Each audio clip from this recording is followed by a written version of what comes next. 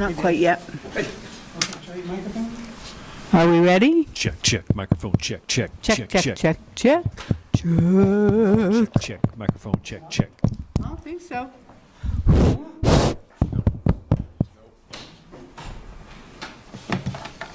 Turn it up. Again. That's okay.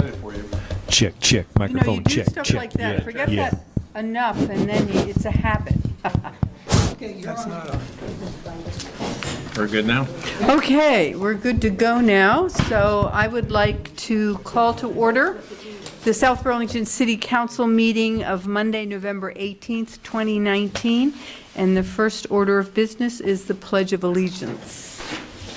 Tammy, you want to start, please? Allegiance to the flag of the United States of America and to the republic for which it stands, one nation, under God, indivisible, with liberty and justice for all. The next item is the instructions on exiting the building in case of an emergency. Kevin always does such a great job with this. So if we have an emergency tonight, for those of you who haven't been here before, we'll exit through one of these two doors here, out into the side parking lot and over into the parking lot of the next building adjacent to the City Hall. If in the event either of these doors or both of these doors are blocked, we'll go back out the front door, down the sidewalk, and again over to the side parking lot. Thank you. And I'll make sure that all the restrooms and public areas are clear. Thank you. So agenda review, additions, deletions, or changes in order of agenda items. And Tom, you had one suggestion? Yeah, maybe just before the capital improvement plan is presented, I know Justin's going to be here, and we have an update on the Kimball Ave Bridge that is good news that we'd like to share publicly and make Okay. sure the council's brought up to speed on where we're at. Okay, so that'll be 8A. And then I have just one topic that I would like to very briefly discuss under other business, provided it's not really late. I think all of us got a letter or an email from Susan DeGray, and I would like to have us consider putting that topic on an agenda in the future. And we talked about it recently. I don't know, has everyone read her email? She was she owns Rev, the, Oh, yeah, I didn't read it yet. okay. It just came today, right? So I just wanted to put that on other business in order to discuss that. Okay, so hearing no other changes or additions, we'll move on to comments and questions from the public. Please come forward, not related to the agenda. Thank you.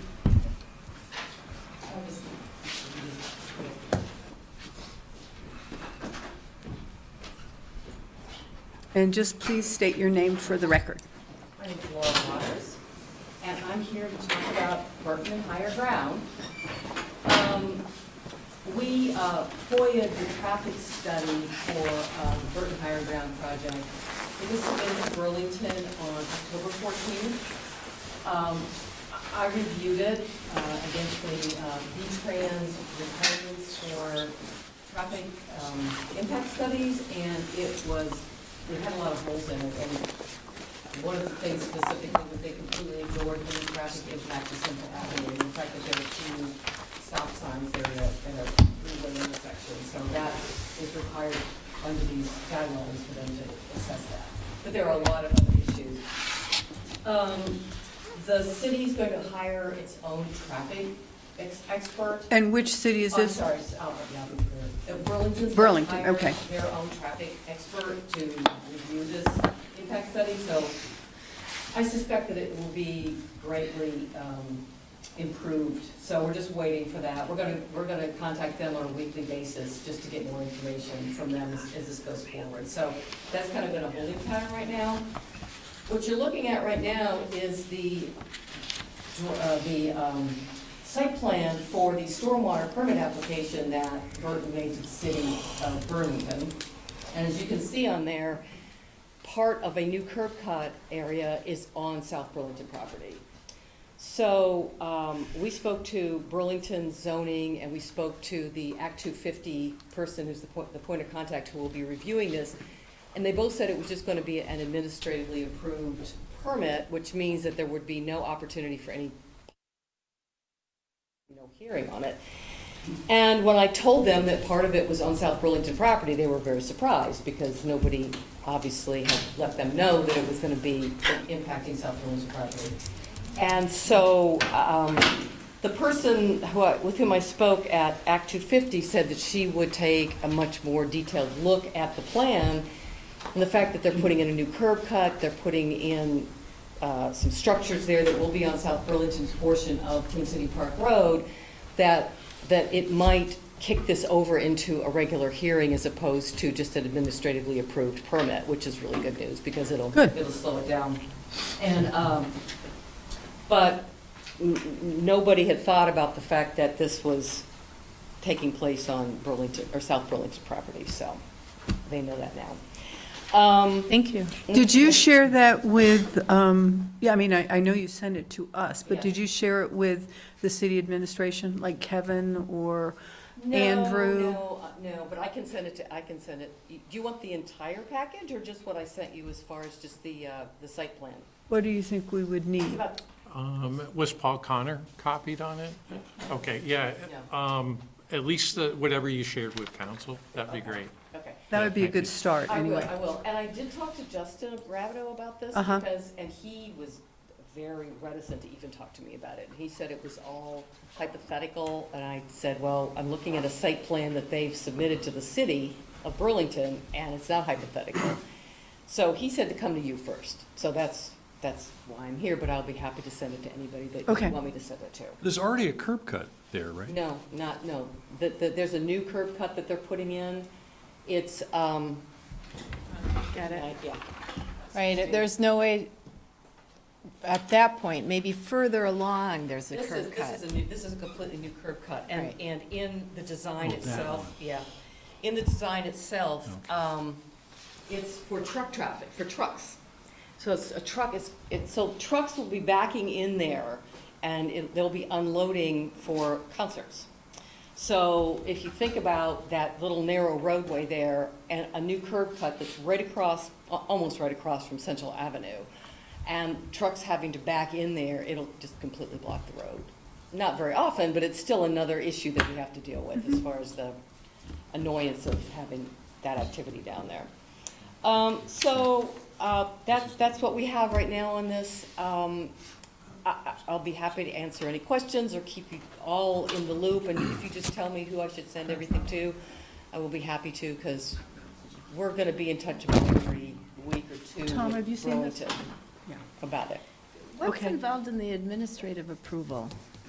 Who can fill us in on that? Is that like going to our Were new, you referring to an Act 250 administrative approval? Both of them, both, city zoning and Act 250, which means, what they told me, was that there'd be no hearing, there'd be no public comment, they just review it, and because theoretically, there were gonna be very few changes at all, and they're redoing their stormwater configuration on the property, but they were gonna actually reconfigure their parking too, and they were gonna add 10 parking spaces, and we spoke to the Burlington person at the zoning office today.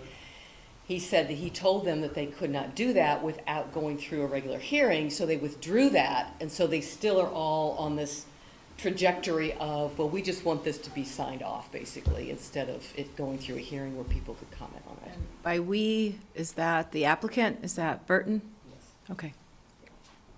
But they don't determine that process. I would assume that if it goes into the city limits, that we should Yeah, and I have some think that's kind what of. Laura was saying, is that Right. it could if, with this change in the plan, so, yeah. What would the process be for us to furnish our input? Well, it could be as formal as a hearing on the proposed curb cut, I think you said, or Yeah, it's a curb whatever cut. portions of it fall within South Burlington would certainly be within your purview. So to do we weigh in on request that hearing, or? I I don't think we can do anything until we actually know that the application's been filed. It has, for the stormwater, there's two different applications. So the stormwater application was filed on November 7th In South Burlington? in Burlington. Yeah, so until we get something there, otherwise I think we could talk about how the council wants to be represented in Burlington. And that we can do that later. When the curb cut application is No, filed. even, Even with Even the with the stormwater? possibly. That's one of the things we'll talk about later. Okay, great. Okay. Thank you Thanks, very Okay, much. so I'll send that to Paul, Connor, and everybody else. Yeah, I would send it to Kevin and Paul Okay. Connors Okay. and the council. I'll send the entire package. There's a lot of lighting information in the middle, so it's about 200 pages, but the beginning and the end has all the different schematics and site plans, so that's where all the information lies. Great, Great. thank you very Thanks, much. Lynn. Thank you. Any other comments from the public not related to the agenda? All right, we'll move on to announcements and the city manager's report. So Tom, do you want to start announcements? Just one, Sunday, December 8th, 10 a.m., Ugly Sweater 3. So I hope to see you all out there with your ugliest sweaters. It's going to be a great event. Bring your canines. There's a lot of information on Front Porch Forum. Thank you. I got my invite and responded. Okay. Right, and it's at the Tuttle Middle School this year. Will we be able to go inside to register and stuff so we won't freeze? Yes. Thank You'll be you. much warmer ugly sweater this year. Well, you know, I didn't, the first year that I went, I thought it started at 10, so I got there at 10 and it was really cold. And it didn't start till 11, so it Much was warmer pretty this chilly. Yeah, okay, great. Megan? Just put that on my calendar. Along with Tim and lots of people, we went to the food shelf and helped make the interior much more bright and Good. and warm. So it was a lot of fun. I went with my daughter. And otherwise, I had an IZ Open Space Committee meeting last Thursday, which I'll report on later. And Ribbon cutting. and the ribbon cutting, of course, but I always save the juicy stuff for you, Helen. Well, thank you. Yeah, but it was a pleasure for me to be there. It just, yeah, Yeah, it it was was pretty really, cool. yeah, shining moment. Dave? Well, other than the ribbon cutting and the groundbreaking for the community center, which was pretty exciting after 35 years, at 50, 50 years? yeah. 85, 95, 05, 50, 34, according to our Secretary of State. Well, But I think they've been plus or talking about minus, that plus or minus a before. few years, it was a great event, and we're making great progress. And that was the highlight of my last week or 10 days. I think somewhere in there, we had a steering committee meeting as well. We did. I don't. And the meeting with our With the legislators. legislators, which yeah. Oh, was and the meeting very with the good. legislators, right. We've had enough meetings that it's kind of hard to keep track of them all at the moment. But yes, all good. It was constructive, yeah. Tim? Steering committee meeting right after the last meeting, and the ribbon cutting and groundbreaking on Wednesday on a beautiful blue sky day. It was a little tad chilly, Chili. but hey, it's November in Vermont. And also, I still have yellow paint from painting in the food shelf on Saturday morning, afternoon, and my wife said, "You don't bathe well enough." But it'll come off. It will come off. So yeah, it was a lot of fun. It's very yellow in there now. I don't know if it's French's or taxi yellow. Mellow yellow. I Mellow. like goldenrod, you know, the photocopies Goldenrod, you'd get in grade school. you know. Sunflower, late Cool. summer But sunflower. there are artworks that are gonna go up, so it won't be so yellow, yeah. That's great. Well, that's good. Okay, and speaking of painting, I just have to note that as I drive around the city in different spots, I don't often go down Shelburne Road, and I did, and discovered, I don't know, 5 or 6 new boxes that are just fabulous. So it's really fun to go around. I see the same ones, you know, in my daily travels and walks, and it's always fun to go to a different neighborhood and see some more of these electrical boxes. So that's wonderful. I'll just embellish a little. We had a huge number of residents come to the groundbreaking and ribbon cutting. We had some wonderful color stories from a variety of people to commemorate the event. And I really, again, want to thank Allard Square. They let us meet inside. It's toasty warm in there. So it really wasn't all that cold. And then, of course, the snipping and the digging was very quick. But it was really a very nice reflection of the community and the interest and the enthusiasm. So that was great.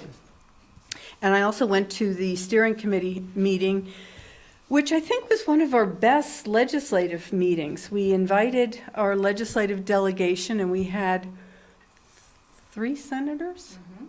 3 senators and our 4 House representatives. 4 senators, actually. 4 senators, yeah, and our House representatives. So we had 8 guests, and we had a wonderful opportunity to share with them some of the issues that both the school board and the city council identified as potentially needing their help, or at least letting them know that this was a concern of ours or a thought process. So I thought it went very, very well, and we had a really good dialogue, and it seemed as if that avenue of conversation or dialogue was kind of opened and activated, so it was lovely. And then on a personal note, I just have to share this book that I got. This is not a publication by a publishing house, but it's photographs by Counselor Kaufman and put together by his wife. Oh, nice. And it illustrates our trip to Giverny and Claude Monet's garden. So just some examples of the pictures. I mean, Oh, Dave has a good beautiful. eye.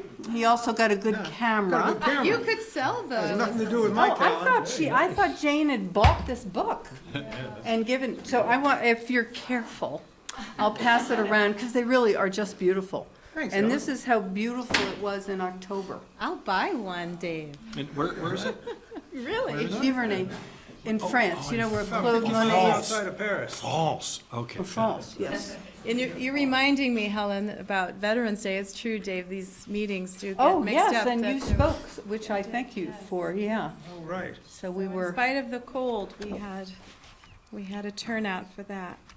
there's a very cool one at the end where David captured a rainbow, because it was raining that day, and then the sun came out, and he just happened to be clicking away, so.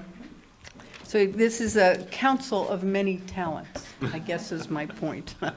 Tom, do you have an Yeah, update? thanks, Helen. So Megan just mentioned the Veterans Memorial event. I wanted to thank her for sharing a lovely tribute to her grandfather, who is a veteran, up at the ceremony on the 11th, and to thank Brett Leonard and the rec department for all their work in putting that event together. It was very nice. And we had a good assembly at the high school as well, community assembly for the veterans at the high school. And thank you, Helen, for emceeing the event last week. And I saw that the cutting of your scissors with the Alleluia was just perfect and was captured on TV later that night. So thanks to everyone who was involved there. And as Helen mentioned, thank you to Allard Square, because they really kept us out of the cold that day. It was, for a Chilly, November freezing. day, it felt like the middle of January. And it was kind of a last minute approach to them, and we appreciate their willingness to take us in and keep us warm. It was great. The final thing I had is I just wanted to mention, and I know that David's here, the Natural Resources Committee now has 3 vacancies, so they're down to 6. And I think we might need to be thinking about doing a posting for additional members to the Natural Resources Committee, and not really something we need a motion on, but just kind of a, if that makes sense, we can start putting something like that into the paper. I think being down 3 is a significant number. Yes. We just appointed a bunch. We did. Yeah, we and a did. couple So with people have with resigned. conflicts that have come up and some other things, we've lost 3 members within 2 months, 3 months. So we'll go ahead and do that. Okay, Great. thank you. That's all I have. Okay, thank you. The consent agenda. I would entertain a motion to approve the consideration and signing of the disbursements, approving the minutes of October 7th and 28th, and authorizing the city manager to execute the 2019 V-Trans Bicycle and Pedestrian Program Grant Agreement for the shared use path along the southern end of Dorset Street. So moved. Second. Oh, go ahead. No. Is there any discussion? You can look at it too. Yeah, and the public can too, if they're careful with it. So, We have one. so there's no discussion, so ready for the vote? Yep. All in favor signify by saying aye. Aye. So that passed. Okay, next, and we're just a couple minutes ahead of schedule, but, Good. That's not a bad thing tonight. no. We have a presentation by Jen Hawkins-Hilke. Is she here? I don't see. Right here. Oh, he, I'm sorry. And Bill Keaton. Okey doke. All right, which one is going first? Or you can both come up, it's up to you.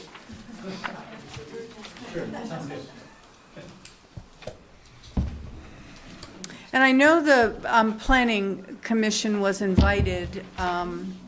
Jessica's out of state, and several members I know have heard your presentation. We have one member, Michael Mittag.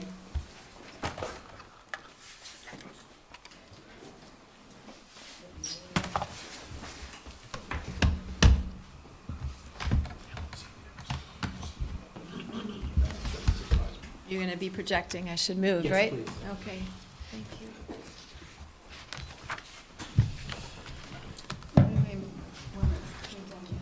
Lights a little bit too. Well, welcome, and thank you very much for agreeing to make this presentation. I've heard them before and thought that they were really important for the entire council, as well as the public, to hear, because I think your messages are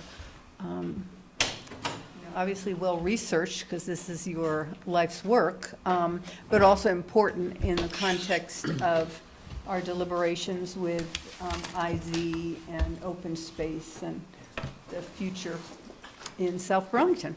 So thank you. Great. Well, thanks so much for having me this evening. I really appreciate it. So my name is Jens Hawkins-Hilke, and I'm a conservation biologist with Vermont Fish and Wildlife Department. Before I go too far, I just wanted to give you all a sense of where I'm coming from. So with the department, we believe in the conservation of fish, wildlife, their habitats, plants, for the people of Vermont. And that mission takes us in a variety of directions. In towns across Vermont, that's a balancing act. But that balance, we believe that a healthy ecology leads to a healthy economy and the healthy communities we're seeking. So this balancing act looks different in every community. It looks different with different sets of natural resources, but it's imperative that the underpinnings of that balancing act are in a strong foundation of a healthy ecology.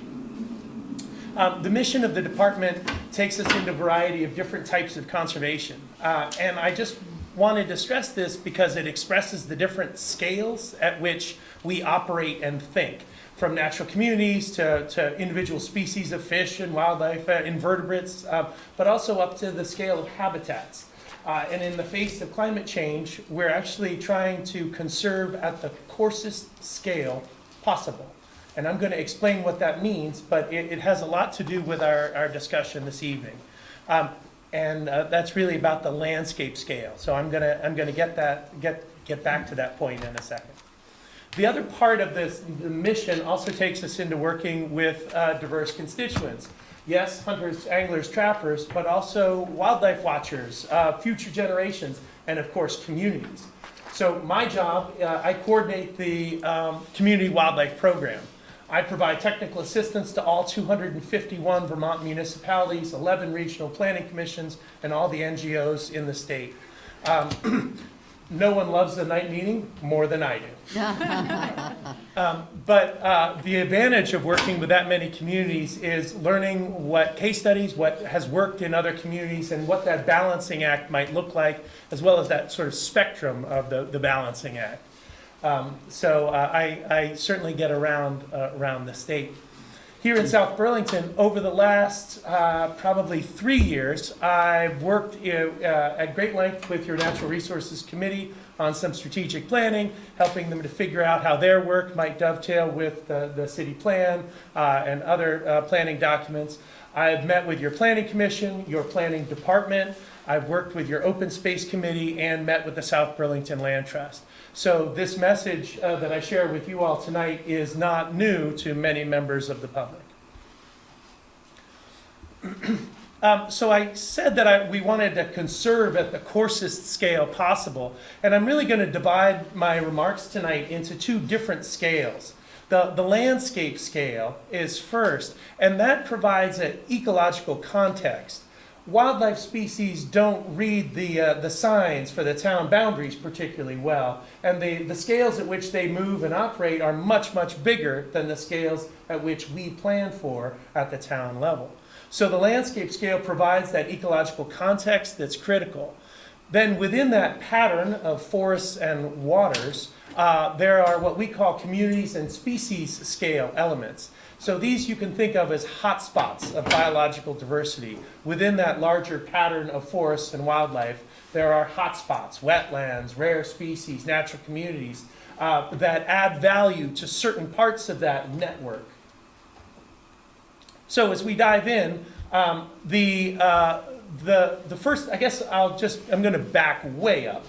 The history of Vermont, after the ice receded 18,000 years ago, new species came to Vermont through the Champlain Valley. They came up the Hudson and into the Champlain Valley.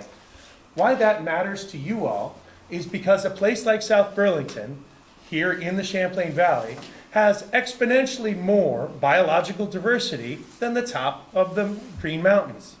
There are several rare plants, rare significant natural communities at the top of Mount Mansfield, but there are many, many, many more plants, and animals, at lower elevation. So even in our small forest fragments here in South Burlington, there's a surprising amount of biological diversity. There's a lot going on, a lot more than you might think at first blush. So as we divide up the landscape scale into these concepts: forest blocks, landscape connectivity, surface waters and riparian areas, and physical landscape diversity. And I'm going to jump into a little bit about those now. If you put all of those priorities together, and you divide them into highest priority and priority, all 5 of those landscape scale elements, this is what the map looks like here in South Burlington, with the dark green being the highest priority area, and the green playing a supportive role, but nonetheless important role, as priority area. It might be difficult for folks in the back to see the full extent of what's going on here. I'm going to hit this image a few more times, and I'm also going to take it apart into its constituent pieces. The first concept you should understand is the forest block. A forest is an area of natural cover. It's not just trees, it's other types of natural cover. It's surrounded by roads, development, and agriculture. Statewide, our biggest forest blocks are along the spine of the Greens and in the Northeast Kingdom. But please remember, here in the Valley, we have a lot of biological diversity. So even our small forest blocks are going to have a lot going on, even though they're small compared to the spine of the Greens. As you look at the blocks in South Burlington, they're roughly the same size. These are colored by size, so they're all in the sort of 500 or less acre range. And this data, I'm going to get more precise here, but this data is from 2011, the forest blocks data set. We can also talk about prioritizing these using ecological concepts, like how many miles of stream per square mile of forest block. And so on the map that now refreshed, these are prioritized with green good, red less good, with the most important blocks being closer to water. Now, please bear in mind, this is a statewide prioritization. statewide priorities do not begin to express what is most important when thinking inside the lines of a particular town or city. So let's take the statewide prioritization with a grain of salt. It certainly compares South Burlington across the whole state, but it doesn't do justice to the full extent of resources that are present within the city boundaries. Please. By closer to water, do you mean just the lake, or do you also mean our waterways, I like mean our brooks? particularly our waterways. Yes, not based on proximity to lake, proximity to rivers and streams and wetlands.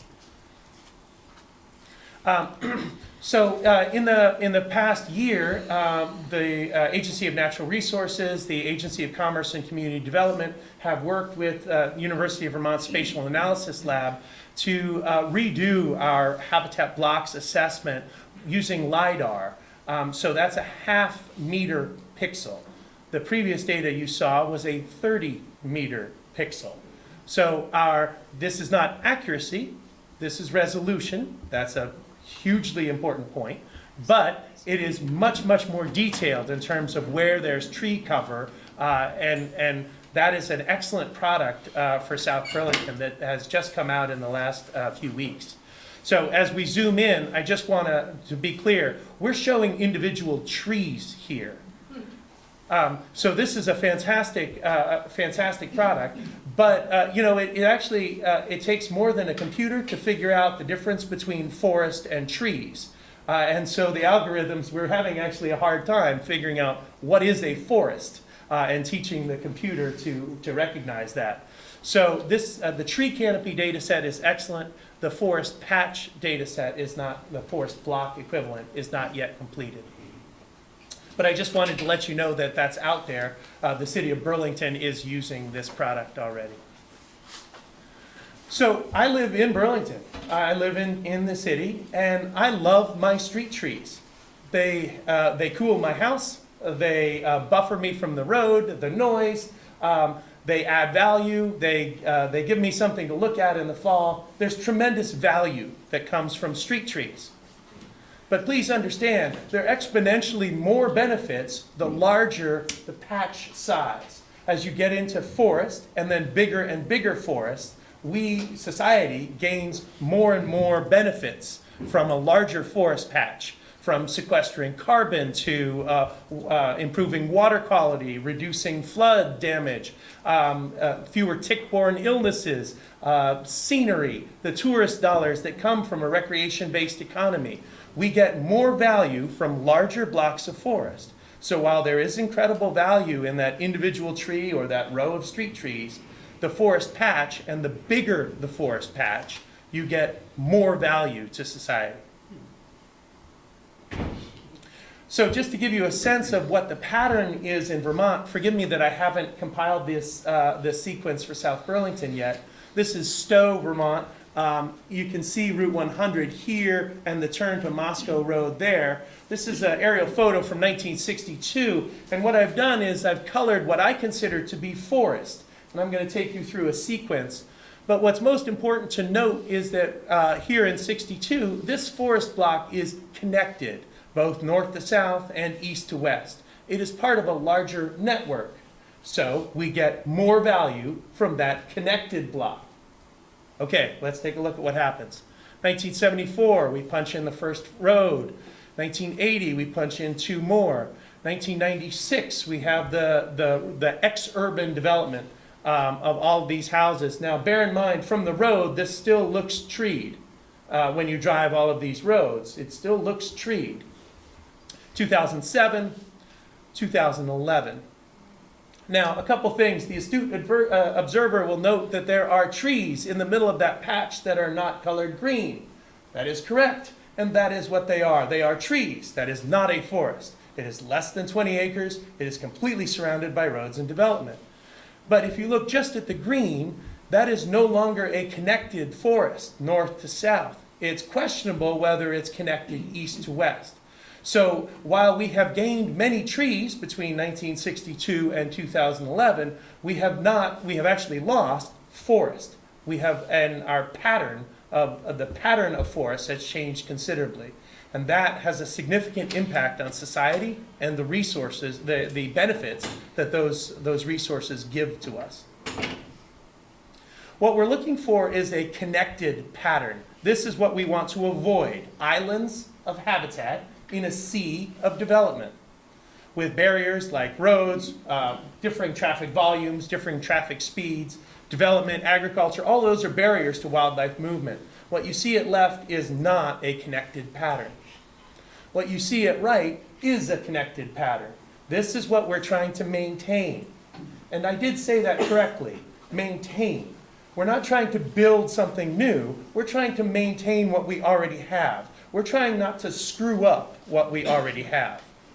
If we can hold on to the connected pattern that we currently enjoy in Vermont, we will get more benefit than if we wreck that pattern. So let me just show you this another way. This is a photo from Rutland County. And you can think of the sort of the landscape as having these large forest blocks, these anchors, these core habitats. And then there's smaller forest blocks that serve as stepping stones. This you cannot get from right to left or left to right on this photo between these core forests without using this stepping stone block. So there's some smaller forest patches that serve as important stepping stones between larger forest patches. Additionally, there are micro-connectors. These are wildlife road crossings. There's trees on both sides of the road. Those trees connect to both of those forest blocks. Those wildlife road crossings further add to the connectivity here. And then there's, at far right, there's the stream area. And from a South Burlington perspective, that stream network is the most important thing that knits your forest patches together. There's nothing more important than the riparian network that knits your forest patches together. So just to put a fuzzy face on this concept of connectivity, there are area-dependent mammal species that have large home ranges that move around a lot to get what they need. Different food sources at different times of the year. While you may not have a resident population of bear and moose in South Burlington, without a doubt you have without a doubt you have bobcat, fisher, river otter. In the Champlain Valley, bobcat have a home range of 27 square miles. Male bobcats move about 19 miles per day, every day. Females are moving about 12 miles per day. This is based on GPS data that I'll show you in the next slide. So these species have huge home ranges because they're getting different food sources at different times of the year. They use different forest blocks for different food sources. Now, here's that GPS collar data from one bobcat. This is the northern part of Shelburne Pond. At right is Vermont 116. So where has this cat spent most of its time? Well, certainly in the forest. You'll notice it's not in the open area at all. It's in the forest. It's in the wetland. But look at this. From the perspective of a bobcat, the short hop between the wetland and the foothills of the Green Mountains, for that short hop, this tree line and shrub line is enough to connect those habitats. That's just a tree line. That doesn't show up on the 30-meter pixel data. It sure does show up on the LiDAR data. But that's a micro connector. That's a wildlife road crossing that for that species is significant in connecting the patches.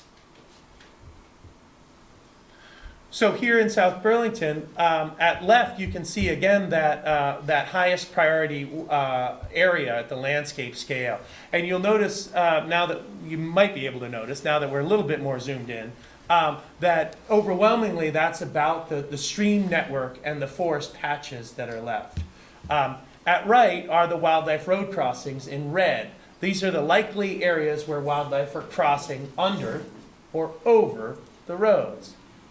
Now, remember I kept talking about the riparian areas. Well, guess what? They're bridges and culverts where streams go under roads. Those bridges and culverts are opportunity for wildlife movement. So please don't think of those red areas as simply barriers to wildlife movement. In some cases, the infrastructure that we've built there, the flood-ready, resilient infrastructure that we've built there, is actually allowing for wildlife movement, terrestrial wildlife movement. When we build our bridges and culverts to allow for floodwaters at normal water flows, we have dry ground on either side that allows for terrestrial movement. So there's an entire network of wildlife movement literally happening beneath our roads that you are likely unaware of. A gentleman in the back just showed me a photo of a bobcat emerging from a culvert. We have more than 750,000 photos from our game camera project of wildlife successfully moving under roads in Vermont, bridges and culverts of all sizes. So there's an incredible network here. And every time we're appropriately sizing our transportation infrastructure to allow for floodwaters, we're also allowing for wildlife movement. So again, I'm just stressing with my yellow, my haphazard yellow, that's the stream network, and just stressing how important that is from a connectivity perspective. Not just crossing roads, but again, connecting those forest patches. So as we zoom in a little bit, you may notice that there's blue and purple on top of some of that green network. These are species and community scale elements. So you can think of these as places that are adding value to certain parts of the network. They're hotspots of biological diversity. And let me just give you a few examples of what I'm talking about here. The most important, of course, is the riparian habitat, these threads of streamside vegetation. Not only are they improving our water quality and reducing flood damage, they're allowing for terrestrial wildlife movement. So Potash Brook, the Winooski, Muddy Brook, all of your stream system offers a huge benefit from an ecological perspective. If we put the map up, and I can really highlight that aquatic network, you can see it here. And again, that riparian network really crisscrosses town. That's what's connecting your forests together. There's a whole network of wetlands in town, and they offer a host of functions and values. Again, incredibly important hotspots of biological diversity. You may not know that there are a variety of significant natural communities here in South Burlington. Mostly these are clay plain forest fragments. At right is a picture of Williams Woods, Nature Conservancy Preserve in Charlotte. That's a great example of clay plain that you might have visited. But those clays are left over from the glacier where this was all a glacial lake, and those clays were deposited. And it makes for a unique natural community. They add a lot of calcium, which provides for a different sort of natural community than our northern hardwood forest. There's also a variety of rare species in town. Bats, at right you'll see a bat roost tree. There are a variety of bats, bat roost and hibernacula in the city limits. Of course, you may know that in the last few years we've lost something like 97% of our bats due to white nose syndrome. So these remaining roost trees and hibernacula that are in the city limits are of really significant importance. But there's a host of other rare species here. Again, remember that new species came to Vermont up through the Champlain Valley, and that's why there are these rare species that remain here. So, as I hope that now that you're looking again at this map, highest priority from Vermont Conservation Design, you're getting a sense of how this shows a connected network of forests and waters, of how this network is of exceptional importance to your townspeople, your city people, for allowing for these ecological processes. And then within this larger network, there are hotspots of biological diversity that are even more important. The website here, biofinder.vermont.gov, also has an online map, an interactive map where you can see the Vermont Conservation Design data and really interact with that. And then the LiDAR data that I mentioned is available in a separate viewer. With that, my email is here. I continue to be available to you all and to the city as a whole for whatever you might need. thank you so much for your time this evening. Thank you. Are there any questions? Any comments or questions from the council? Good, thank you. That was very helpful. Michael, you have a question? Questions from us? I just recognized you. Thank you. Gents, given the more frequent intense weather events that we're having and that the Class 1 wetlands are not regulated in any way, is it something that's, you know, they will become bigger? Class 1 wetlands might become bigger because of more floodwaters and so on. Is this something that is, that you guys might consider in reclassifying them? That's a very interesting point. It's a little bit out of my wheelhouse. The Vermont Wetland Program is through the Department of Environmental Conservation. But I will certainly reinforce your point that our 100-year flood is coming about every 10 years now.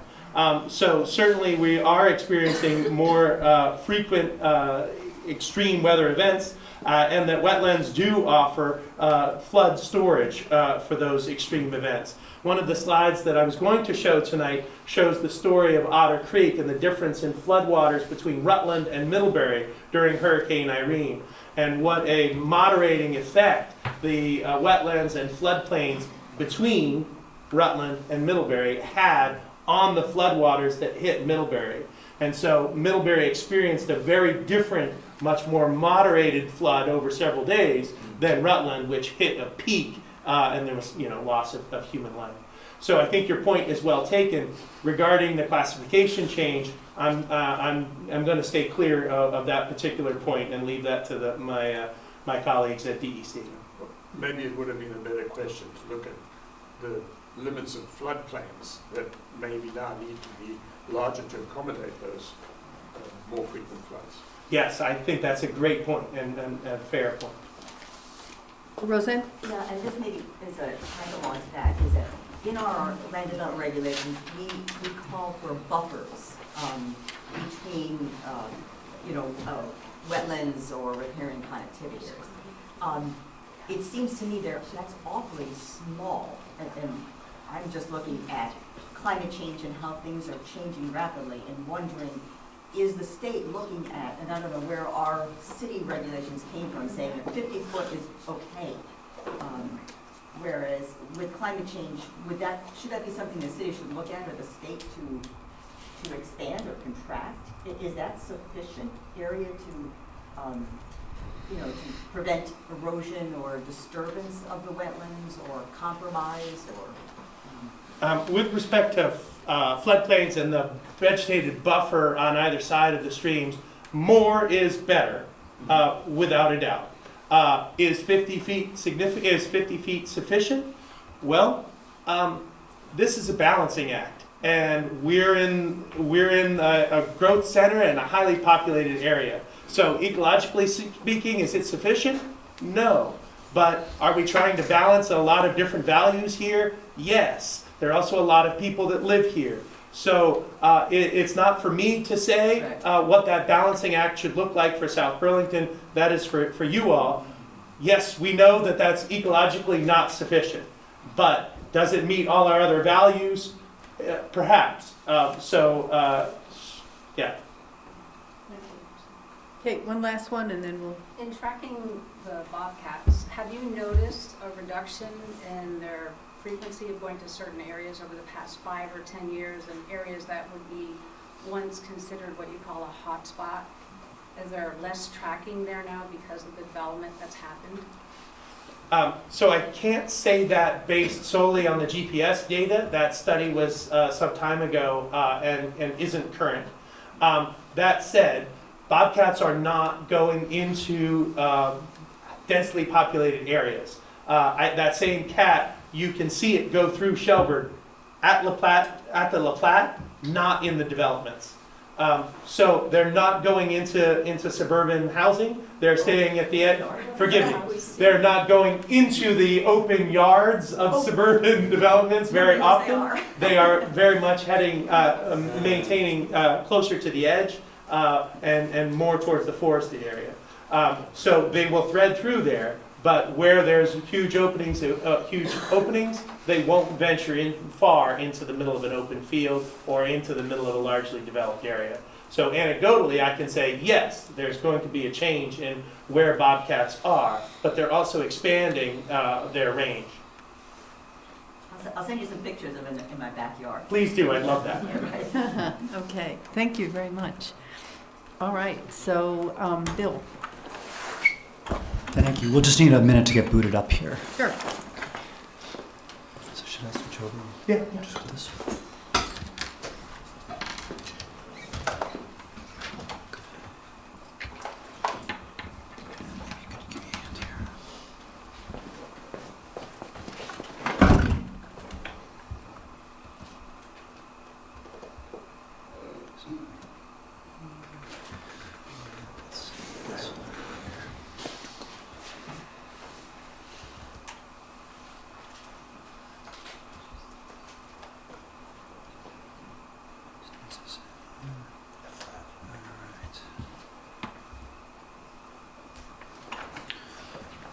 Okay, great.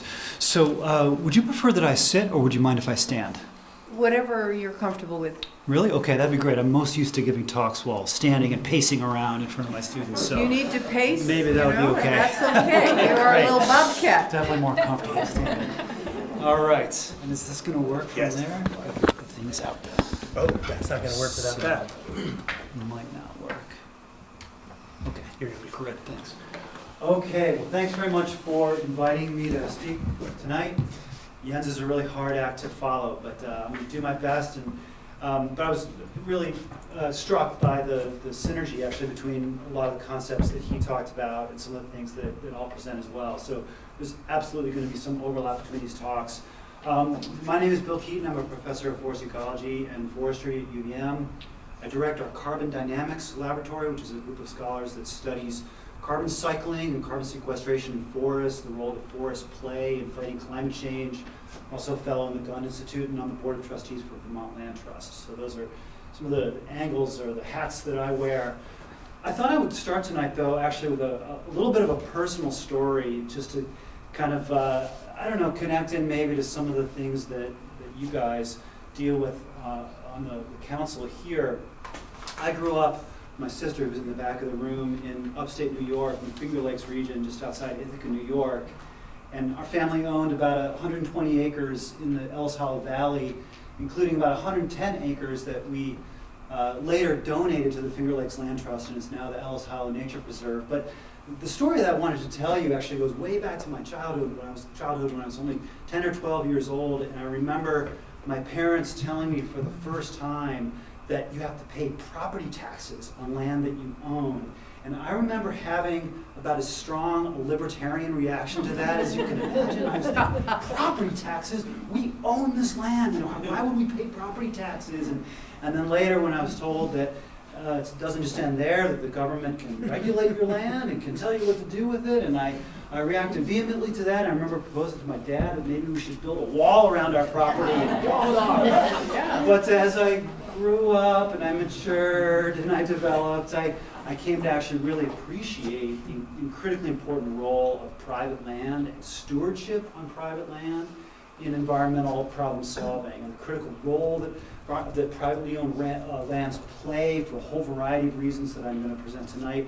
And furthermore, the importance of public-private partnerships around land conservation and around good stewardship on private lands, and even the importance of good governance mechanisms, everything from regulatory approaches to incentive-based approaches, tax-based approaches, market-based approaches that the governance governing bodies can work with private landowners around. So those are some of the things that I hope we can talk about a little bit today. But the majority of my talk really is around the science of forest land conservation and the things that we as forest ecologists have learned about forest lands and why they're so important in so many ways. So I'm going to use a bunch of technical terms tonight, like ecosystem functions. Think of that as the work that ecosystem does for us, the benefits that it provides, like open space, like soil stabilization, like flood regulation, which Jens referred to, like habitat for wildlife and biodiversity, but also other things like carbon sequestration and climate regulation and all these other really critical services that humanity depends upon. So I'll also use this term services, which is kind of the current lingo that a lot of people toss around. Okay, so if we think about all these services that our landscape provides, and we're thinking about South Burlington, shown here in particular, and really thinking about the areas of the town that have natural cover, be it agricultural or forests or even yards and natural vegetation, there are a huge variety of services that this landscape provides. And are we still operating here? Yeah. So I'm just going to delve into a couple of these. Jens mentioned the importance of riparian forests, which was great. He talked about those mainly in terms of wildlife corridors. And for riparian, by the way, it comes from the ancient Greek. It means stream side. So forests that are along streams and rivers and lakes and wetlands. But I'm going to talk more about some of the other services that they provide, like flood regulation and flood resilience. So we're going to talk about some of those functions, hydrologic functions. We'll talk about flood resilience, which of course is a critical issue for Vermont in the wake of Hurricane Irene and with the increasing frequency of extreme storm events. We'll also talk about carbon sequestration and storage, and we're going to think specifically about what the natural vegetation in South Burlington provides in that respect. Okay, so just as Jens said, I wanted to start with this scale paradigm also, the idea that we always have to be thinking about not just our particular locale, the place where we live, or a particular site, like a particular parcel of land or property, but all of the different scales that property is nested within. And in ecology, we're always trying to get people to think big. Think about that larger landscape that you live in, the larger region, the larger bioregion that your property is part of.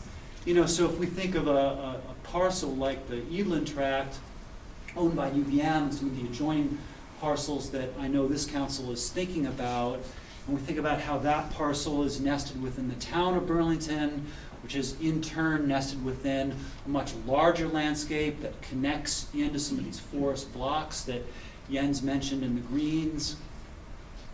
And then even furthermore, we can step all the way out to the regional scale, and we can think about how conservation actions that we take on a town level, like right here in South Burlington, contribute to this much larger regional network of conserved lands that are so important for biological diversity throughout the region. You know, and at this scale, you really start thinking about much larger corridors and linkage zones. So up and down the spines of the greens, across into the Adirondacks, and then even up into Quebec and up into the northern Appalachians in Maine.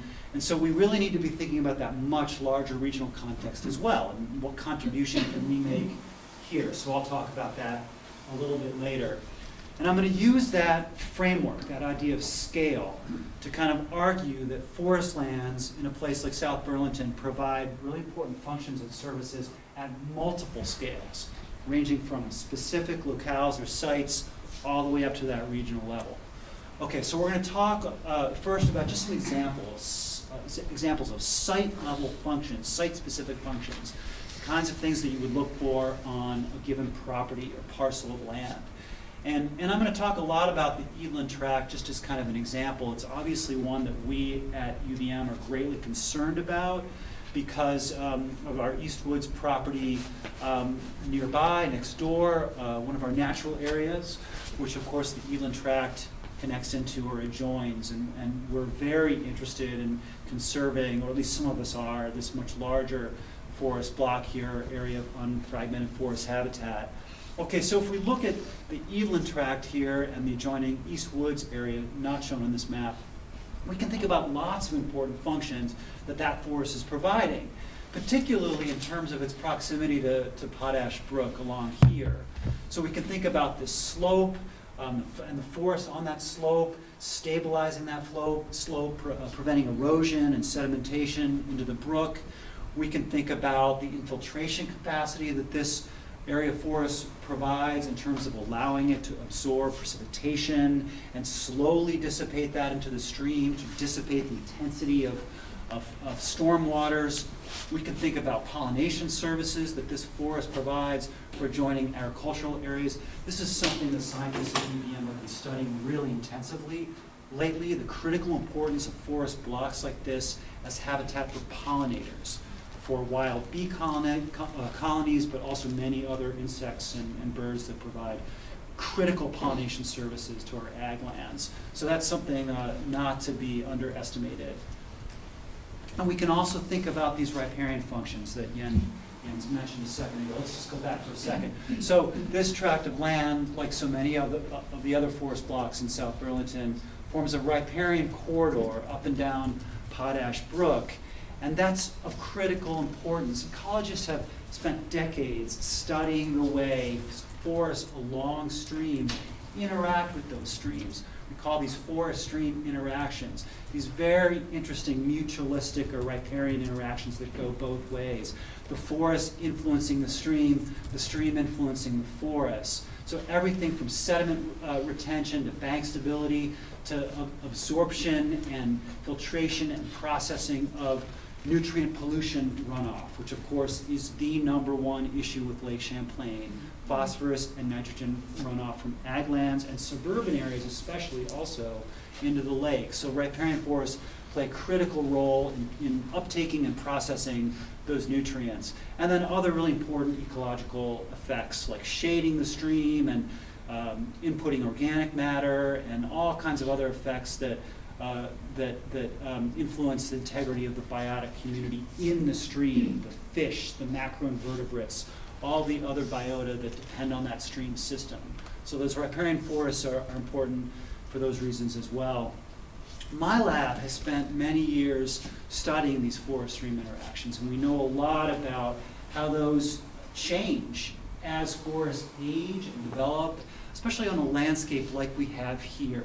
I think everyone in this room appreciates that our landscape here now is by and large a young forest landscape, a forested landscape that's recovered or redeveloped since the 19th century when everything here was cleared and open land. But these forests aren't done yet. They're just sort of halfway through their development. They continue to recover and develop back towards an older, more structurally complex or architecturally complex, if you will, condition like you're seeing here in these photos. These are old growth streams over in the Adirondacks where we can really see the effect of old forests on streams much more dramatically. And we look for things like the recruitment or the input of these large logs, these large down logs into streams, and how those influence not just sediment retention and nutrient uptake, they do influence those things, but also the habitat for brook trout and other fish that we care about, sculpins and all sorts of things. So these are really important functions that our riparian corridors provide to the stream. And again, we're only halfway recovered towards those functions. And so by protecting riparian corridors in a landscape like South Burlington, we can provide the opportunity for habitats like this to redevelop into the future. Okay, so those are just a kind of a snapshot of a few site-specific functions that we might think about. Now let's jump up to a slightly larger scale, and we'll think about watersheds. So now we're thinking about how a place like the Evelyn Tract is nested within Chittenden County, and how, of course, the county has multiple subbasins or watersheds within it, like the watershed of Potash Brook. And now we start thinking about how each of these remaining forested tracts, like Eland, East Woods, the Southeast Quadrant, how these play really an important role in the watershed functions. So again, infiltration or absorption of precipitation and regulation of stormwater flow into the streams, regulation of nutrient runoff, sedimentation, all these other things. And we also know that some of our watersheds in South Burlington are some of the most impaired in the state, like like Potash Brook, for example. It's one of the most impaired, threatened watersheds in the state. And because of nutrient runoff and a variety of other pollutants and toxins, which of course are flowing directly into Lake Champlain here. And a tremendous amount of work has gone into establishing best management practices and total maximum daily loads and other sorts of things for Potash Brook. And this effort has really stressed the importance of the remaining forested and agricultural areas within South Burlington and the Potash Brook watershed, the importance of those areas for regulating those pollutants that we've put so much work into studying. So those are important reasons to conserve those remaining forested lands and open space in South Burlington. We can also think, of course, about this flood resilience issue that I mentioned earlier, which has taken on just even greater significance since 2012, right, and Hurricane Irene. It was kind of this wake-up call for the state that our floodplains, our watersheds, our riparian areas are of critical importance for flood resilience, particularly in a changing climate where we're seeing, ever greater frequency of these high precipitation extreme weather events. So we're having more and more of these, and they are both more frequent and more intense, so causing more damage when they do occur. So just a little reminder why it's so important to think about flood resilience. And of course, we could look at lots of different data sets supporting this idea that extreme precipitation events are increasing in frequency. These are data for Vermont showing the increase in precipitation events that are greater than 1 inch of rainfall per day. So we know that this kind of thing is happening more often. So again, just a little taste of the kind of work that my lab does. We completed just a couple years ago a study of rivers kind of throughout the Champlain Basin on the Vermont side, including some areas nearby, but then also over across the Greens. That's showing you the map here of these study sites. And we went out and we looked at the forest up and down 32 major river reaches. A reach is like a section or a segment of a stream or a river. And we measured the geomorphic condition of these rivers. So what kind of shape are they in? Geomorphology means their shape, their pattern, their characteristics. What kind of condition are they in? And then we also looked at the condition of the forest along those rivers. And these are some really complicated data that we don't need to get into today, but the point is that we have these 32 rivers here shown on these two figures, and we have two different measures of kind of the condition of the forest. That's what these x-axes are, the structure, the architecture, the integrity of the forest. And then we have a measurement of the geomorphic integrity on these y-axes. Again, just a measurement of the condition that those rivers are in. And what we see is this really clear relationship between the architecture of the forest and the condition of those rivers.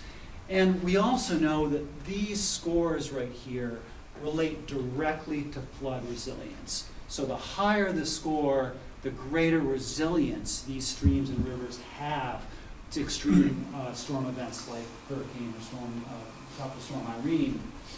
So those are additional reasons maybe then to think about protecting riparian areas, allowing forests to develop structural complexity, some of these characteristics that confer very high resilience to floods. Okay, so a further argument then at that watershed level. Now let's go up even further and think about the position of South Burlington in that larger landscape, in this kind of regional context that we can talk about. Well, we'll start with the landscape level. Think about Chittenden County and this surrounding landscape here. So there are lots of things that we could think about at the landscape scale, reasons why forests in South Burlington are important. Like, for example, carbon sequestration. So the role that our forests play in contributing to our efforts to fight climate change. So just a little bit of basic science here for those of you that are not familiar with this. When I talk about carbon sequestration, carbon storage, all that kind of thing, we're talking about this global carbon cycle that is at play when we talk about climate change. So carbon, which of course is the critical element in carbon dioxide and hydrocarbons like methane and the other really important greenhouse gases that we're trying to control, carbon is constantly moving in and out of the biosphere, vegetation, and the oceans.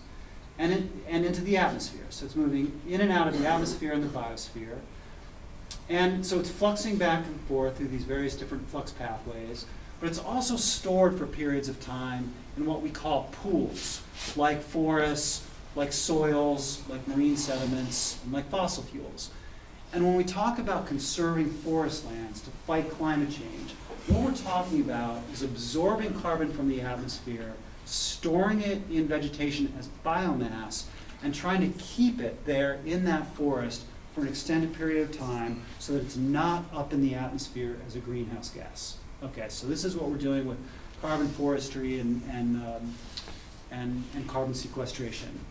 And just to explain how all of this works, we know that as forests develop and as they age, and as they develop some of these structural characteristics I've talked about before, the way in which they interact with that carbon cycle also changes. So for example, a young, rapidly growing forest is taking up carbon at a very, very high rate through the process of photosynthesis. So younger forests are taking up a lot of carbon at a high rate.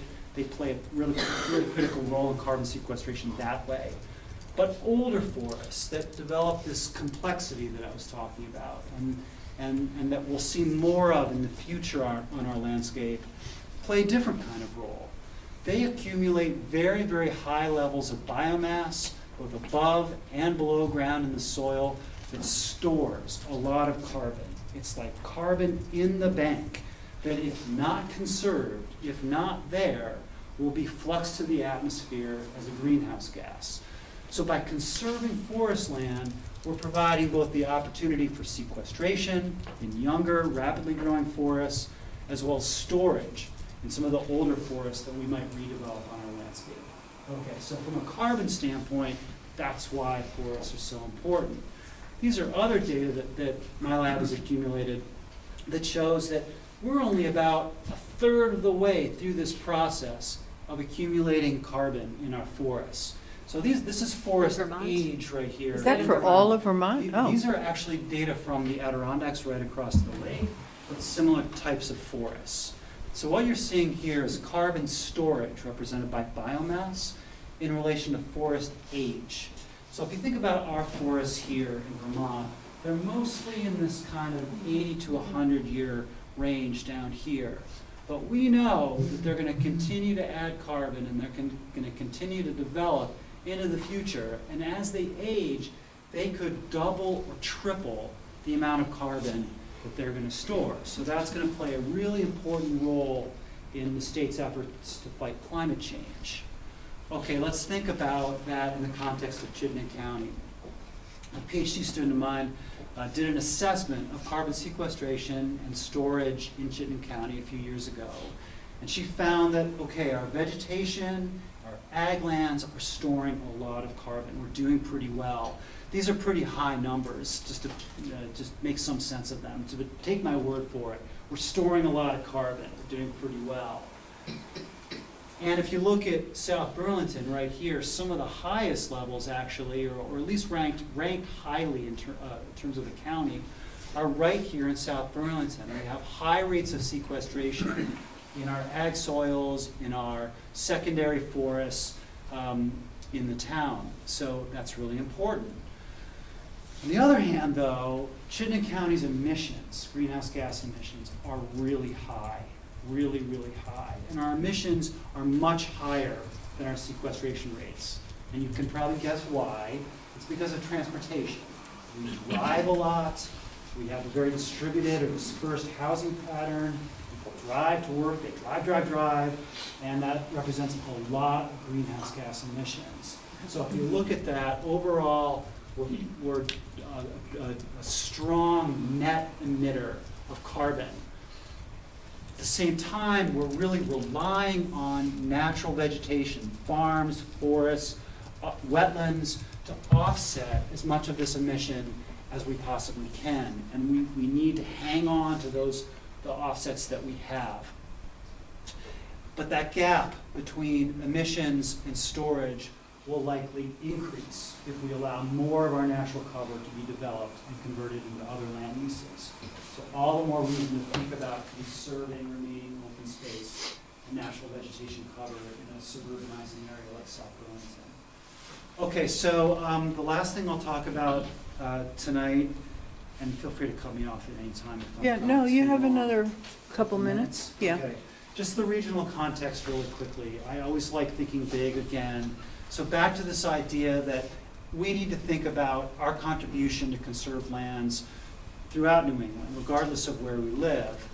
And we can think about, you know, this urban to wildland or urban to rural gradient from Chittenden County and places like South Burlington into the greens, and how we connect into that and those other larger protected areas. That's really important. And we can think about how our efforts here contribute to broader regional efforts to conserve open space. Now, this is something that a group of scientists, including myself, put a lot of work into a few years ago. We published a series of reports called Wildlands and Woodlands. This is a group of something like 20 scientists region-wide, led by Harvard Forest down in Massachusetts. And we looked at land use patterns, land use change across New England, what the trends are, what some of the threats to open space are. And we also came up with a series of recommendations for landowners throughout the region to help conserve the remaining areas that we have. But fundamentally, what we were looking at is this trend that we've had for the last 150 years in New England of recovering secondary forests. So basically, everybody knows this part of the story, that New England has largely recovered from the peak of deforestation in the mid-19th century. But what most people don't know is that beginning in the 1970s in southern New England, and then the 1990s, early 2000s in northern New England, all 6 New England states have turned the corner, and we're no longer gaining forest cover, we're now losing forest cover. Vermont, the estimates for Vermont vary dramatically. They range from about 1,500 acres to 12,000 acres per year, depending on which source you look at, but we're now losing forest cover as well. And that has nothing to do with clearing for agriculture like it did in the 19th century, or logging or anything like that. It's entirely due to this pattern of exurban development, what some people call rural sprawl, this perforation of the forested landscape, and the direct footprint of each of these houses, yards, the driveways on that landscape. And as Jens so eloquently said, that begins to accumulate.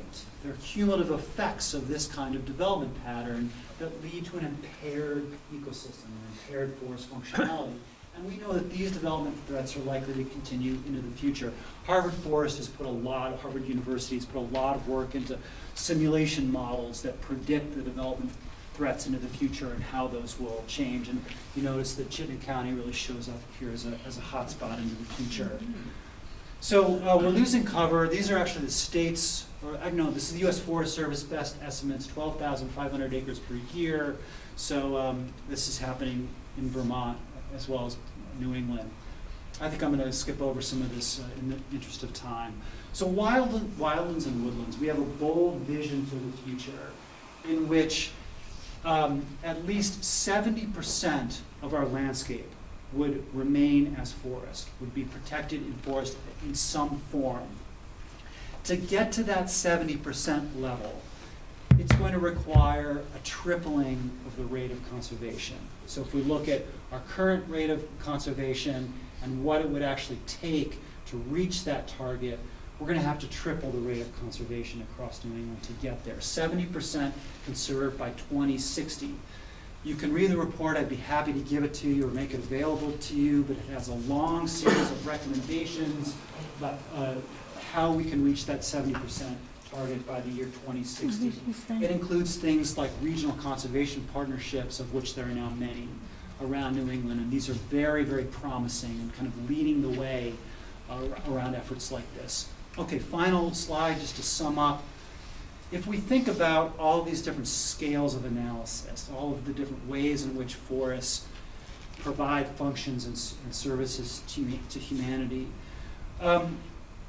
we also have to think about long-term, broad-scale threats like climate change, acid deposition, introduction of exotic species, and then, of course, everything that we're doing on the landscape here through the modification of the biophysical environment.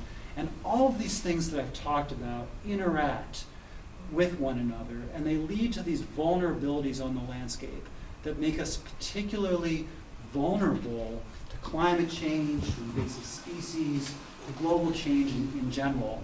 So much of what we're talking about then, when we're referring to conserving forest lands, has to do with reducing these vulnerabilities on the landscape and producing a more resilient landscape, one that will be more resilient in the face of climate change.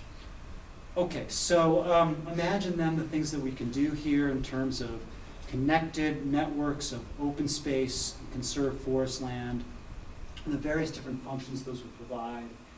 And so we can think big then about the networks that we can conserve, how those would link into broader regional networks, public-private partnerships that might facilitate some of these things. There's just a lot of opportunity. So I'm just going to sum up that way, and thank you for your time. Thank you very much. Thank you.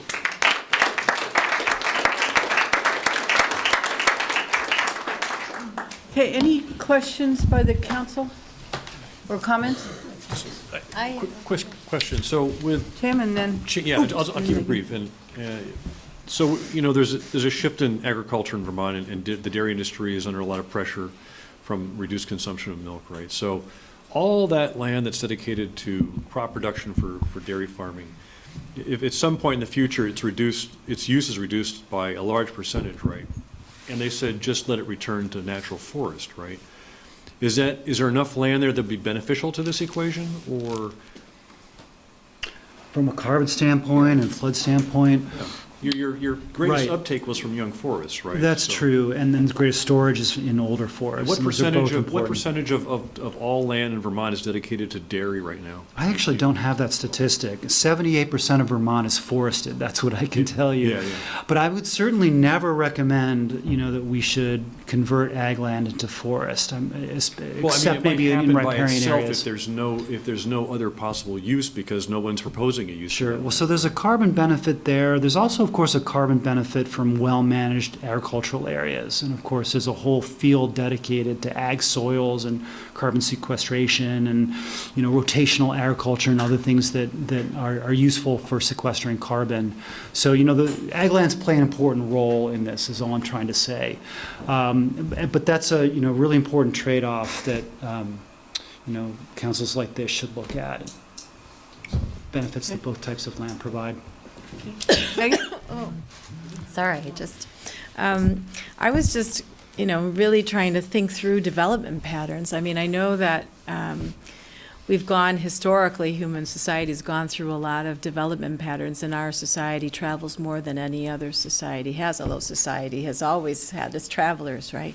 But I think of factory towns versus a huge agglomeration, right? If we're going to build Chittenden County out to represent, let's say, half of the state, right? We're not there yet, but with that, agglomeration of intense development, how would that compare to like these little pockets that would add up to half the population of Vermont, but interspersed where people would live around job centers and travel 2 to 3 miles or perhaps up to 15 miles, I don't know.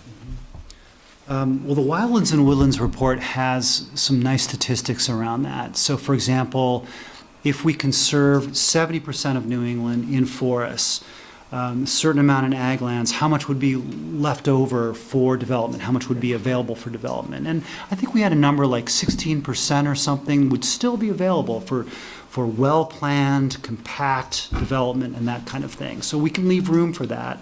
But I think from a carbon standpoint and a flood resilience standpoint and a biodiversity standpoint, the science is pretty much unanimous that the more compact our development patterns, the better. The better. More small ones or a big one? A combination of both. I mean, in terms of making sure that we're maintaining a landscape that provides all these other services that we depend upon. Because I can just say that, is preferred to dispersed. our big urban areas where people are commuting and they're in a parking lot for over an hour, that cannot be good Right. for the environment. You know, with So- their engines running and they're just Mhm. idling in traffic on highways. I Yeah, so came the from that other- urban area. Yeah. The other critical part of this equation is transportation, of course. And as we all know, that's Vermont's #1 source of greenhouse gas emissions. So compact development patterns need to be paired with good transportation planning. Any other comments? Thank you very much. That was great. Thank you. Given us lots of food for thought. Great.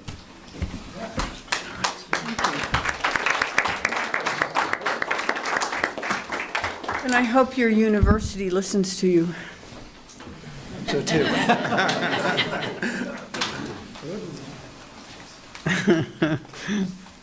Okay.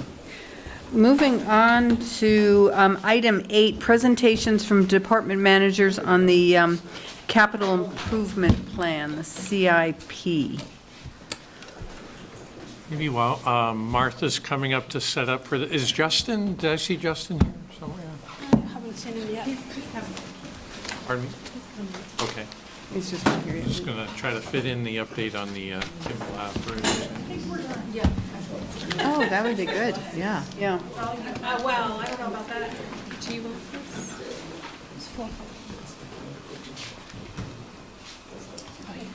Oh, I won't see it. Just in case. Whose attention? One little. Go to the faculty senate. To get UVM's attention. Attention, yeah. On Egland. I think that's the way to go. Provost is there. I'm just the presiding officer, but if you want to talk about bringing something to it, I can tell you the different channels. Okay. Oh, great, more dead trees, thank you. More dead trees, yeah. Or calcium carbonate, it's the same thing. So while Martha's getting the display up, maybe I'll just preface this by saying I know I've already heard from a few of you just in terms of the process that we're going to look at in reviewing the CIP. So tonight is really just to present a general overview of the CIP projects.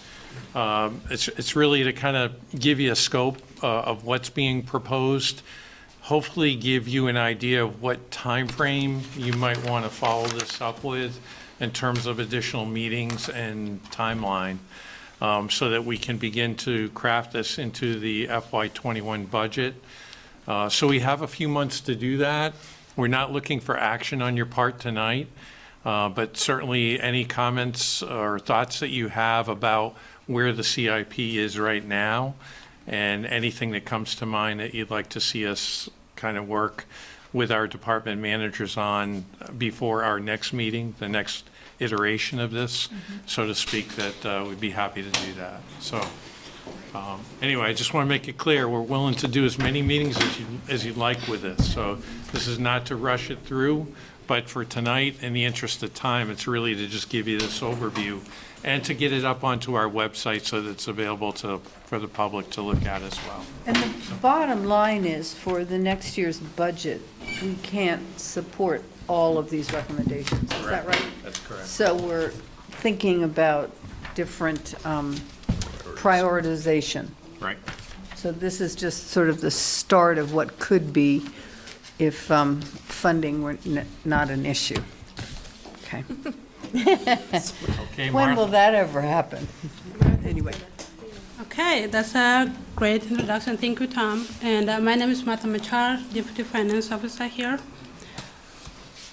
Just like Tom said, we are here presenting what we have proposed this year. And it's not the final one. We are here to just see what you can recommend that we do. We've already met with the staff. We've made some cuts, and those are not final. We still welcome more cuts to happen based on what you recommend we do. And we are also proposing that we hold public hearing December 16th, and that is if we all agree on the numbers that we come down to based on the budget. And this year, CIP is proposed to increase from what was approved last year, FY20, by $738,000. And you also notice that the few things that are different this year from last year is that with the creation of Penny for Path, the road projects were part of the recreation path and sidewalks, but this year we've taken them out as a standalone projects because sidewalks and recreation path have their own funding source right now, and it didn't make sense to keep them combined, so we took those out. And also, public art facility was part of the city center CIP, but this year it's been taken out as part of the city administration CIP. Also, with the recommendation from the committees, we have also created energy project CIP, which is new this year. It was not in the CIP or has not been in the CIP in the past years, but is in this year.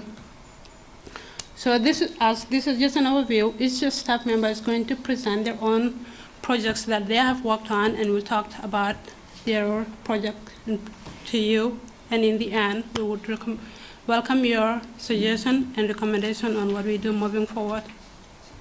So we know part of the general fund source projects is the bond obligation, and we're just starting with what we have currently funded with the general fund money. And actually, to begin with, that was the handout that I just passed out to you. Part of it is the slideshow printout, and I also have one sheet which show all the projects that are funded with general fund money. Those projects are the projects that have an impact on tax rate. And the second column on that sheet, which is highlighted gray, is what was approved last year to be funded with general fund money. And what is proposed FY21 through FY30 is in blue going forward. So I'll call on Alana to talk about the city center projects. What was that? David's. I think it was David's.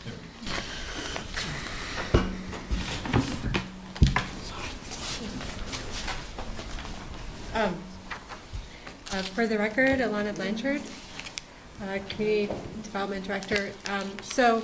This slide just provides an overview of the types of expenditures that are described within the city center portion of the capital improvement program. So across the bottom, you can see the different types of both of funding sources and then how they're used. So across there's two bottoms. So there's the bottom in the foreground, and then there's the bottom along the side. So along the side is what the expenditure is used for, and then vertically is how much throughout the next anticipated 10 years of expenditures. So as you can see, TIF district financing proceeds are the largest expenditure, and that's for the funding of projects. And then debt service payments are from TIF district revenue increment, which is the actual tax revenue above and beyond what was there in 2012. General fund is also significant, and that funds the reserve fund on an annual basis. And then, and you can see a commensurate stack over in green in the left-hand corner. That's the city center reserve fund funding debt payments. And then we also rely for these projects on grants. So, for example, Market Street had a big amount of grant funding, but we also anticipate future grants from federal sources and have at least one existing grant at the moment. So if we go to the next slide, this sort of gives you an overview of the projects. And I'd like to start by saying one of the projects is no longer in our 10-year capital improvement program, and that's Market Street. It's all done as of last week. So, but I like to show the overall city center program so people have a sense of what's being invested by the city of South Burlington in this area. So you can see in under prior years, you can see the expenditures to date. under construction is the library, senior center, and city hall, and the bulk of that will be completed in FY21. I'm sorry, in FY20, and then just a small portion in FY21. And then we'll continue working on the Wilson Road streetscape, Garden Street, and we'll continue applying for funding for the bicycle pedestrian access at 189 exit 14, and there may be some design work advanced on that project. So I have a little bit of funding in there if we can move that forward. And then the rest of the projects, the City Center Park, the Urban Park and Festival Streets, parking garage, stormwater and wetland mitigation are placeholders. The most likely project to be the next up would be the City Center Park, or a connection between Garden Street and Market Street and the existing City Center Park Phase 1, and potentially at San Remo Drive, so between San Remo Drive and Healthy Living.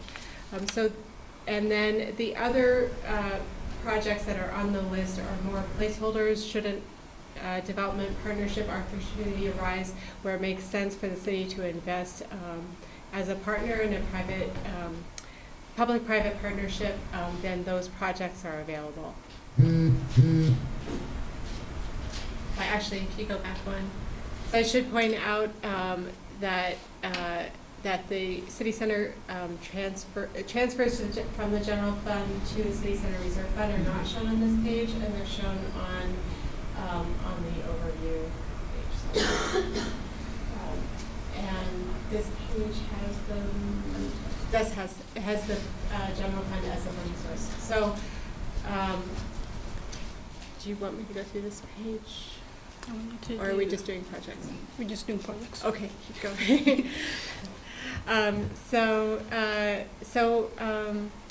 Within the city manager's office, there's three projects. The indoor recreation facility sort of shows a ballpark number that's based on the overall square footage. It's not a real number, meaning it's a real number, but it's a guesstimate number. The design team is currently working with an estimator who's taken the schematic that was generated with a lot of input from the community, and working on an estimate that will be presented to you, I believe, at your next meeting, December 2nd. So, so we're waiting for that to bring to you, but sort of gives you an idea of the size of the building. Public art. Initially, we had $20,000 for next year, and that is the recommendation of the Public Art Committee. Because there tends to be a long lead time for permanent art, I'm recommending, but I'm certainly open to changes, that we have $5,000 in FY21, and that would be used for design, sort of planning and feasibility. There's a lot of outreach to artists to look at and select, and then once a recommendation is made to the council, that the expectation would be that additional $15,000 be in FY22 and not in FY21. And that when the piece is commissioned, and then usually it's paid for at the end of, or sort of throughout the construction process, so that often would fall later in time. So FY22 may be fine. So that's a change from the recommendation. I wanted to make sure you're aware of that. The Performing Arts Facility is really a placeholder. If there's a reason that we're able to move that project forward, it's there. I don't want to keep us here all night with comments. There's just a lot to talk about with this. It's an important document, but the Performing Arts Center I have not seen reviewed or vetted by any standing committee appointed by members and residents of the city of South Burlington. So I'm concerned in how it got into the SIP. I get the interest, but the task force that considered it was paid to dive into it. So I'd really love to get some citizen feedback from our standing committees on this point if it's going to be in a SIP that we have to vote on. Yeah, so just to be That's why there's nothing in the short term, Tom. It's if something develops, it's like a placeholder for it. But it's just. I haven't seen it really gone through any traditional method of review and consideration. It hasn't. What do we vote on, just fiscal year 21 or the whole 10-year span? Yeah, so there will be an well. amendment for the 10-year span, just in terms of your overall thought in terms of support for the projects. If there's something in there that you want to take out, you can take it out. The official vote for the amendment is for fiscal year '21 only. So we've left it in there as a placeholder. If it's council's wish to just take it out at this point, and we re-enter it if it ever resurfaces again, that's fine too.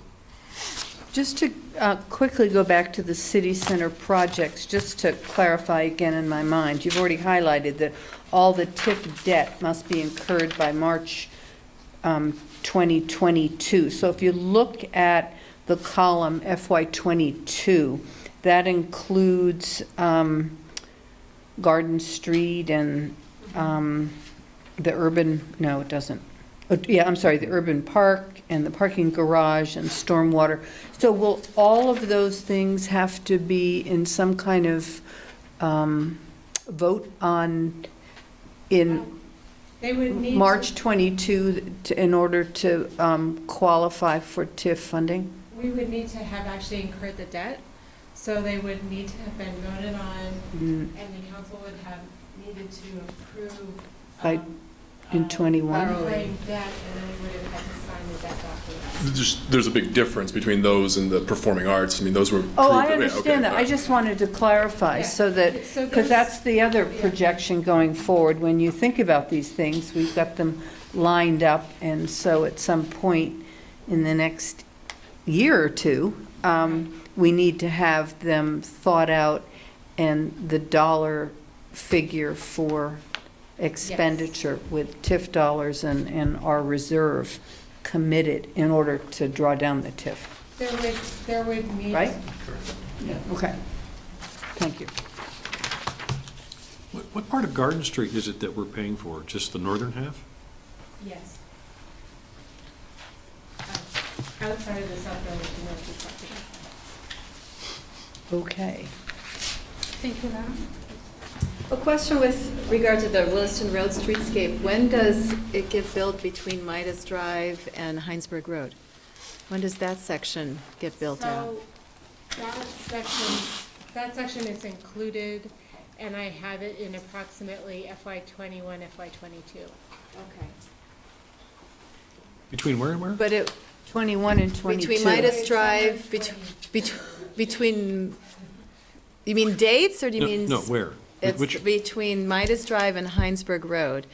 And I did not see that on the CCRPC detail with regard to the funds that we are getting in. It was only up to Midas Drive, Dorset Street to Midas Drive. So CCRPC has not funded any of the Garden Street design. Oh, I'm talking Williston Road streetscape. Right, so the Williston Road streetscape from Midas to Dorset? Dorset Street was originally scoped by CCRPC, so that had CCRPC funding. And the portion between Midas and Heinsberg Road was scoped by the city and did not have CCRPC funding. I see. Okay. And So- it was scoped as part of, because the two intersections related to the environmental assessment, they're included within the Garden Street project. So the scoping of Garden Street from the other part of Dorset, down by Trader Joe's, all the way to Midas Drive, and then including the intersection of Hyde Street and the intersection of Hempstead project as part of their. And some of those, some of that cost will be covered by TIF? It's 100% district eligible. Very good. Except for the grant. We had an $800,000. That's Williston Road, and that's 50%. The Williston Road streetscape Yes. is from Midas west to Dorset, Yes. and that's 50% to district eligible. Okay, and from Midas to Heinsberg, it's 100%. Thank you. Okay, thank you. Thank you, Lara. So next is going to be Article 2.x. So what's this? So, for the record, Holly Reese, coordination of parks, and Martha and I did coordinate our outfits today. Along We with did me, call you yes, too, and and Tom, Tim, so yes. sorry the message didn't get around. We'll do better next time. It's a power color.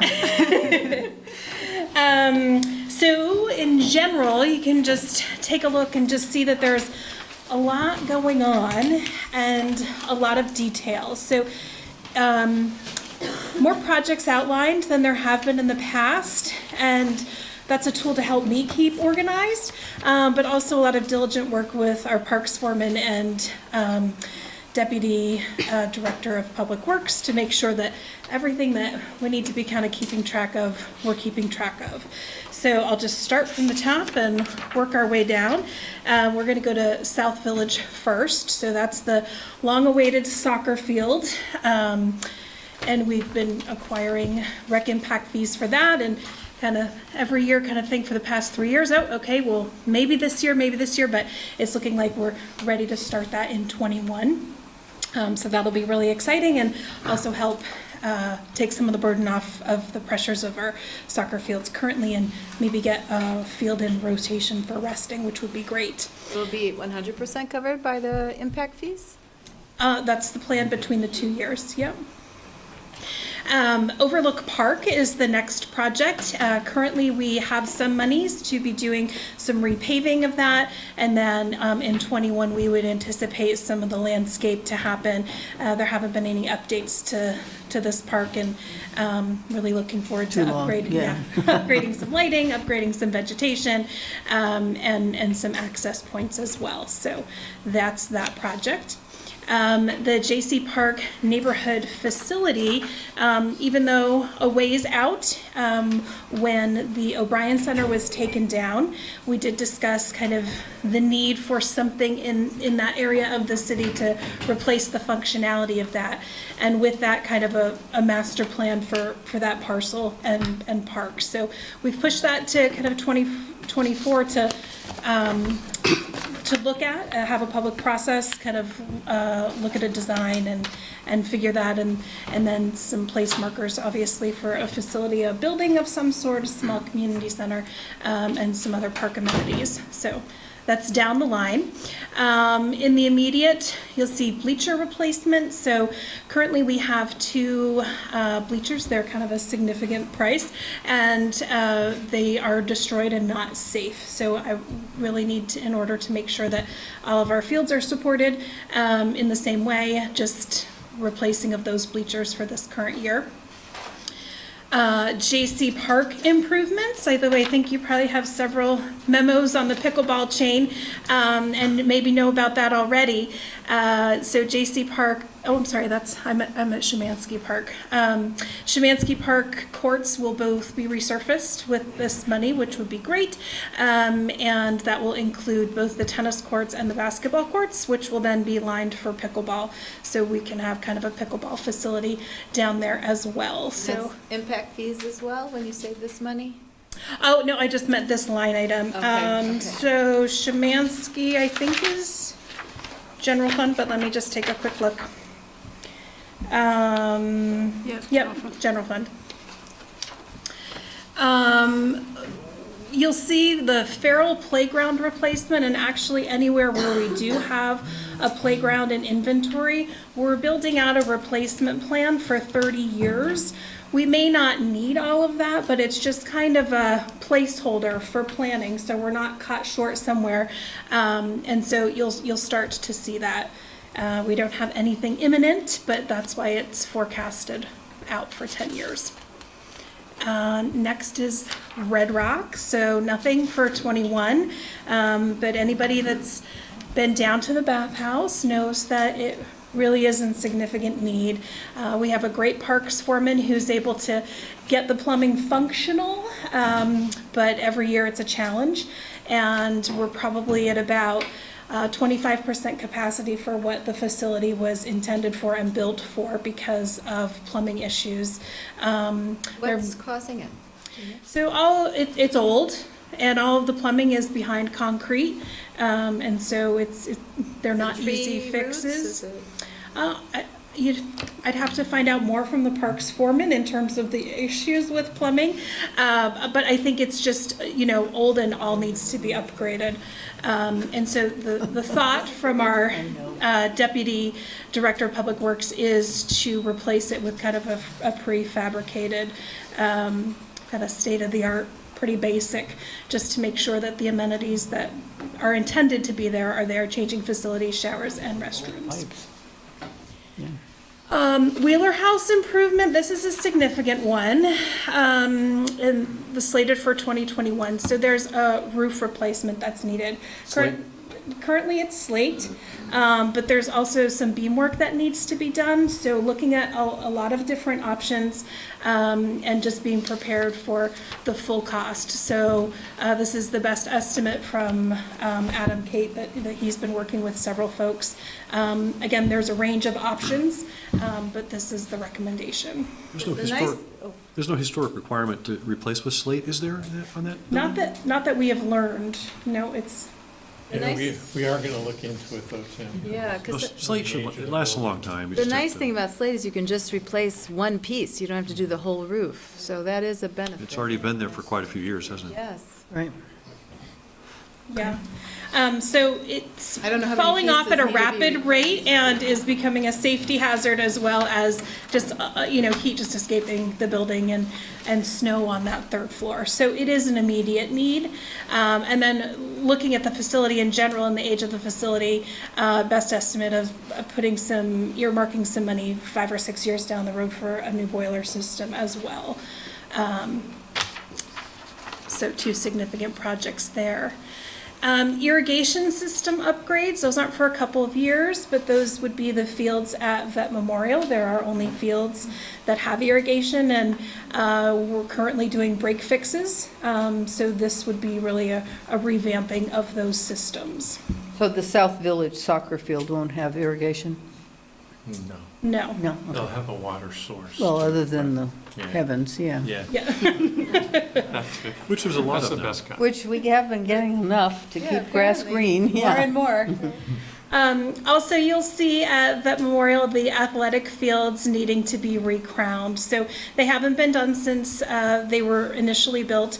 And anybody who is either a soccer player or a lacrosse player or anybody on our fields will tell you we are closed a lot of the time, anytime it rains. Part of it is soils, but another part of it too is not having a crown that kind of takes that water and distributes as it's supposed to. So we have kind of earmarked some money for that later on. Baseball field dugout replacement. So we have quite a number of baseball dugouts, and to kind of separate that out and make sure that they're coming offline and online in appropriate time and not doing it all at once. We've kind of earmarked one set every year. Right now, the pressure point would be D2 or Baseball Field 2, Little League 2 at Vet Memorial, so it does have quite a bit of water damage and decay, and then we've kind of earmarked all the priorities after that. So they are showing some wear and tear, and we want to make sure that they're replaced before they become a problem. So that's what you'll see there. Vet Memorial Park upgrades. So for 2022, the anticipation of this is with the build out of an indoor rec center that would have state-of-the-art, perhaps European-style bathrooms, that then the bathrooms underneath the archway would no longer be needed. They're already old and antiquated services there, and that we would potentially use some money to refurbish that area for park storage. Currently, we have a little village of storage containers behind the rink, and so this would allow us to kind of move some of those things forward and not be lugging things from so far to support kind of things like Sobu Night Out and tables and tents and that kind of thing. So that's that earmark. Vet Memorial basketball court. So this is, part of what just needs to happen. If you've gone up there, you'll see a lot of puddling and a lot of pooling, and every once in a while, it just needs to be ground down and built back up, and so it's its life cycle and time to be doing that. So that's been on the CIP for several years and just now coming to fruition. Park system master plan for next year. We have a lot going on, and as we kind of add little pocket parks, really excited that the first installation of Baycrest stuff went in today, so they should hopefully be finished by the end of the week. And actually our Recreation and Parks Committee is going on a parks tour on Saturday, because we'll also in the future have the Hillside at O'Brien Playground in our inventory and on the Rye property in our inventory. So as we kind of start adding these things, we want to be very methodical about where the next steps are and what pieces are missing and how we can provide connectivity. And so we're looking to have a park system master plan. Fleet replacement, the 30 for this year would be, our current fleet is a truck and a bus that's about 14 passengers. And also we have a small gator that we use both at Red Rocks and at Vet Memorial to support programming. And our truck is on the brink of, it's functioning, so we're happy that it's functioning, but it does need to be replaced. It spends quite a bit of time at DPW in the shop, and it's a hand-me-down, so we're just looking to kind of get into the fleet cycle. So that would be the priority for 21, and for 22, the bus that's been refurbished from an old school bus. We look to doing something more recent and state-of-the-art as we look to bring on the senior center and transportation opportunities to get folks there. So that's what you'll see there. And then the 10 is replacement of the gator. And then dog park amenities. Currently, we have $25,000 that had been earmarked for the dog park, and I know everyone's really excited to get that process started. I know the committee and Maggie and Justin are working on that diligently, but the $25,000 isn't going to do everything that they want, both at the current Farrell Park and also at the hopefully to be future Wheeler Park. So there's money in there for that, and then just an estimate of from the dog park committee, then where do we go from there? So just a couple years out, having some money as a suggestion placeholder. Can I suggest, before we come back to this to discuss things, the only item you identified as having a funding source from the recreation impact fee, and if I'm reading this right, we have $225,000 from impact fee and other facility uses. So that's not property taxes, and $275 to fund the $500,000 for your CPI suggestions is $275. So when we come down to trying to balance the budget, that's where we have to look. But you only identified the South Village soccer field as, and I don't need it now. I just think in the future it would be helpful so that we know. You do have that sheet. You don't have a copy of it here. Oh, okay, it's somewhere else. So on the sheets that Martha sent out, there's the revenue sources identified for all of okay, those. all right. And then these here, Helen, are the ones that are part of the general fund budget that are listed on this. Oh, I see, okay, I'm sorry. That's okay. Just to have it on this one sheet would be helpful too. But anyway, Yeah, you can do that. like with an asterisk or something. Yeah. So you don't have to go to 3 different sheets to figure out where we. Duly noted. Just a little sign or Yep. something. Yeah, Symbol. thank you. Yeah, and because you're hearing from a lot of different people tonight, some are general fund related and some are not, that's why Martha did this sheet, to Yeah, kind of give you okay, a but sense I of. hadn't reviewed this, So so it that's was, 738,000. I didn't look through it carefully. Is Okay, made up of those great. particular projects. Thank you, Thanks, Holly. Holly. Okay, you. thank you very much. So next is going to be Ashley Packer to talk about open space and Penny for Part projects. Okay, so pink. Open space.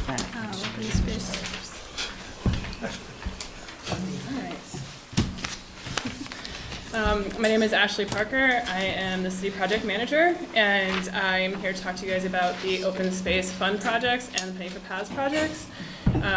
We are starting first with the open space funded projects that I work on. I did want to start off with a clarification in the memo that I sent you all with some numbers. I think there was some confusion. So some of the correct numbers should be that the actual total amount that we have spent from the open space fund on projects to date is approximately $282,854. That's approximately? Yes. 282,000? Without rounding. No, 854. And so the numbers in my memo were reflecting FY19 only, so that was a bit of the mix-up.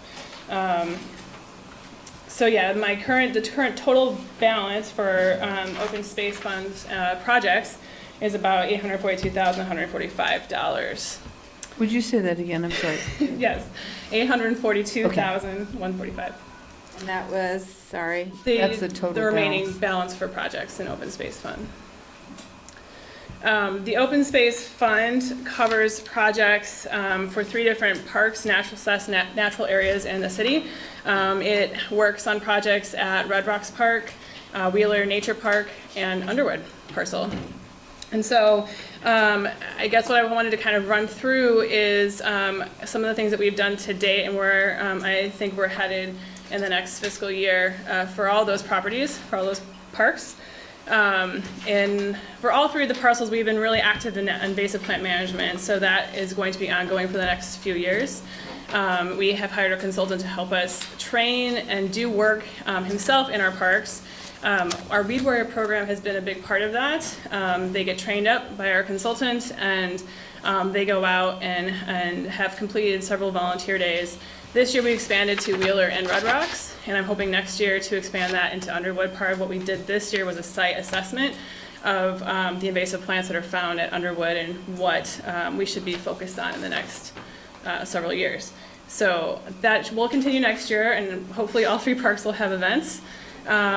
Also at Red Rocks, I had a consultant come in from Timber and Stone and completing a trail assessment to help us prioritize trail improvements at Red Rocks. And what I discovered in terms of the next steps for that is that because of the needs of that park, we have to look at stormwater needs as well. So I have since hired an engineer to do some stormwater analysis of Red Rocks to see how we could incorporate stormwater practices with some of our trail improvements. So at the end of the day, we'll have some really great trail improvements alongside some really good water treatment facilities that'll help our park really treat Lake Champlain. So we'll have a double bonus there. But that's where we are with that. So the next year or so, I'm hoping to have some of that trail work done and some of the stormwater work also done alongside of it. And in addition to that, Red Rocks, we also started engineering work on several erosion areas that have been of concern. So we have a shoreline stabilization project that's in the works. There is an eroded pipe on the beach that we're looking at, the best way to repair that.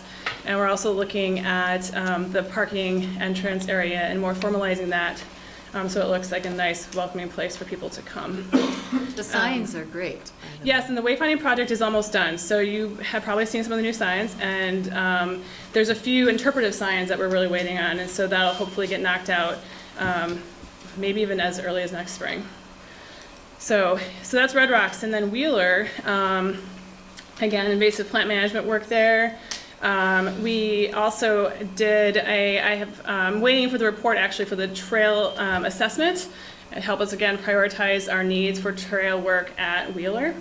And we've also been working a lot with, actually several groups, Audubon and UVM. UVM is currently working on designing some interpretive panels for Wheeler that'll coincide with our new wayfinding package that we'll be installing at Wheeler, hopefully next year. And so that'll be coming up.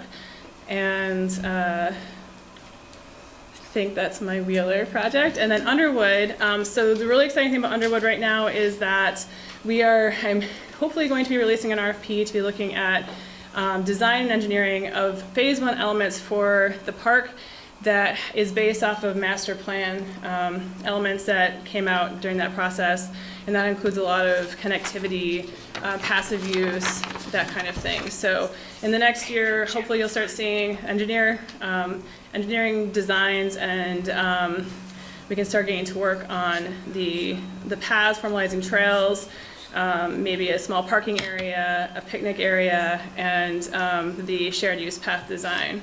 I'll note for Underwood, the shared use path part will also be funded by a combination of Penny for Paths and rec impact fees. So that is Underwood. Oh, and hopefully again next year at Underwood, more invasive plant management there. So Weed warriors. hopefully, yes. Yeah, so I think that is, I think that's everything at open space, yeah.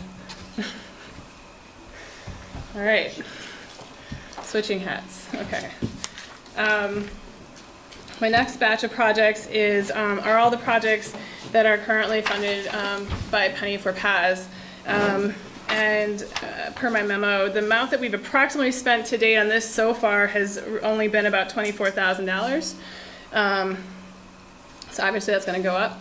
But what I'll try to do, I have a lot of projects, so what I'll try to do is go through some of the ones that we've been working on, some of the ones that we're close to finishing up and probably starting in the next year or so. So right at the top there, I'll just go down. Williston Road crosswalk locations is currently still in scoping by the CCRPC, so I'm hoping within the next year we'll have a final scoping report and we can start looking at where they're identifying crosswalks to go along Williston Road.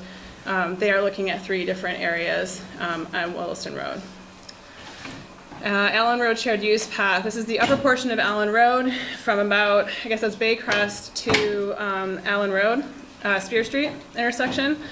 It's a project to basically complete that gap there of the shared use path. So we have almost final designs for this project, and it's staying within our right-of-way.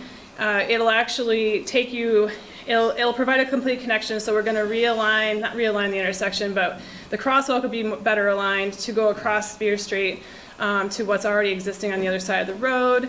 The Bike Ped Committee has suggested we look at having bike boxes like what you see down by Farrell, and so that's been incorporated into the design.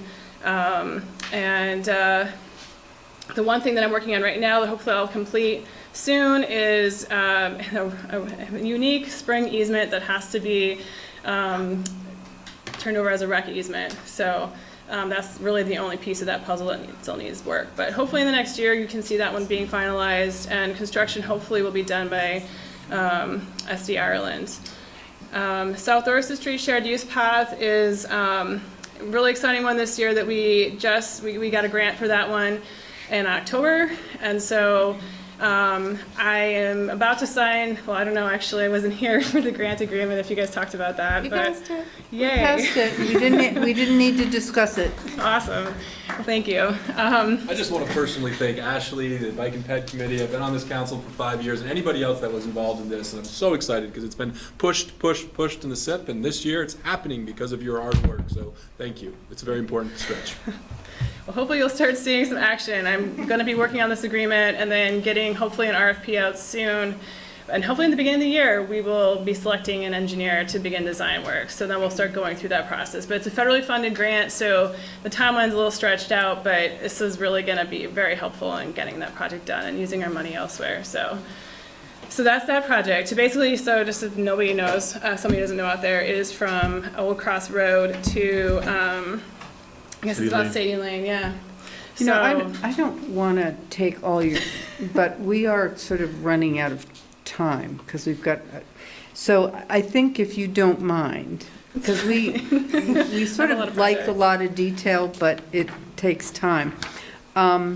Perhaps I could ask the council, are there any questions that you might have on any of the list here? I think they're pretty self-explanatory, although you've certainly added some good detail. We're spending 125 on the open space fund every year, is that right? What's our contribution to our 50%. Yeah, it's about 142. Yeah. 40? So we just spent 660 on the southeast quadrant purchasing with dirt capital, right? So that emptied that account? There's, I think Sarah's here, we just sent that, the balance out. Sue just did up the balance that was in the account. There's not a lot, but Yeah, there's some, okay. Yeah. Thank you. Okay. I mean, Bob Britt's here also from the Bike and Ped Committee, if there's any other questions on those projects. are there any additional questions? Okay, thank you. I'm sorry. We'll learn more, though. But we will, yeah, we're really interested. We just have some, December 18th, right? That's 16th, I think it is. December 16th. It's 10 days before Christmas. Get your shopping going. Okay. Thank you, you. Ashley, for all you Thank you, do. Ashley. So the next person is going to be Terry to present fire projects, fire and ambulance Thanks. services. Sorry, but we should be here. all night. We're going. That was good. Good evening. Done it with Holly, too. For those that don't know me, I'm Terry Francis. I'm the chief of the fire department. Also wear several other hats for the department. Ours is pretty straightforward.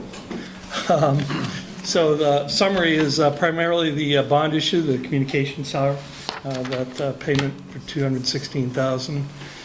We're modifying fire station number 2. We're continuing to modify this. We're in year number 2 for this.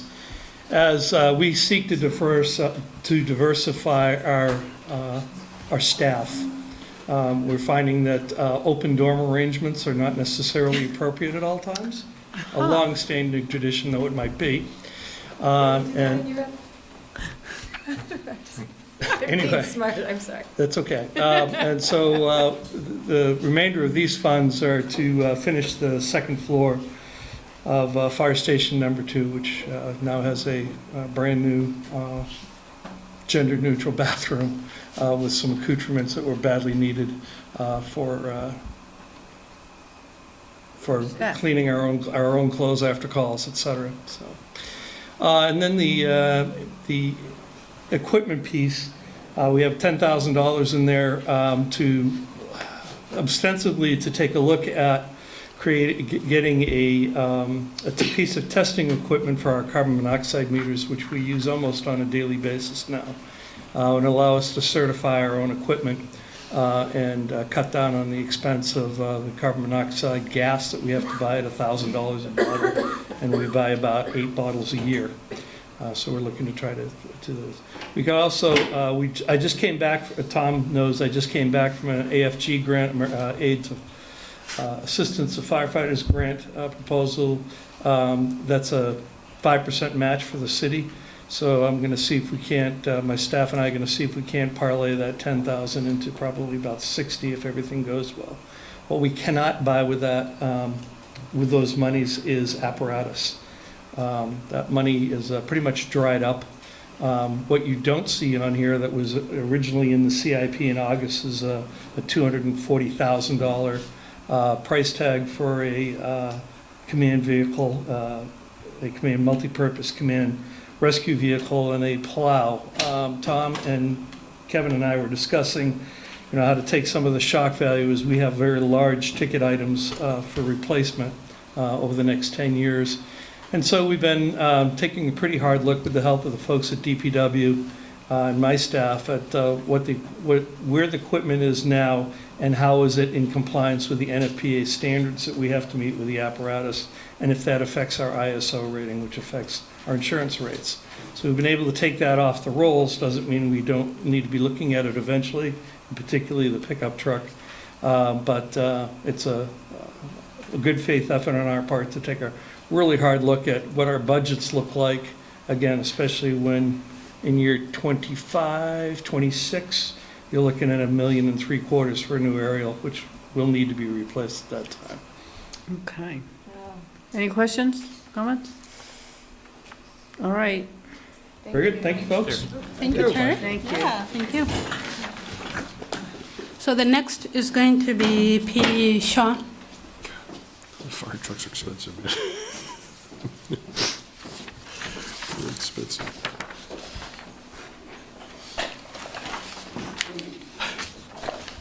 Good evening, Sean Burke, City's Police Chief. How's everybody? We're good. Good.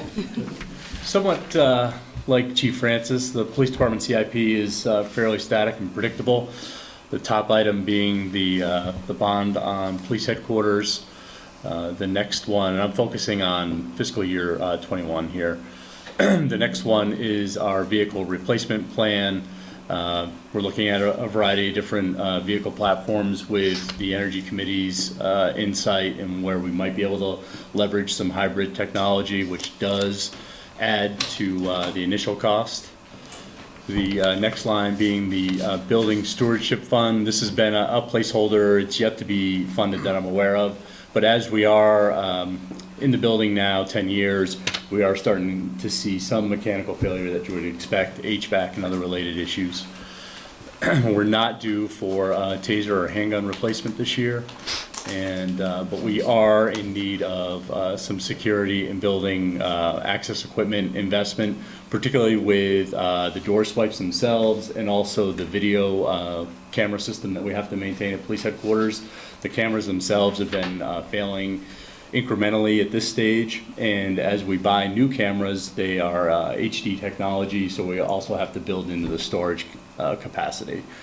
So over the past year, I think we've done about 7 cameras. We have, I can't remember the total number, but several. And in a lot of ways, police departments have to have these things. Certain investigations have to be videotaped and audio recorded.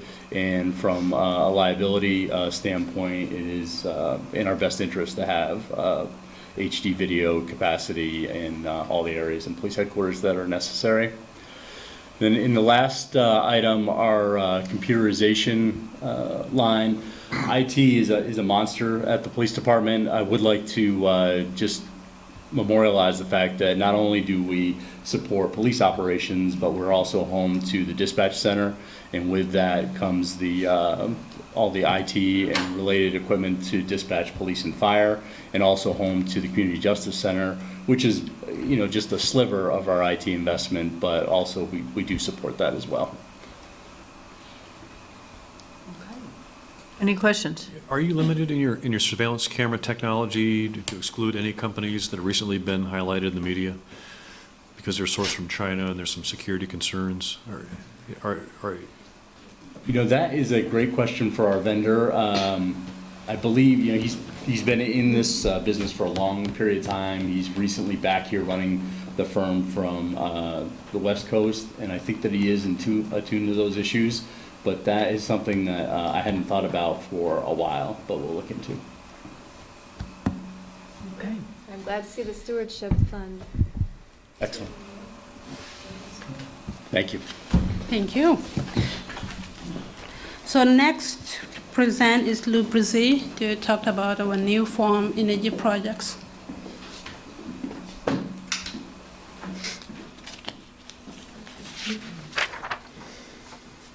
Lou Brzee, Energy Project Manager. This is fairly straightforward, I hope. The Facility Stewardship Program is really a placeholder. For the past year, we've been looking at ways to save energy through minor or major improvements to the various buildings. And if you see, as you see, we have some money programmed for the next couple of years, and then a blank, and then some more later on. The thought there is to generate, like every 5 years, we ought to come back and review this because the technology changes, ages, et cetera, and you can't afford to do it either time or money every year. It's not, so that's the planning process there. I might add that all of the funding for these programs would come out of the Energy Revolving Fund.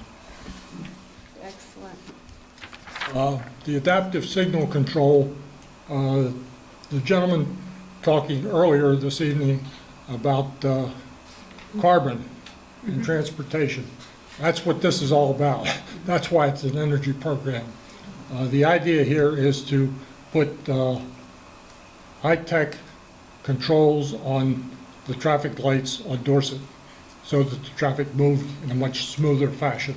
It's a big project in the sense that there is a lot of physical lights, pipes, wires, et cetera, that needs to go in. That's why we're looking at 3 years to do it in a 3-year program. It would be nice if we had all the money and do it at once. Each of those increments will benefit the situation to some extent. But we can't get lulled into the fact that that's it. You put in, you see the first year and you think, gee, it didn't do much. And it probably won't. But when all three get together, then you put the computer stuff that hooks it all together, and now it really begins to flow. So that's the plan with that project. The other thing I think about this is, Public about that one. Software's expensive. I said we'll have to educate the public about that You just stole my next incremental. line. Oh, I'm sorry. seriously, to me, this is a great vehicle for the city to say, hey, we're taking the lead, but to do some things with the public in terms of reminding them that it's good for the environment not to step on the gas and then step on the brakes real hard and that kind of thing. And an educational process exists there. The last project is really the fun one in terms of what I'm looking for, the sewer outlet flow. This project was looked at several years ago. The costs were considered to be too high to be a good return on investment at the time. Study has, Justin started one several months ago. We've got the technical results now. We've got some basic cost numbers. We're still waiting to get some analysis of how it might be funded, various things with renewable energy, and you know all the permitting things that have to go on with that, and some of the limitations. But this is not a project that saves any energy. It's a project that makes energy. It will generate enough energy to offset the costs at that sewage plant, about 20% of their total. That sewage plant, by the way, is 40% of the city's total electric bill. So we're this not is talking significant. about small Yes. stuff. It's also a project that will, in that sense, repay itself sometime in the future. Tour of that facility sometime. I've heard that previous councils did that. Yeah. Sometime Right. this spring, I'd love to see this place. Yeah, Oh, talk to, no. there's Justin, he'll take you. No, you don't go in the springtime. You go like I do in January, and you don't take your gloves, and you hold on to those steel railings as you walk along, and you will get a real feel for what that plant's all about. And your nose will not be the same for 3 days. Well, in January, it's better. To go. It's January is No, better. No, just don't go on a Monday. a big part of our city, so we need to see it. No, It's no. really, This really greenhouse. pretty interesting. This greenhouse is Okay. where- Between Bartlett Bay and Airport Parkway, seriously speaking, that's almost 2/3 of the total energy consumption of the city. That's great. What's the lifespan of these turbines? I think the report's Like, program 20 years. You know, they're not short-term things, and it's not brand-new technology. People have been doing this for years Sure. and years and years. okay. Great. Anything else? No, thank you. Yeah. Cool.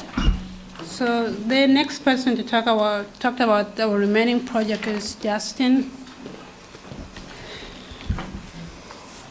Bridge. Yeah, I gave him a primer, Justin, if you want to start with that. We'll share the good news. Share the good news? You want to start with the good news? Justin Rabideau, Director of Public Works.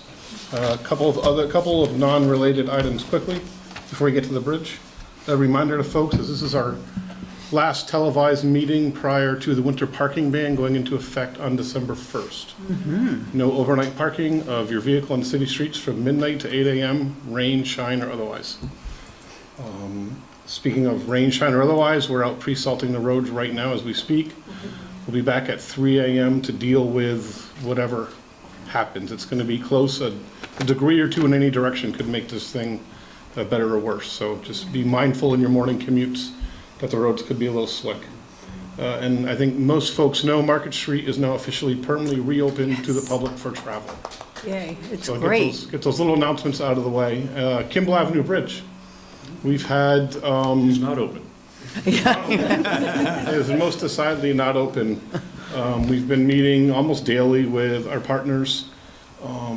in funding at the V-Trans level, and permitting with Natural Resources, Agency of Natural Resources, as well as our partner in Williston, since this is a joint project. We received an emergency relief declaration by the State of Vermont Agency of Transportation as a result of the Halloween storm, which was the precipitating event which led to the temporary closure of the temporary bridge. What that designation means is they will pay 100% of the funds to get the bridge back in service, which is great news.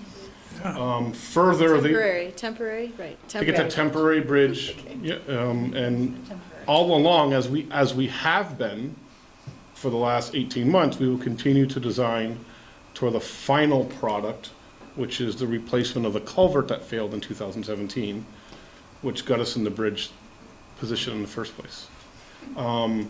In addition to giving us their money, the state is allowing for our purchasing policy to stand as a measure of ensuring the public's dollars are being wisely spent.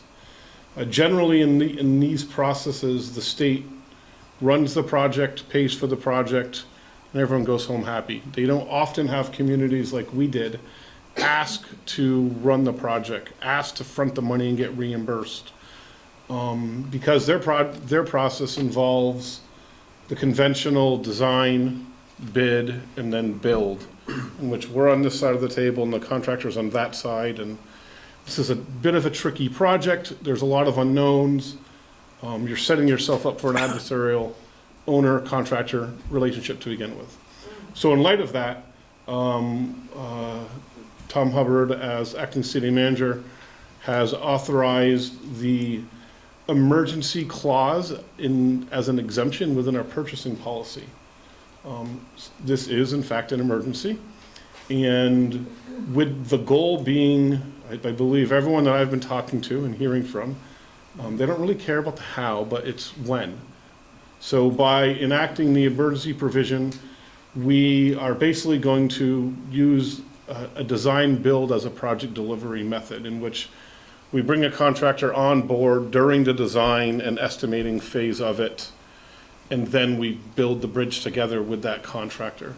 In this case, the contractor is Engineers Construction out of Williston. They're literally around the corner from the bridge. But much more importantly, they helped install the original temporary bridge.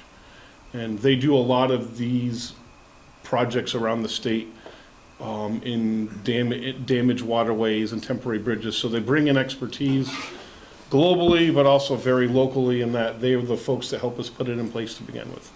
Why adversarial? So when you are the owner of a project and you have a job that involves a lot of unknowns, for example, this isn't your standard build me a 10 by 10 shed or pave a road with 2 inches of asphalt. We don't know exactly what we're going to get into just because of Mother Nature and the water. We can anticipate, and we have surveys and we have compaction tests and all the information we need. But once we get boots on ground and we're playing around in that water and the water's rushing, and suddenly what we thought was going to be the case deviates a little bit, just in terms of pricing and change orders, that can often be, not confrontational, but again, other side of the table. We have our interest, they have their interest. If they're working with us and they're designing the solution with us, there's more buy-in, and you have less of that opportunity to occur, frankly. So that's why the emergency release allows us to. Yeah, it allows us to do 2 things. 1, get them working with us, but also 2, to not have to go through the 6 to 10 weeks of the normal, put together a bid package, bid it, come back to the council to authorize the award of a bid, and all along we could have just had this thing wrapped up. And so we're not saying date certain things yet, but my expectation to the team is, we're going to see really good forward movement in the next 4 to 6 weeks. I wouldn't be surprised if the week of December 2nd or 9th, those are both Mondays, we're actually on site implementing whatever the final solution is. What's Williston's role in this? Williston is our partner. As we have during the majority of this process since the initial culvert failed, South Burlington is playing the more active lead role Generally, the state wants to deal with one agency, so they want one representative, one community.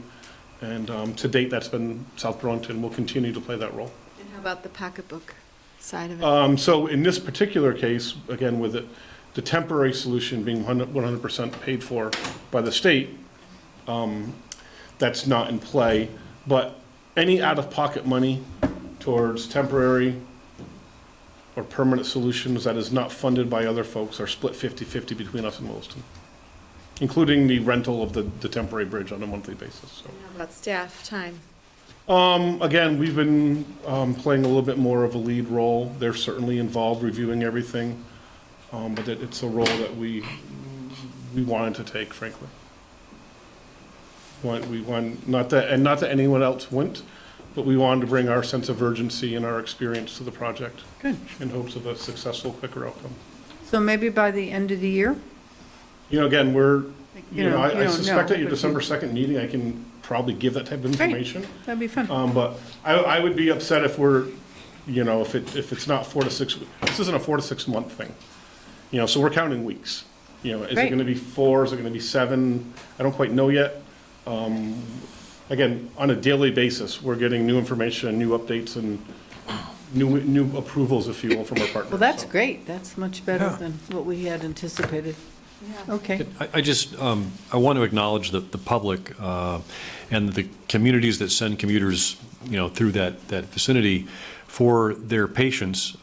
This natural disaster has taken out a major transportation thoroughfare, a connector, and it's a very vital economic throughway, for both Williston and in South Burlington. So I want to thank the communities that send commuters through for working collaboratively in traffic. I know it's really slow going on Williston Road. I do that twice a day. I've been in the slow roll between Industrial Ave and Kennedy, and I've seen a lot of cooperation. I've seen people letting people in and out on Gregory Drive. So if you're if you're going slowly, they're letting people in and out. They're at Shun Pike as well. So I know people are aggravated by it. You're not happy about it, but thank you for your patience, because this is beyond our control, and as you can see, we're doing everything we can right now, and I really appreciate it. I still would like to see some more carpooling as a solution for getting commuters Well, more I quickly think back and I've forth. seen over the last 2 weeks a slow decline at certain times of the day, so I think people either finding other ways or they might be doing some of that. It's hard to say. There's no data, so.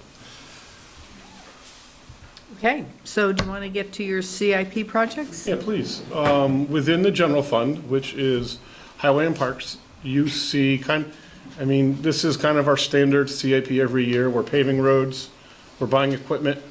You'll notice there is an increase in paving from the traditional 6.25 range to $1 million. $1 million is about roughly what we spent this year with additional money that the council allocated, and we're proposing to keep that. We also understand this is very early in the process, and there might be some scissors at play as going forward. But we feel and have felt for some time that this is a more appropriate level.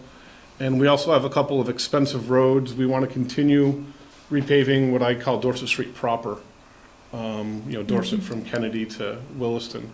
We did the first couple blocks to Barnes & Noble about a year ago, 14 months ago. It's extremely expensive work. And we want to keep heading south in a manner that, maybe takes us through to healthy living. Or, again, with Market Street and City Center, all this area needs to, look nicer and needs to function and travel well. And so a funding of this level would allow us to continue south on Dorset proper, but still give attention to the rest of the city.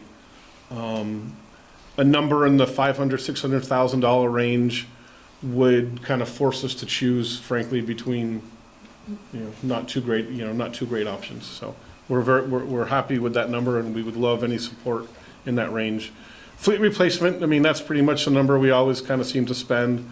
That's also an area in which historically we work with the finance office, realizing that since we spend a lot of money, we have the ability to make a lot of cuts in the budgeting process. So that's what you see in here for now, but I'm sure going forward, Tom and I will have discussions about our fleet. This is the second year of monies for a garage expansion, our building from 2000. We're just running out of room to put stuff. And, when, for example, when the guys show up at 3 this morning to go out and clear the roads, everything that they're working on is in conditioned space that we keep at about 50 degrees. It's really good for the equipment. It's good for the equipment's longevity, but it also means we can show up and guarantee when we turn it on, it's going to start, and it's not exposed to the elements. But we still have a lot of stuff that we use on a regular basis that is exposed to the elements. It just isn't great. Our gas station over at our office, which fuels the majority of our fleet, I believe the police department predominantly uses, again, right around the corner from them, or what used to be right around the corner from them, is a self-serve, no attendance station in Williston. But other than that, pretty much anything with a red plate. We also sell gas to Champlain Water District, to UVM rescue service, and occasionally St. Michael's rescue and ambulance service. Do the buses fill up there too? The buses fill up there, yes. And does the school department reimburse us for that? Yes, Okay. yes. Any non-general fund customer pays a 10-cent per gallon adder that goes into a fund that will help offset, as you can see in a couple of years. Underground gasoline storage tanks have a life cycle. We're coming up against it. So this is we're planning by spending some money in 21, what we're proposing is to start working on design and permitting so we know exactly what a cost will be. It's entirely possible we won't be allowed to put back underground storage tanks. We'll need to put them above ground somewhere on our property, which has more additional complications.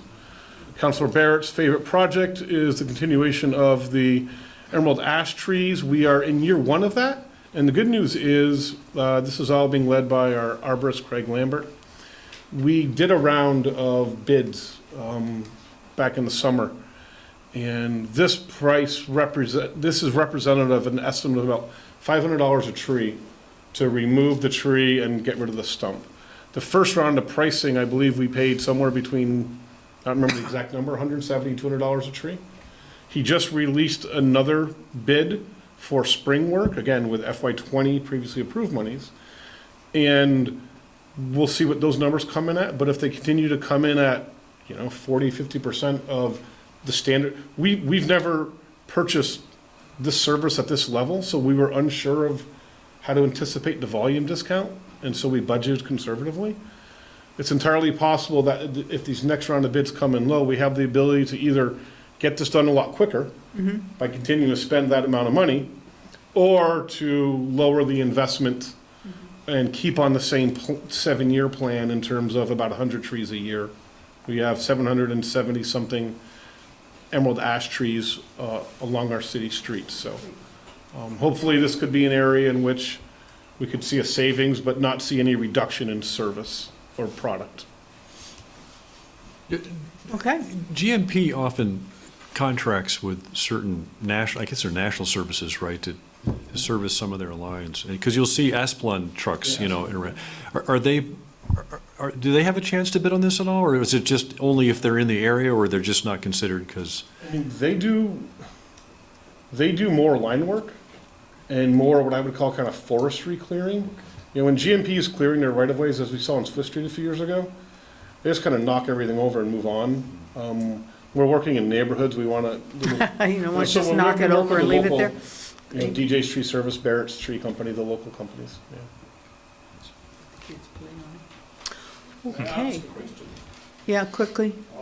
When the trees are removed, what are they being replaced? Is there money for replacing those trees with something else? So the dollar figure you see, the 200, it's actually broken down from a budgeting standpoint. $150,000 is to remove trees every year. The remaining 50 of each of those 200,000 is to replace trees that were removed the previous year. So this plan, that's actually a really good question, thank you. This plan doesn't just get rid of 800 trees. It gets rid of 800 to-be diseased trees and replaces them with 800, with a very diverse, Craig Lambert has a palette of, I believe, 12 as we try to diversify. And just since it was identified in Vermont in 2018, emerald ash borer disease has spread very rapidly. It's now in Chittenden County and all surrounding counties. When I last spoke to, I believe in April, it was over in maybe just east of Montpelier.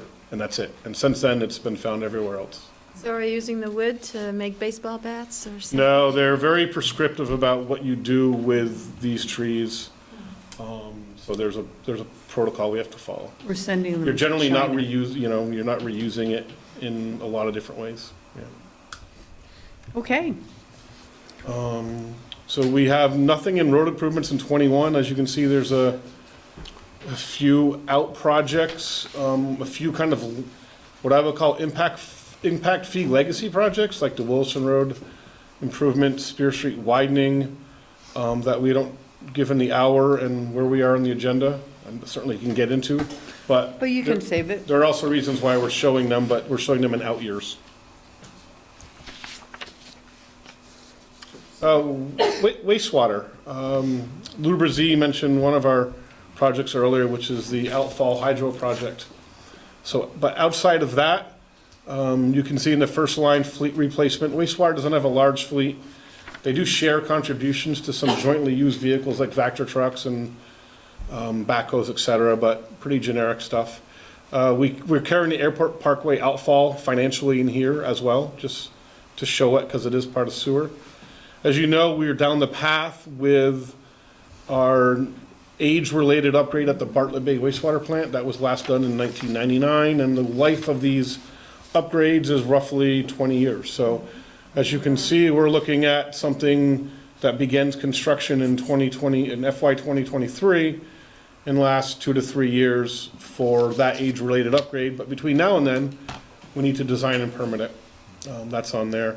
We have a variety of specific pump station projects, as well as a couple of, telemetry is basically the manner in which the wastewater plant are on-call employees wherever they live, and the pump stations out in the field can all talk to each other. So if there's a certain alarm, some things can be fixed or repaired remotely. And right now, given the age of some of these, there's not a consistent way for them to communicate.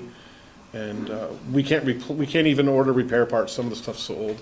Pump station upgrades, we have 3 dozen of them.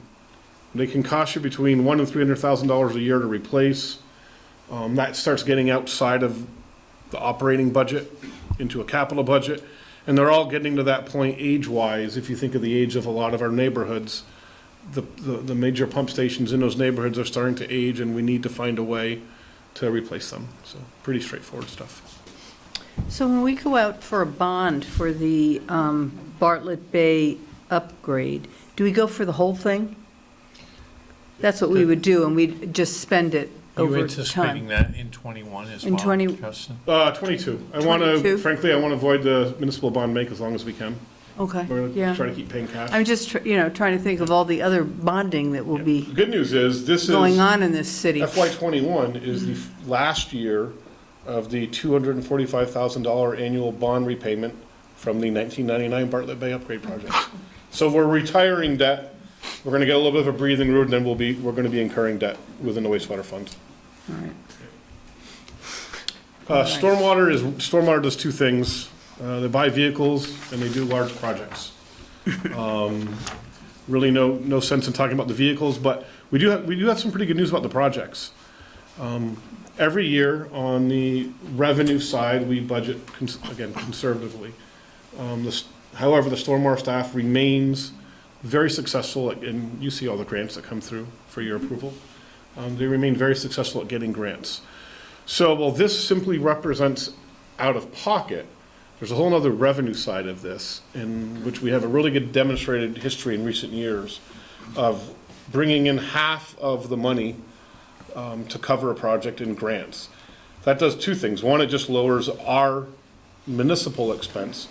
But 2, as you know, we are often working jointly with neighborhoods and developments or condominium associations. Those landowners have their proportional share based on how much impervious surface they own relative to us. So if we can lower our costs, we're also lowering their cost as well, because they generally end up with a special assessment to pay for their share of these projects. So we also believe we're almost in containment in the Bartlett Brook, which means, for those of you that have been on the council long enough, When we first started rolling out all these stormwater needs, we had kind of a $40 million plan. Some of that was tied up into Bartlett. 3 or 4 projects in, we believe we have met our environmental goals. So there are some projects, so we basically pushed all of our Bartlett projects way to the back, because we don't think we're gonna have to do them, frankly, because we've been successful in the projects we have done. Great. And over in the water division, as you know, we continue to buy meters, replace meters. If you remember from last year's budget discussion, this program almost pays for itself in terms of the new meters are much more accurate. So we're experiencing much less water loss, so our water sales have increased. We have a couple of projects over and back of the U-Mall right now where we rely on the city of Burlington's water tower up on the university. If you remember back in was it the spring or this fall? Boy, I'm bad. When school had to be let out early at noon because we had a water line break under the interstate. Our communications with Burlington weren't quite fast enough. They didn't send us enough water to keep us in service. We'd rather rely on ourselves. So this project would connect other parts of our system and backfeed kind of the larger Dorset commercial residential area. And then the Dorset to Spear interstate line, that's the line that failed, and we need to, the bottom number, and we need to replace it. And again, we have some bigger stuff in the out years that we're hoping will just always remain in the out years and never have to be realized financially. Okay. Any questions, council? All right. That brings us to the end of our CIP presentation. Thank you, Justin. Thank you. So we have the whole CIP on our website. If somebody wants to look at it, it's 144 pages. You can go on our page and you can view all the project in detail and all the funding sources as well. But yeah, thank you. Thank you. Thank you. It's a lot of work. Okay. It's a lot of money. It's a lot of money, too. Yeah, no kidding. All right, we are going to take a 5-minute break so Sue can stretch, and then we will be back in 5 minutes. Thank you. So, well, that'll take, I guess we should have set the capital improvement date. So are we So, gonna, yeah, we can either, I mean, we can post it for December 16th, and if we want to move it to January, if we're not ready to do it, we can. okay. If we want to set up some other dates. Hi, Hi. how are you? Good, how are you? I'm good, I'm good. Nice to see you. Nice to see you. Okay, so you're not here for the grievance hearing. Yes, I hope, so are we. We're here for that, too. Tom, I'm Bernie. Yeah, hey Bernie. Yeah, nice to meet you. Bernie. Thanks for being here. I'm Bernie. Hi, Dave So we Kaufman. can, if you want. And you live where?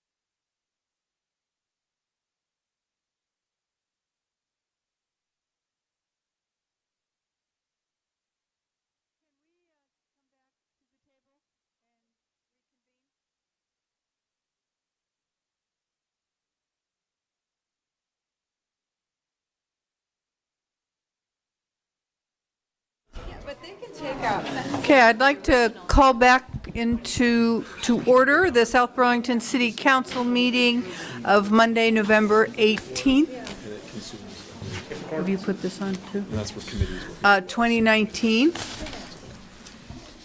All right, and so next on our agenda is item 9, and this is to set a public hearing date to consider the capital improvement plan.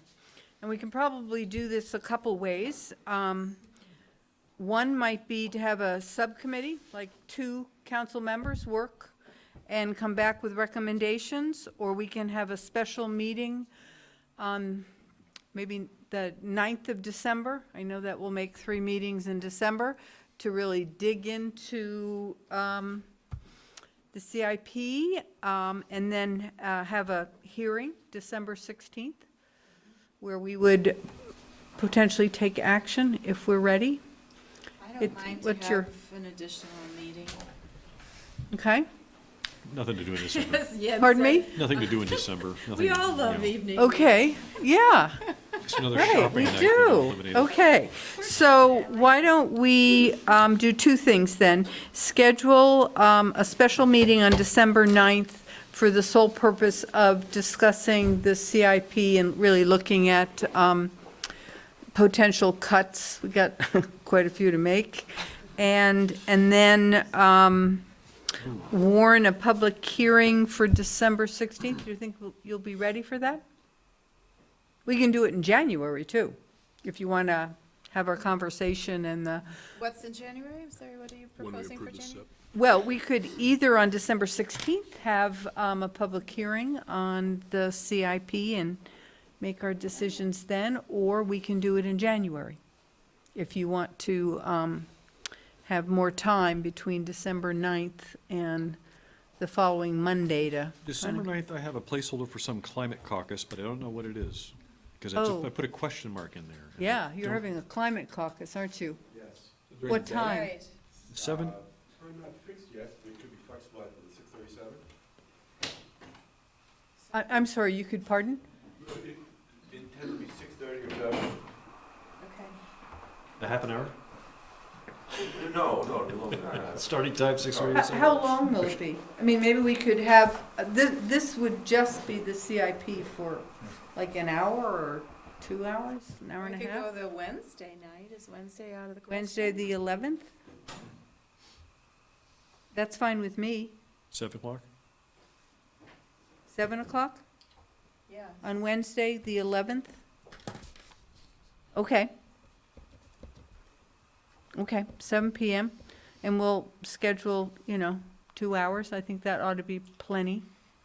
And then we can all go to the climate caucus. You don't have a time on that, that's at 7? Okay, great. And then we will, so do you want the public hearing on December 16th? That's our regular meeting, and we could have a Sure. time specific, so 7:30 on the 16th? Do we need to vote on those things? You'll need to take a, for So the, I'll to I'll set the move public. that we To set set the a public public hearing for 7:30 on December 16th in order to review the CIP. Second. Okay, all in favor? Aye. Great, okay, good. Okay, now moving on to item 10. Consider and possibly take action on the reduction or elimination of planning and zoning fees for affordable housing. And Paul Connor, Paul. Director of Planning and Zoning, very quickly, at your last meeting, you had asked us to come back to you with some numbers of what it would look like to eliminate the development review and zoning fees associated with dwelling units that would be required to be affordable if the city were to expand and extend the inclusionary standards. We're estimating somewhere between 10 and 20 dwelling units a year. At, under today's fee, somewhere between $9,500 and $19,000 total revenue diminishment, unless, of course, people took advantage of the offset units, in which case they'd get more dwelling units, and then you'd be revenue neutral, because they will have built the bonus Oh, and paid units. the fee on the And paid the fee on the standard, market or rate. the, No action is required this evening, but an indication, I think, that the Affordable Housing Committee was interested in being able to share with the development community as they gather feedback on the draft amendments, whether this is something that the council was willing to have be a part of it. So I guess that's where we're at right now. This is inclusionary only. Correct. Only the units required under inclusionary. Required Yeah. inclusionary only. That's what So I if there's thought. 100 housing units being built, Yep. and 10 of them are required to be affordable, then Yep. it would be for only those 10. The permits for only those 10. The development review fees and the permits for those 10, and What only was the it? planning and zoning fees, not Well- the impact And you're fees. estimating You're 20 a year, right? 10 to 20 a 10 year to 20 a total, year. based on we get about 140 dwelling units a year. Certain parts of the city wouldn't be applicable, so I assumed about 100 dwelling units a year, so that's 10 to 20. That's the 800 of the 6,000. We're waiving about $800 of 6,000 in fees. About that, yeah. okay. Yeah. What's your pleasure? I think that's reasonable. I did receive some feedback from the O'Brien brothers, funneled through a community member, who shared some different methods for reducing the cost of producing affordable housing. Okay. And such as, having different landscaping requirements for more dense requirements, more dense developments. So, if you're going up and having 5 stories, right, we have our city center code, but outside of city center, there could perhaps be a different code for the landscaping requirements, or another. And that would be less costly, so they Be would less prefer costly. that as a reduction or in addition? Right, it would be less costly, and it could For be in them. addition to the fees and the other thing, now this, I have a question with regard to having the garages not front-facing. Is that something that we had to contend with, because we have, those condos, are they condos or apartments on Market Street, where the garages are in the back? That's correct, Did yeah. that, could you tell me a little bit about that? Was that a hardship for the developer? And I don't know if you're the person to be asking, but is this something that is an impediment to creating, larger than two unit housing units? Right, so our current regulations state that outside of the city center area, that single and two-family homes may have parking in front of the building, i.e. garages, and anything more than that must have it behind or to the side. In the city center area, it's a little bit more restrictive. What we have, there are circumstances that developers have shared where if there are ledges on one side and there's blasting to take place, that can be a challenge. On the other hand, having a whole series of garage doors makes for a not very pedestrian-friendly environment, and that's the balance to wrestle with. We hear from some developers that they enjoy having the neighborhood feel of houses principally towards the street. Others, we hear that what they see as the market demand is to have a substantial backyard, and so having parking around the back, in some of their views, presents a challenge of having pavement on the street and pavement in behind. The Planning Commission has wrestled with the subject some, and for now they have felt that on balance as a subject area, that having the limitation of having garages only with single and two-family homes facing forward is the direction the city's looking to go. And this is an interesting concept. I mean, oh, May I be rude and interrupt, Megan? This is not the agenda item we're here for, and we've been waiting around. We're already 30 minutes behind. I understand. I certainly appreciate that. This can be continued at another time. Well, do we want to take action on this, though? Do we need action tonight, or are you just looking Not for need action thumbs tonight. ups? Sort of a So you general want like a then we'd thumbs be up? happy to- Are most people amenable to having the reduction in the permit fees and the, whatever the other one is? We talk about affordable housing, and this is, well, it should help affordable housing, and I think it's a poster board, the thing that we can put on there to say to developers that we're encouraging affordable housing, so I'm fully supportive of this. But I didn't mean to cut you off there, Tim. Did you want to make a statement or a comment? I want to cogitate on it a little bit Winding more. up. Okay. Yes, it is So I don't want to take action tonight. Okay, we're not taking action, Yeah. but, Okay. a I had some number more of us. questions, but we're behind on the agenda, so I'll save it for another time. But thank you for getting the estimate, though. Appreciate it. Very well. All right, thank you. Thank you, everyone. Yeah, what I wanted to Well- say is, I think it's important what Jens and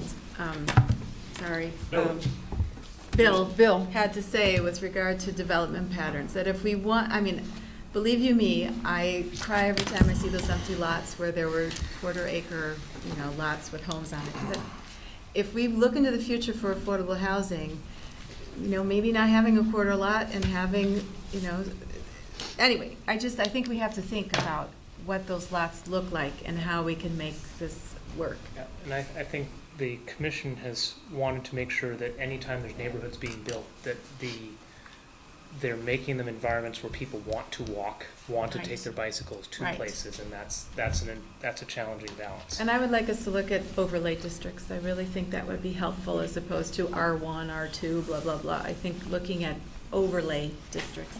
And I'm going to stop it there. Okay. Dan, do you need to make a comment? It would be good to see as much urgency shown to affordable housing has been shown to the open space, the twin goals we're trying to meet in this community.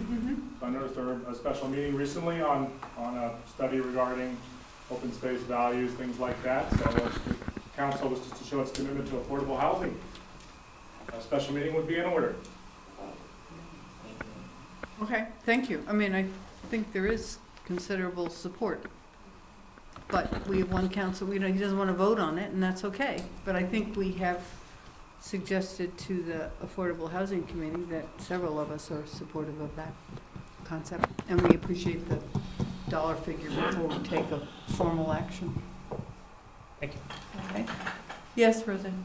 Are you going to take comments on this now, or I can send an email on it? It's very brief about this. About the, About the very thing that you're talking about now, about waiving the fees to developers to encourage affordable housing. You can send comments to us, sure. Yeah, you can send comments. Yeah. This is my concern, and that is if. Or you can say them. If we waive the fees on the developers, and the fees are there to cover the costs to the city as a result of the housing, those costs still have to be paid. And they will be paid by us, the taxpayer. I mean, they have to be paid.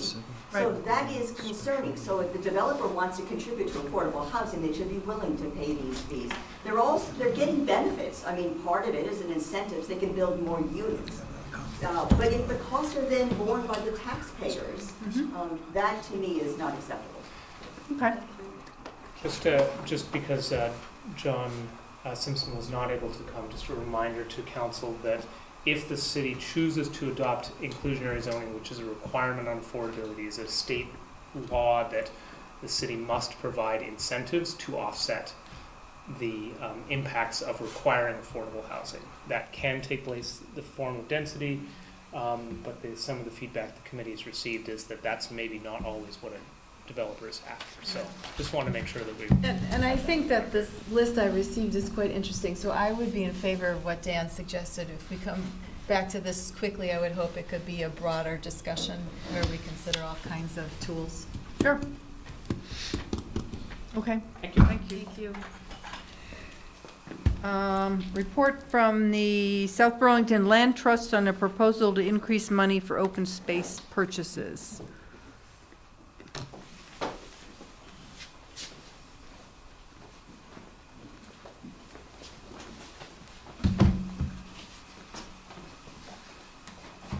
Why don't you pull the table up a little bit? Can you? Yes. Oh, I'm sorry. Well, but if you can't hook in, Careful, careful, Charlie, you're gonna drop some stuff there off of your, well, maybe that wasn't a good idea, sorry. Board have any more slack? Bring it this way or? I know, put It's your, a sit more in the balancing middle. act here. Maybe sit more in the middle, closer to the, that's what Jens said, it's a balancing act, here we are. there you go. You just gain a couple feet. But Charlie also suggested we get a longer cord, we invest the $10 into a longer cord. Can't afford it. Tough year. Well, if we each pitch in $2, it's covered. There we go. Okay. I need your first slide there. Okay, welcome.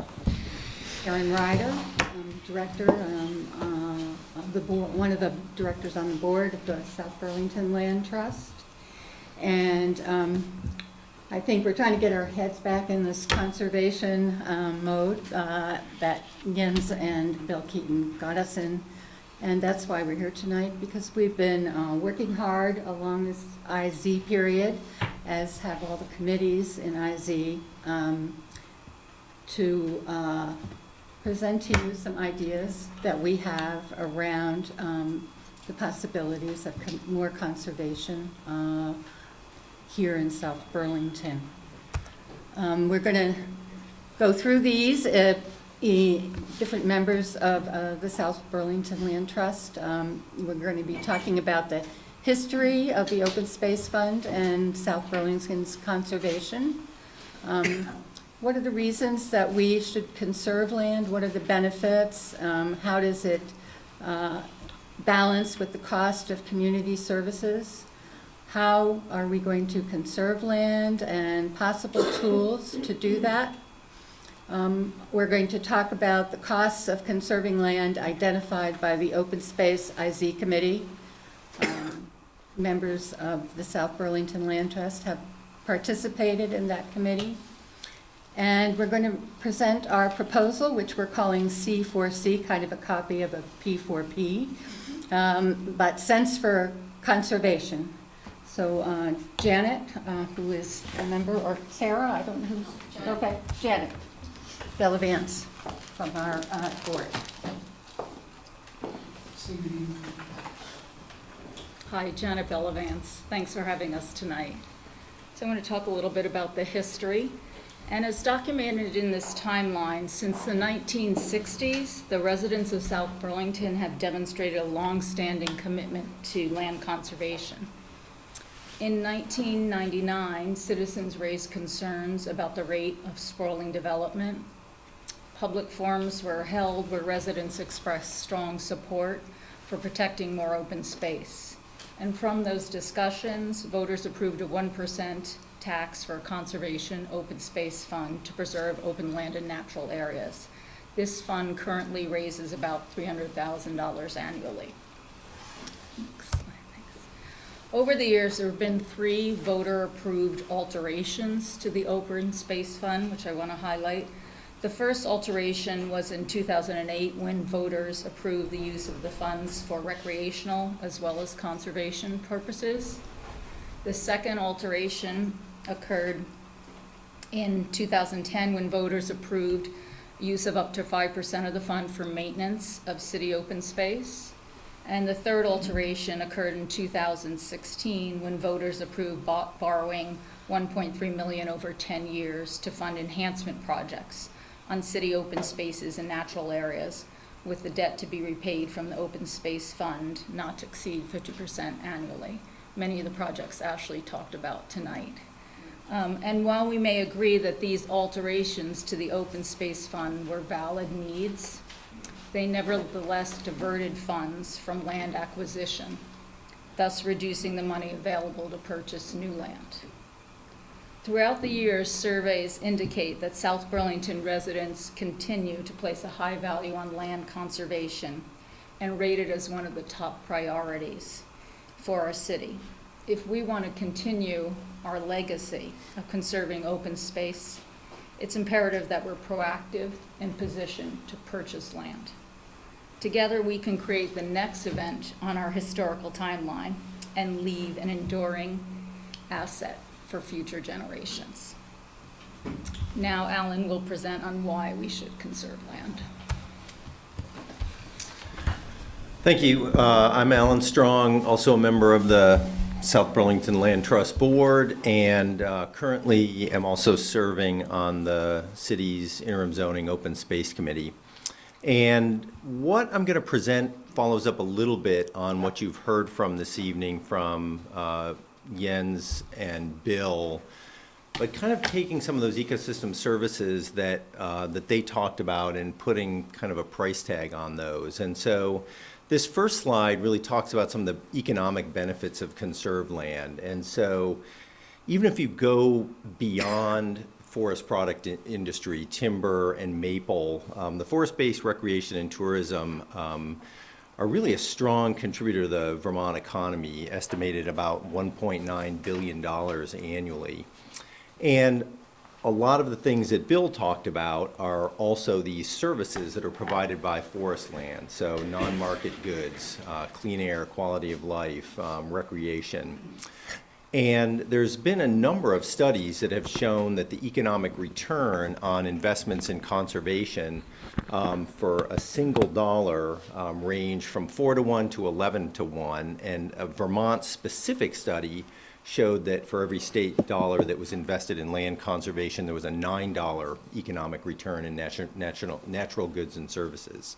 So it has a strong positive effect in terms of providing those services, but also on controlling some of the tax bases for community services. And I'll get to that in just a second. These dollar figures are a little bit hard to read. I don't think I can get my pointer to come up, but I'll yeah, there we go. So just at the top, if you look at deciduous forests, some of the things that folks are pointing out in terms of the services, putting a market value, an economic value on that: air pollution removal, carbon sequestration, carbon storage, erosion control, water quality, comes out to $180 per acre per year, the economic benefits, or essentially the return on that investment. But I think what's interesting here, if you look at woody wetlands and emergent herbaceous wetlands, again, Bill and Jens talking about those riparian forests, up to $590 per acre. And Jens was talking about the difference in the flood benefits in Otter Creek in Rutland versus Middlebury. And some of those studies have shown that the Otter Creek forested wetlands and herbaceous wetlands are probably saving Middlebury something like $100,000 to almost $500,000 a year in terms of flood protection. So really, some really strong values there on those ecosystem services. So Alan, is that sort of like an avoided cost? Exactly, right, yep. You prevent something right. that's Yes, very exactly. costly to repair. Yep. And I think I think the number from Irene was something like $2 billion. I mean, it was huge just for that Irene event that was essentially saved by repairs that Middlebury didn't have to undertake because of those wetlands. So there's a bunch of studies that have now going on the flip side in terms of thinking about the benefits of conserved land for communities. There's a bunch of studies they called cost of community services studies that have really looked at the costs for different types of land uses.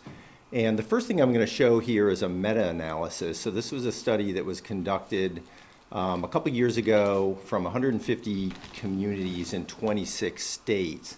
The bottom line being that residential land uses don't cover the cost of the community services and have to be subsidized by other community land services. So if you look over here on the chart on the right, on the y-axis here, the median cost of community services per dollar of tax revenue, this $1 would be essentially the break-even point. So if you're paying $1 in taxes, you should get $1's worth of community services. And across these 26 states, 150 communities, essentially businesses and agriculture, which are paying $1 but only getting 37 cents in services, 30 to 37 cents in services, are essentially subsidizing residential, which in essence is actually costing more money than they're paying in those community services. Now that study itself didn't actually have any Vermont communities involved. There was, Vermont was not involved in that, but there has been some studies in Vermont. These are a little bit older. The data here are from 2002. But in essence, looking at the town population versus the municipal bill on an average home. And so this study basically took all the Vermont towns and broke them up into equal bins. So there's 20% of Vermont towns in less than 665 people, 20% in the 669 to 1078 range, et cetera, et cetera. And so the expectation would be is that if the amount that you're paying in taxes is essentially helping by having more people there, that line should be even. It shouldn't matter what the population size is. But what this is showing is that as the town grows, as the size of the town grows in population, you're actually seeing average property tax bills go up. And so essentially the same thing here is you're not keeping up with those cost of community services by increasing residential development. And this is just, these are just a few quotes that have come from some of the city council meetings here, which have just, in essence, shown that, Kevin, Tom saying growth in the budget is not sustainable, and consistent messages of budget shortfalls for a lot of the city departments, even the ones we've heard about tonight, talking about, threats of budget cuts. So with that, Duncan Murdoch is going to talk a little bit about tools for conservation. What are some of the options we have? All right, thank you. Duncan Murdoch. I'm the board. And I'm also on the IZ committee and the Natural Resource Committee. So I'll go over briefly some of the tools for land conservation, some of the options you have to conserve land. So if you're a landowner, landowners can donate a conservation easement. I'll go over the definition of that later. And donate their land to an accredited land trust, such as the Vermont Land Trust, the Nature Conservancy are the two big hitters here. They can also sell their land outright to an accredited land trust, and place restrictions on their land deeds as an option. Also, another tool for conservation is a landowner can sell to a municipality. So I'll go over donating for an easement, just the major bullets. There are a lot of details, but these are just kind of a good overview. Landowner donates an easement that allows that landowner to continue to own and live on and manage their land, allows that landowner the right to permit or restrict public access. So misconception is if you donate your land, an easement on your land, then you must have public on your land, which isn't true. So that gives them the right to pass along their land to future generations.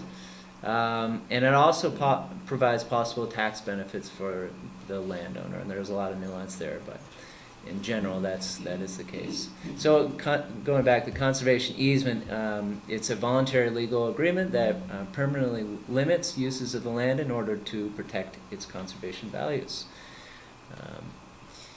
So essentially that land is conserved in perpetuity. Sorry. It's all right. No, didn't we skip one? Donating to a land trust. Yep, okay. So donating your land outright to a land trust. So the land trust agrees to, after you donate your land to that land trust, they agree to find a buyer who is interested with conservation in mind, to protect its natural resources, with or without a conservation easement. Land trusts may sell or transfer the land to a local municipality, a state agency, or another nonprofit organization. Also, landowners can donate their land but retain the right to use and enjoy the property during their lifetimes. This is also known as a gift of land with a reserved life estate. And next up, you can, as a landowner, sell your land to a land trust or a municipality. So selling to land trusts is generally land trusts are nonprofits, so it sells for less than a fair market value, but that also makes it more affordable. It makes it more affordable for the land trust, but also offers several benefits to the landowner. Provides cash, in many cases, may avoid some capital gains tax, may qualify, as well as a charitable income tax deduction based on the difference between the land's fair market value and its sale price. And the last tool for conservation that we'll put forward is landowners can also sell directly to a municipality, such as South Burlington.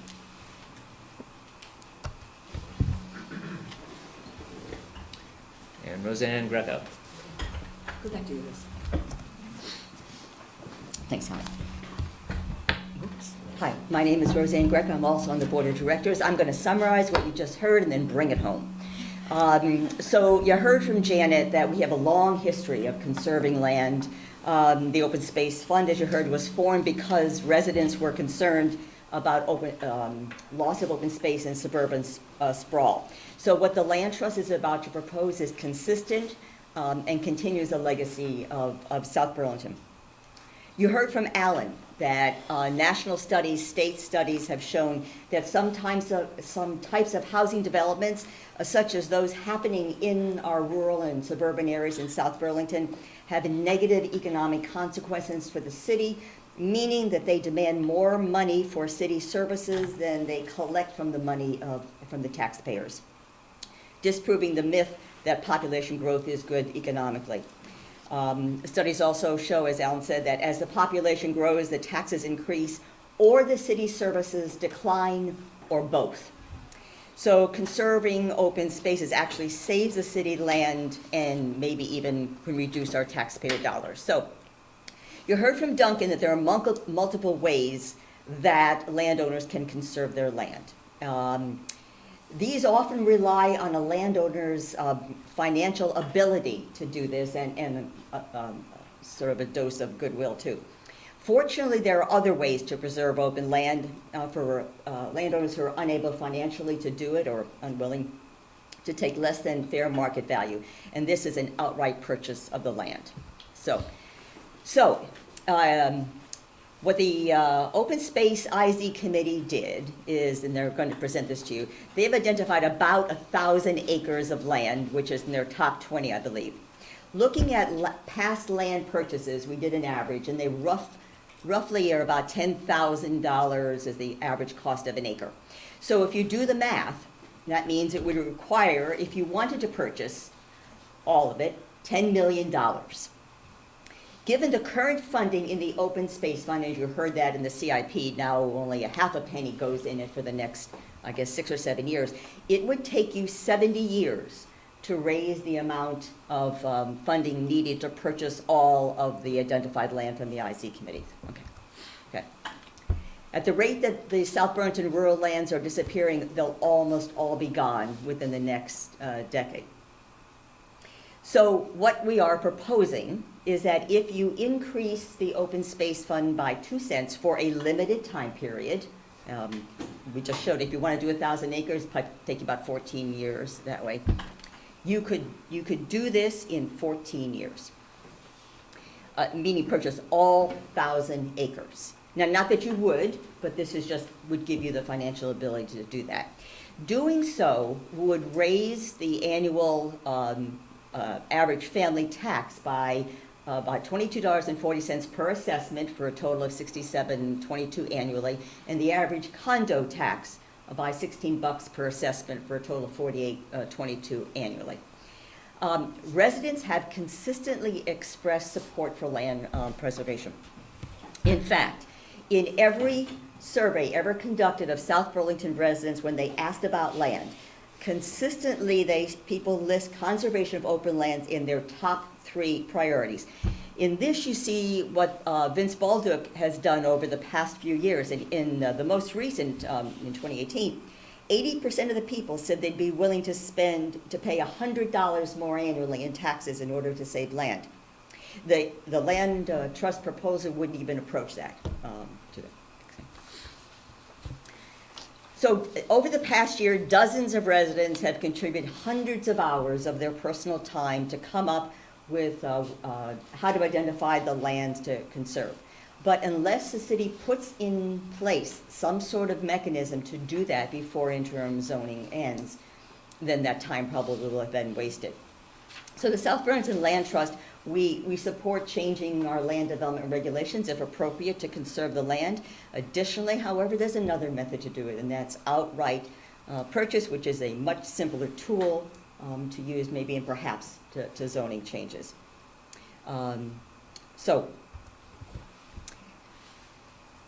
wrapping it up here. So we went through a year-long process and identified the lands to conserve. Residents have overwhelmingly said that they support land conservation. Purchasing open lands would provide fair market value for the landowners, so nobody gets cheated. Conserving open lands will result in economic gains for the city and would stop the increase in residential property taxes. So spending a few cents now to conserve land will be financially beneficial to the city and its residents in the future. So our little tagline here is, it takes sense and it makes sense. It could be financial sense or common sense to conserve. So the Land Trust is more than willing, if the city council decides that this might be something you might want to put on the ballot in March, to partner with you to do education and forums and outreach to the community to advocate for the voters to approve this. Thank you. Are there any questions? That was pretty clear. And I just want to say that the 20 parcels that our committee has identified really fall in line with what both Jens and Bill had to say, with the forest and wetlands and waterways, that those are truly our assets. And I'll reveal to everyone that on the last consensus polling on how to meet our climate change goals or our environmental goals, I put down specifically that. Let's look at how we can filter that water, and I think that this provides a way forward. Tom? So I'm generally supportive of this. I'm supportive of asking the voters. I'm fully supportive of getting a poll from them. And I also support conserving through acquisition. I find that's the best way to preserve these lands for future generations. I'm thinking about my kids, my grandkids, and so on. And I look at Burlington and I bet previous councils 20, 50, 100 years ago, if we could rewind time, we would implore them on acquiring more municipally owned parcels for city services and other functions. So I am not against this, moving this forward, and I think it's a much better track than land development regulations. Those change with the winds of the council. So land development regulations are ephemeral. They disappear over time. This is city-owned assets that we can use for all of our needs for generations to come. So I am not opposed to funding the Open Space Acquisition Fund more. Did you want to say something, Tim? Yeah, you don't have to. We have purchased land in the past, right? We have a budget item every year for that money. Increasing it could be, it's one path to trying to preserve more land. We also have a $209 million bond proposal by the school right now, right? And we have a lot of other competing future capital improvement programs as well. So, and you would tell me, oh, but those capital improvement programs are exactly why we should be buying more land. I understand that. So it's not, that lesson's not wasted on me. I'm just saying you have a lot of competing things. And the problem with putting things in front of the voters, they go, oh, $22, that's fine, right? But they don't realize that the bond issue that they passed last year for the communication tower just increased their taxes.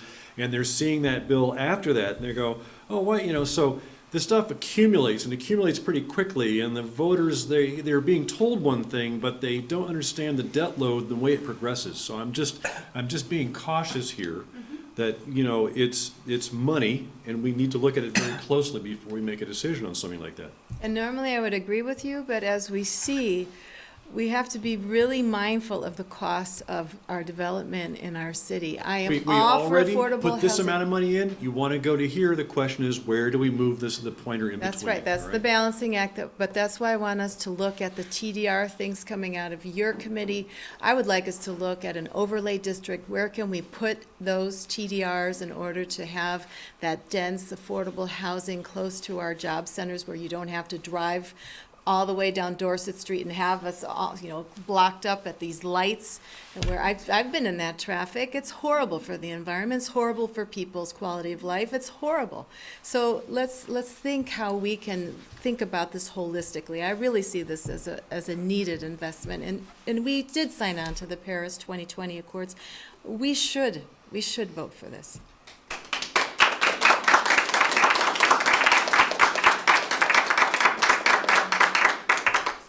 I don't want to be the only one not to say anything, so I better. You produced a book, David. I haven't said anything. Yeah. Yeah, you're next.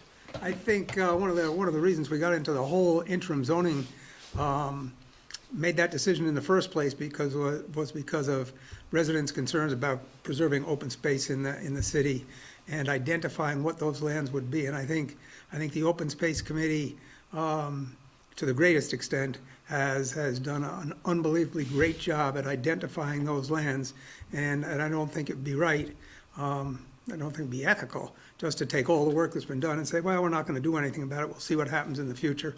I think, we do have an awful lot of demands on money, but I think this is what everybody was moving us towards, and I've heard lots and lots of residents say, if we identify open land, let's find a way to buy it. And so maybe this is the way to buy it. I think we do have to discuss, our priority. We don't have to make a decision on the March ballot until January sometime, right? And so I think we have to put everything in the mix. But to me, this would be a top priority.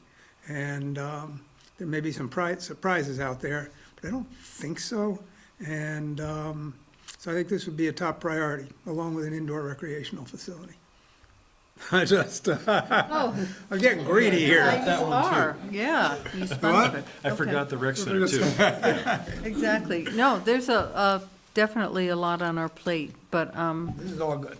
I would concur that I think this makes a lot of sense, and I would support it. I am concerned about the proposal by the school board and the school proposal and its impact on the budget. But again, the taxes, I think all of those issues are things that the public needs to weigh in on. And you don't know what the answer is unless you ask them.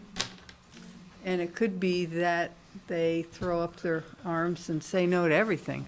I don't know, but that will be their decision and we'll abide by it. So I'm not opposed to putting this out there. Just remember that as of this year, in the current grand list, we're sitting at 2.059 total tax rate for the city. Burlington is 2.81, right? And Winooski is 2.75. You're going to be moving up into those ranges with all of the proposals that are being heard. If they were all to pass, right, you'll be getting up into into one of the highest tax rates in the whole state. I just want you to keep that in mind. I would predict that they're not all going to pass. Oh, I'm just saying. But I am willing to let the voters determine that.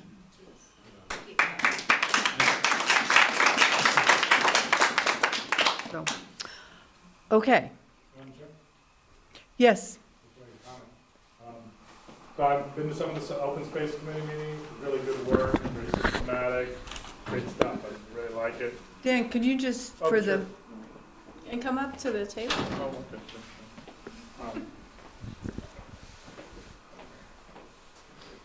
sure.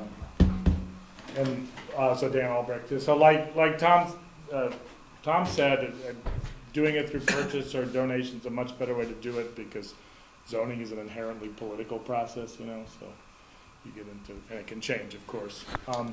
My concern, which I brought to the council before, we have had 5 parcels, as far as I know, bought with the Open Space Fund, the Scott property on Autumn Hill Road, the Dew property cheese factory, the Goodrich property on Meadowland, the Underwood property on Spear / Owen Farm Road, and the Eau Claire property. And I asked Paul Connor several months ago to just, like, is your bought with tax dollars, or people got a tax write-off for it? What are the benefits? And I understand the broader benefits, but this is the people's money, other people's money, public money being used, so it gets to the benefits. And I get the larger context of climate change, et cetera. But in many cases, and it's really frustrating for the Underwood property, I was part of that task force shortly after the purchase on visioning and the uses and the amenities, and wow, great, and spent several hours, several meetings with others in the community. And other than a little pissant mode path, there's diddly there. Well, We have it up on the screen. Okay, so that property was purchased in 2012 for $1.6 million. Okay, the Scott property, $970,000 in 2005 and 2007. Amenities to public, to be determined, currently passive recreation. So a while back, I can't remember which city council it was, put some money into the maintenance of the existing parks and things we have. Because what's the point of buying this money with the park land, with the people's money, if we don't get to use it or enjoy it? We are using it, Dan. We are. We're using it with No, water you know there's filtration and this is a carbon serious punch sequestration. list of things that need to be done. Yes, There is no parking right now at Underwood. but we are already using the natural resources on that land, and we have to see that as a resource for our community. I In get addition it. to I the get it, that's a hiking. larger benefit. That's a larger benefit, but it's right in there that there were going to be some amenities for use. And other than providing some open space for a view and the larger natural resource benefits, which I understand, you have an obligation that if you spend public money with the expectation of some minimal recreation or ability to use these facilities, then it's just sort of sitting there. And people got a lot of money for these properties of public money. Just the same thing. If we have a library, we expect it to be open certain hours, right? So that's all I'm asking, okay? You saw our CIP presentation, right? You saw how all of those things are laid out. I see that, but in the it's years. just that the pace of it is downright glacial.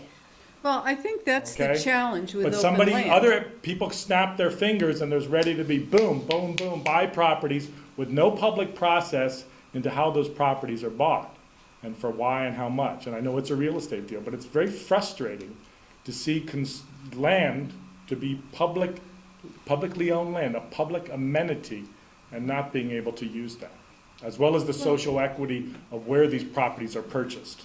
Well, I do think it's an investment in the future, and if you really believe that to preserve open space is appropriate, I think you have to also appreciate that every single acre is not going to be manicured and managed I said passive for recreation, public right. use. But you have to keep the track going along. At the same time you're purchasing properties, you need to be implementing management plans. And the management plan and the use aspect is lagging behind the acquisition. And Underwood is a Well, perfect I'm not sure if example. it's lagging, it's slower than you would like, and I Pretty frustrating, appreciate it's a lot of that. money. And personal time I spend in divisioning on some appropriate uses for kids, et cetera, a facility for rental, for weddings, et cetera. And right now, it's a little two-space parking thing to pull in and hope you don't get killed backing out.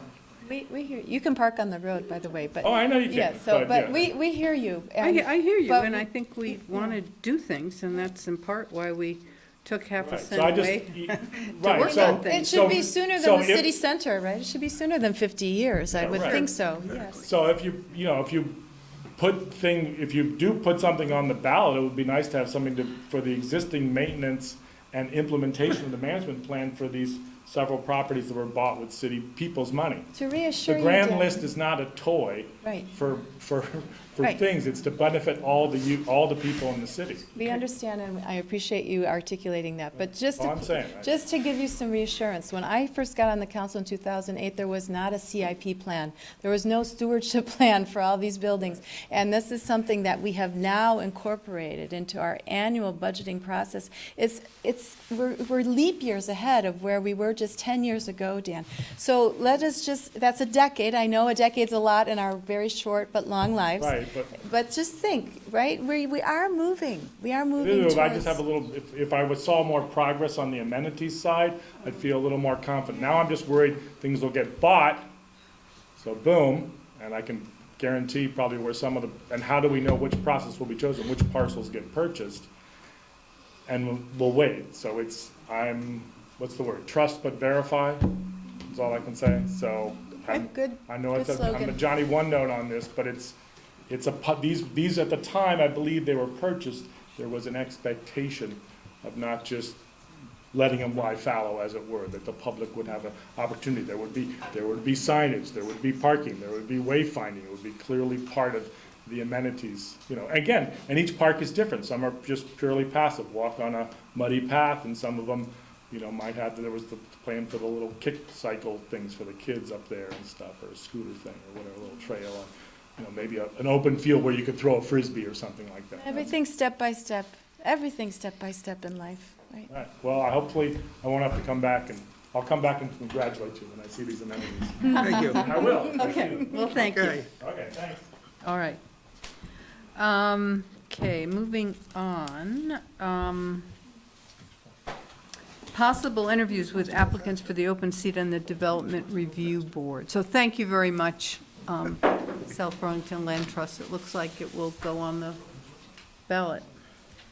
It is? It does? No? It will? It might? Well, to be determined. might. I like your scale thing. I mean, Yeah. talking about a penny, 2 pennies. We've yet that's to be discuss it determined. fully. Yeah. Yes, oh, Yes. absolutely. But Yeah. there certainly is support for the concept, and we'll The figure it out. concept, yes. Helen, can I just Yes. make a comment? I think Yes. one of the things that we said, and I want to emphasize, is the South Burlington Land Trust is willing to participate in any kind of educational activities for the community, to introduce this idea and to talk about why it's important. Yes. And we can take them on trail walks or, I don't know, Whatever. things Yes, we I- can partner. I just want to If this ends up emphasize being on the ballot, then we will take you up on that. Okay. For just wanna sure. know that It will leadership. need, as every ballot item needs, I believe, some good education and convincing. Yes, Sarah? Just very, very quickly, we had hoped when we started this process that the planning commission would be in joint session with you tonight, and it didn't work out that way. I think Monica was here. She was here. And Michael was here, but other than that, I'm not sure if planning commissioners were here. And I believe you emphasized to them the need to look at the film tonight, but if that hasn't happened, I would like officially from you a strong recommendation that they watch what took place tonight with the two naturalists. Okay, as we can well do as- that. I as well think as they the have proposal. heard from both of them. Oh, they have. But probably I mean, not in this all of context, them. as we conceived it tonight, as a Okay. package to present. I can certainly recommend that Thank you. to Jessica Luisos. Great, thanks. Okay, thank you very much for all your hard work. So we want to interview, I gotta bring this up, I'm sorry. Did you want to do reports? Oh. Before the application. Except you could move that to the end if you want. The Number interviews come 13? first. Interviews come first. Interviews come first. I think we ought to do them. I think some people have been hanging Oh, around. sorry, I 10:15. crossed something out by mistake, sorry. So it's, gotta The throat is starting to get sore. All so- right, let's see. So is Tanya Carnady here? Yes, would you please come forward? Thank you. See what you're in for? This is on the job training already, right? That's right. Hey, it's only 10:15. DRB meetings never go this long. That's right. Yeah, it's 7:15 Okay, in California. So welcome. Only applicant? No, there are 4 applicants. So you, let's see.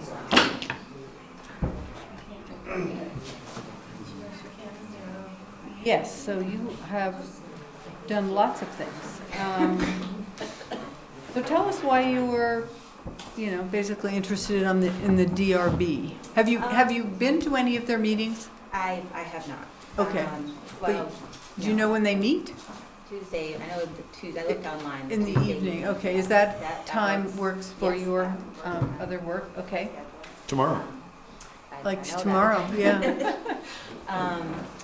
So I saw I think it's someone posted on Front Porch Forum that there was an available position. And I just thought that my experience would be a really good fit for that board. I've been kind of, a little bit in the past few years, looking to see what positions become available, to see where I would fit in, and I'm supporting role in one of the committees for the city because, I live here, I like to volunteer, I like to be a part of things, and so when I saw that, I just thought it would be a very good fit for what I used to do many years ago. I have about 10 years of experience as a civil and environmental engineer. Before I had kids, I had a 10-year break staying home with my kids. But I continued to, I don't practice engineering anymore, but I do maintain my professional engineer's license. I'm licensed in the state as an environmental engineer. And I thought it would be a really good way to bring some of that back and use that experience in a positive way. And then I thought the other piece that would kind of support the board was being out there working with buyers and sellers as a realtor, that I kind of see some issues that maybe other people on the board wouldn't see, that perspective of what people are actually running into when they're trying to purchase homes or sell their homes. So I just kind of very quickly threw my hat into the ring and thought I'd come and see what happens. Great. What kinds of things do you see as someone who works with buyers and sellers? Well, I see that it's difficult to afford to buy a home, particularly if you're, a young couple, two professionals. I actually tend to, the younger couples aren't moving to South Burlington because it's very expensive. And then just seeing, there seems to be a real concentration of homes in the $500,000 range. So I guess I just kind of wanted to come in and just understand better the process, and so I can see how the decisions are made and maybe influence that in a positive way to get a broader range of prices for homes in the city that would fit all different kinds of people who want to live here. Anything in design? Because that's what the DRB specifically works on, is design and placement and... Well, I have really noticed a shift, because I think someone earlier said, people really want a yard, and I'm not really finding that so much anymore. More younger buyers. It's just not as an important a concern as it used to be for buyers. Now it's more the ease of living, having everything move-in ready, and the association to take care of all of the extras that people don't have time for or don't care to do themselves. Or Do you have any other questions? Okay. Well, thank you very much. I'm sorry we're running so late, but Tim tells me the DRB never runs late. Never. Never used to. Never used to. They probably do now. Oh, right. Donald Balcom? That would be me. My initials are DRB, by the way. Well, so your monogrammed shirts would work for the committee. Hey. Oh, thank you for considering my application. I moved to South Burlington 3 years ago after I retired from multiple careers, and about a month after I moved in to my place on Market Street, I've been living the Market Street City Center project for the last couple of years. Councilor Barrett knocked on my door. I guess he was getting the pulse of the community, and we chatted, and he said, "Oh, you should get involved with the city." And I said, well, you know, I'm brand new. I really can't offer anything right. But now I've been here for 3 years. I have a background in urban planning. I was the director of land use and zoning for Cambridge, Massachusetts back in the 1970s. I've written zoning laws, subdivision regulations, environmental regulations. So I think I have something now that I can offer to the community, having lived here for 3 years. And I've actually had 3 careers. Urban planning was my first one. Then I frankly burned out, you know, sitting in endless zoning meetings and being a mid-level bureaucrat. Are you sure you want the DRB? Well, you know, I wonder about that. I actually sat in on one of the Dorset Meadow DRB hearings, sometime in the last year. I mean, there have been so many, and I can't say that I'm completely up to speed on that. But anyway, in all of my 3 careers, I've worked with volunteers, and I think that volunteerism, and I've served on local boards, or not-for-profit boards. I've never served on a municipal board, though I've been a consultant to many towns and cities in Massachusetts. Anyways, when I saw the posting for this position in the Front Porch Forum, I thought, well, toss my hat in the ring. Right. So here I am. Thank you. Any questions? So you've been to one DRB meeting? One, yeah. And you've got enough time to go to 2 meetings a month, sometimes might be. Yeah, yeah.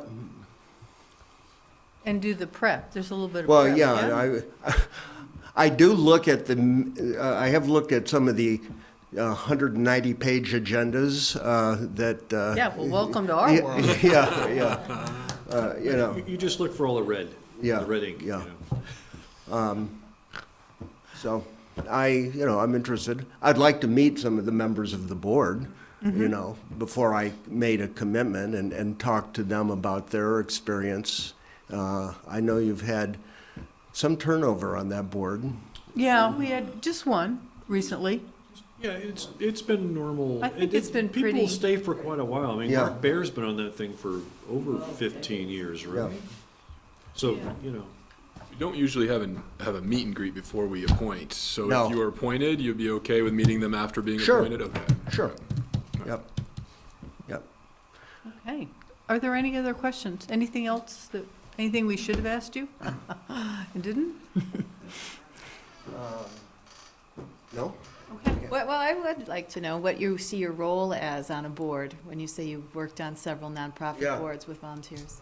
What do you bring? Well, I mean, the one thing that I came away from the meeting I did attend was that there seemed to be a misunderstanding in the community about what the responsibility of the planning board is, or the zoning board and the development review board. That the role of the development review board is to enforce the regulations that are on the books that the city council has adopted. And there seemed to be some confusion. I've felt that some of the members of the Development Review Board were being unfairly attacked for trying to do their job. But on the other hand, I'm an environmentalist, and I understand the concern for protecting open land and preserving the natural environment. I mean, the last 25 years of my life, I've been raising money for not-for-profits. I worked for the Nature Conservancy. I worked for the Trust for Public Land. You know, I believe in the mission of protecting the natural world. And I'm an avid gardener on top of it, so I like to get my hands, you know, in the soil. But,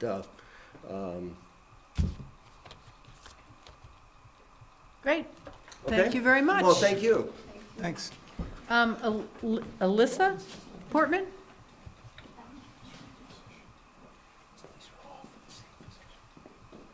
Yes, all these people are applying for the same position. We got 4 candidates. Yeah, it's really a good. This is like, we've never had, I don't think, I was 4 gonna say, candidates, yeah. so that's Wow. great. Any competition. Oh, well, Let's see, you have been here 4+ years.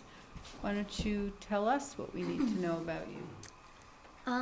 I've been a Vermont resident for 7 years, lived in South Burlington for over 4 years now. I've sort of been looking for ways to get more involved in the community, and this sort of stood out to me as a good way to become more involved in sort of the planning, enforcement of planning in the city of South Burlington. I have a master's degree from UVM in historic preservation and think that I could offer sort of a unique perspective as someone who's a younger preservationist in terms of development and the future of the city. Okay, have you been to a DRB meeting? Not in South Burlington. I've attended meetings in Burlington when I was in school. I suspect they work the same way, don't they? I figure they're at Are they least what? similar. They would be pretty similar. Yeah, they're harsher there, I think. It gets kind of brutal. Yeah, yeah. Yeah, well, I guess it Those are can. the Tuesday night Apparently fights. it can here, too. It's the Monday night fight here. Yeah, yeah, okay. Well, she keeps a sense of humor over it, at least. That's good.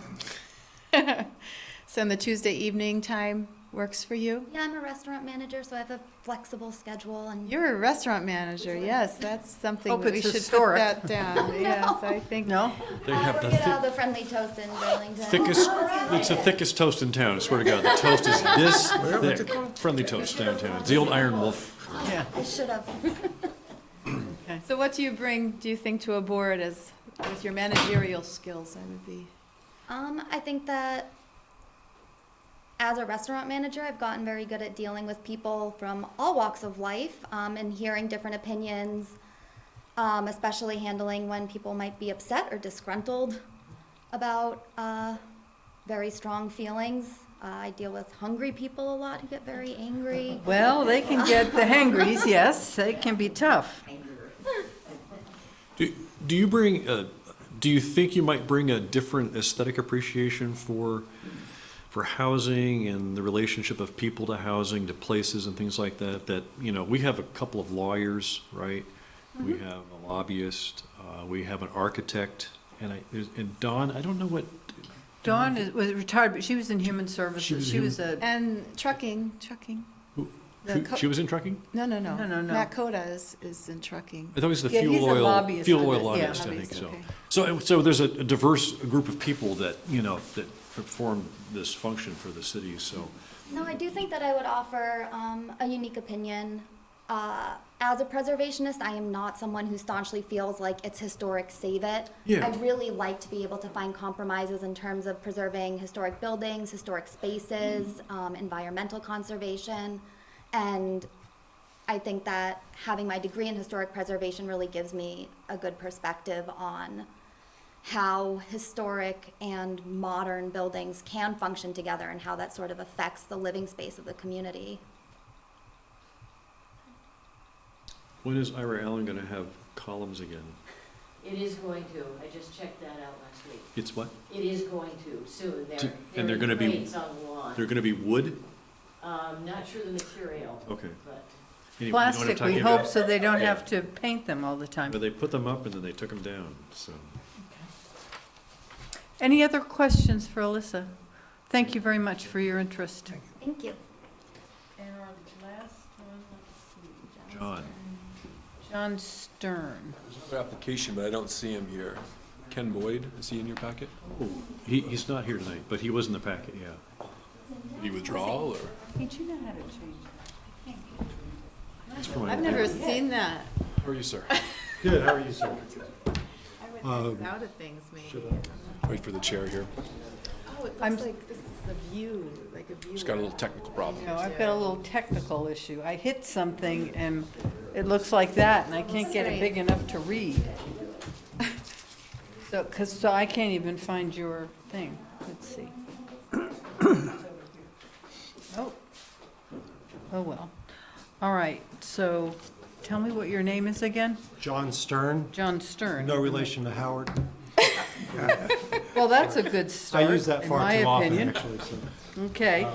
Thank you for your time this evening. Thank It's you. a- we have 4 good candidates, obviously. I do not have a background in development per se. I have served in the public sector, however, under both Governor Shumlin and Governor Scott, with Governor Scott in the Agency of Transportation, under Governor Shumlin under the Agency of Human Services. I started my career in the commercial sector. I've served as the Chief Information Officer for some of the leading publicly traded organizations in their respective industries, and I understand the interplay of various investments and how they help communities or cities or states grow. Under Governor Shumlin, I helped direct the investments of about $190 million, federal and state monies. I sought to drive economic value for the state of Vermont and also achieve program improvement.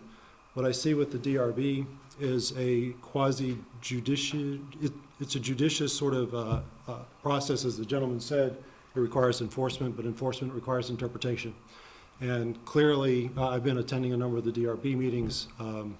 It's a sensitive topic that they're discussing with regards to some of the development issues in front of them, and I think it requires some thoughtful reactions and some thoughtful consideration for what's taking place. I believe I bring that to a position like this, even though I don't necessarily have a background in development in and of itself. So there would be a slight learning curve for me if I were to receive the role. Well, I think there's a learning curve for everyone. I don't think you just roll into the DRB and know it all. Is that fair to say, Tim? Tim was on the DRB for a while. Just a while. Just 4.5 years. That's it? They're longer. Okay. 2001. Just in time for the methadone clinic fight. Oh, yeah, you got some good stuff.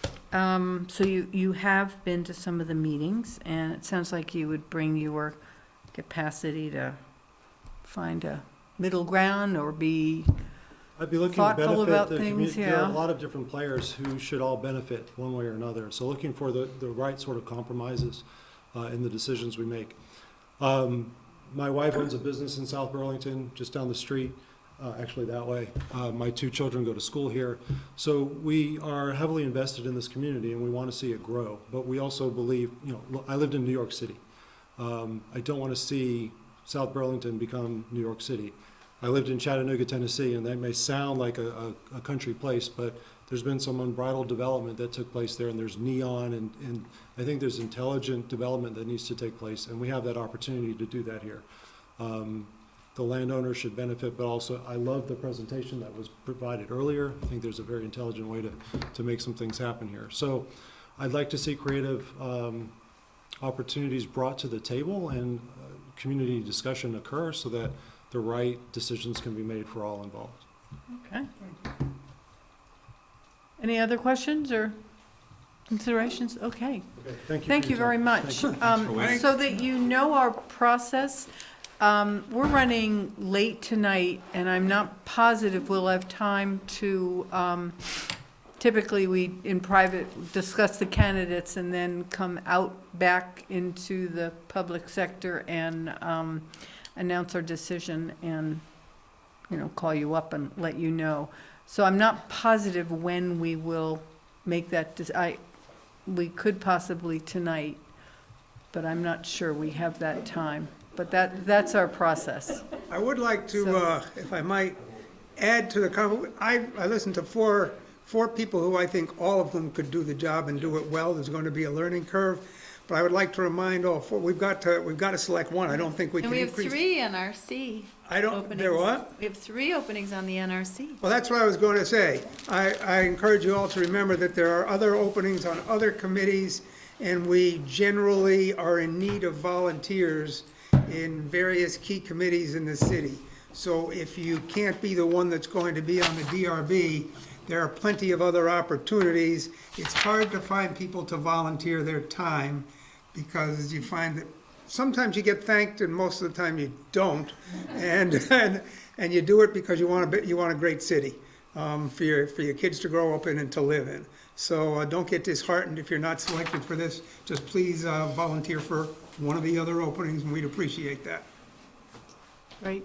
Okay, thank you very much. Thank you. Thank you, David, for remembering our CS. Okay. Reports from counselors on committee assignments? Tom, nothing? Yeah, Open Space IZ Committee. We, as you heard tonight, we've come down to 20 parcels. We have had them, we've identified them. We are just currently, Alan and Vince primarily, Alan Strong and Vince Bolduc primarily are writing up the report, both the methods and the overview. The members have written up narratives for the different parcels. And we'll be early December hoping to finalize that report, so. Great. It was terrific. Yeah. Yeah. It's been very, very good. Yeah, I think so. Absolutely. Good group of people. It's solid, really solid, yeah. Tell you. Oh, yeah. Any other committee pension, whatever? Yeah, I'm not meeting, I haven't met for, Channel 17. We have a meeting this week sometime, and we're doing the, police commission is, not police, airport commission is Wednesday, so I don't have anything. We have a couple of, I submitted my amendments to the MOU. Christine Lott had some other amendments, and we're meeting, I think, the first week in December to sort of hash that final thing out, and we'll see where we are with the MOU, so I'll keep you informed. That's where we are. Okay. We need a motion to convene as the Liquor Control Board. So moved. Second. All in favor? Aye. I move that we approve the application of Bliss B for a first-class restaurant bar license. Second. Okay, any discussion? All right. All in favor? Aye. Aye. Great. This is going into the Larkin Building next to Muskoma Bank, if you didn't know, Oh, across from okay, I Panera didn't know where Shop. that was. Okay. And so I have a motion to come out of the Liquor Control So Board? moved. Second. All in favor? Aye. Okay. Can we strike 15 and move it to another meeting? That'd be great. I thought as I read that we November 22nd is the needed, deadline. it needed to be, where's It Tom? also says no action is what they're Right. recommending, and I don't have any action So if we on it. strike it, we're in the suit. That's And that's what basically, they're recommending. right. Oh, so we want to Okay. do it. Okay. We want to be part of the action? Well, no action is that action. Okay. Do you want action to withdraw from the suit? If we're taking no action, we can just go on to the next agenda item. I agree. Okay. I agree too. Let's go. Okay. Other business, I just noted the letter from Susan DeGray, and I will, if it's okay with you, I think that's a conversation about parking and kind of joint parking that would make sense for us to have, and certainly she's having trouble with both the manager and the owner, and now the other businesses, so, but we'll put it on the agenda. Great. Good. And then also the January 7th meeting for the Oh, budget that's right. discussions. So the January 7th meeting that we have on our timeline for budget discussion, Megan is going to be out of the country. So my, Skype. That was yeah, one but she's going to option. be in You did it Scotland. before, right? That's too hard to, Well, but you don't it's sit 6 hours still. difference, and you don't want to do that. And the electronics aren't the same. January 6th. I ran or out of January 7th? battery when I was in London, I think. Monday, January 6th we're Fizzled talking out. about, not the 7th? That was January 7th. So that's a Tuesday. Yeah. That's a Tuesday. You can't, will you be back the 7th? I will be returning the 8th. 8th. So. What do you say, our meeting is scheduled for the 7th at 6:30? No, our meeting is scheduled for the 6th. 6th. Oh, the So- 6th? So the question is, Monday the 6th. Monday. yes, so do you Okay, I saw want to, 7th on the sheet of paper. so do you okay. want to find another date, like Thursday the 9th, or do you want to wait until the 13th? Does that put us too far behind? 13th would be preferred to me. The 8th, 9th, and 10th are shot for me. What's this, for ballot items? This is an important budget discussion. No, Oh, the this budget is our discussion. budget discussion. So we would meet the 13th and the 20th? Yeah, I think we're going to have the steering committee probably the 20th or 22nd. We could do the 22nd for the steering committee. When do we have to Okay. approve the ballot items for the, It probably has, I think the 22nd's the last date for the budget to be approved. Okay, so if we met the 13th, we could do that budget item. We could also, I mean, Could schedule another meeting that week too, if you wanted to. we could have our regular meeting on the 6th and do everything but the budget, and then on the 13th, just meet for the budget. I like that. I mean, that makes 3 meetings in January plus the steering committee, but, I said via email, I'd rather have more shorter meetings than fewer Going late. longer meetings, but that's just me. I think I'm I with you. Okay, I don't all right. I'm with disagree. you, This this is is getting hard. late. Is that We okay? start to I get- got an Okay. 8 o'clock faculty meeting in the okay. morning. So let's plan on then, the 6th, January 6th, we'll have our regular meeting, but we will not do the budget discussion. We'll have a special meeting on the 13th for the budget discussion, Thank you. Works. and then we can all be here. Yes, 30? Yeah, what time? No, the holiday's the following Monday. the 20th? Yeah. Yeah. Oh, so we're meeting on the 20th first. Yeah, the 20th. 20th is Martin 20th. Luther King Day, yeah. Okay. What time starting on the 13th? 6:30 or 7? Special Is meeting. 6:30 and then, Well, or does that make I it really prefer tight for you? It makes it really tight because I've got 3 classes in a row on Tuesdays and Thursdays ending at 6. So to come off of This 5 is a hours Monday. of teaching, This is Monday. I know, but he has to get Oh, up the next morning. it's Oh. Monday, Monday the 13th. then I'm okay. I don't Okay, care. so Monday We the can start. 13th is 6:30. Yeah, we can do that. I can Will do be that. our, just for the budget. Okay, great. So now we have, 2 more items for other business. At some point, Oh, I I'm want to sorry. get discussion in for a report from Lou Brzee on what he's working on, right? Because the Energy Committee wants to get more visibility to that because they feel it's kind of stalled. okay, And the other thing is, at some point, we need to discuss about, when our Glocks, our police firearms reach end of life, what do we do with them? oh, okay, Yeah, I know Kevin took that on. Yeah, thank you. Okay, Yep. okay, thank you. good. Done. Good enough, all right. Go with- So now, do you have the, I'll get Lou on the agenda. pardon? And so put Lou on an upcoming agenda. Yes, yes, yeah. So now we have a possible executive session to receive. I do have it. Advice from the legal counsel. I do. We're gonna kind of truncate some of these, we hope. Yes, we did. And we took no action on 15, which means we're in it. Do we have to do this change of use application tonight? The what? The have to do the grievance executive hearing. session, do we have to do that tonight? Well, they've been, yes, we do. They've been hanging around for hours. Yes, we do.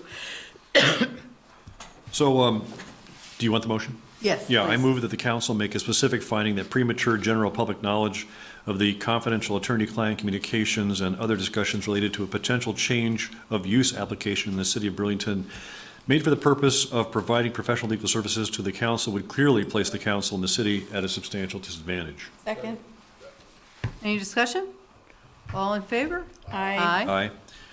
Having so found, I now move that the council enter into executive session for the purpose of considering confidential attorney-client communications and other discussions related to a potential change of use application in the city of Burlington made for the purpose of providing professional legal services to the council.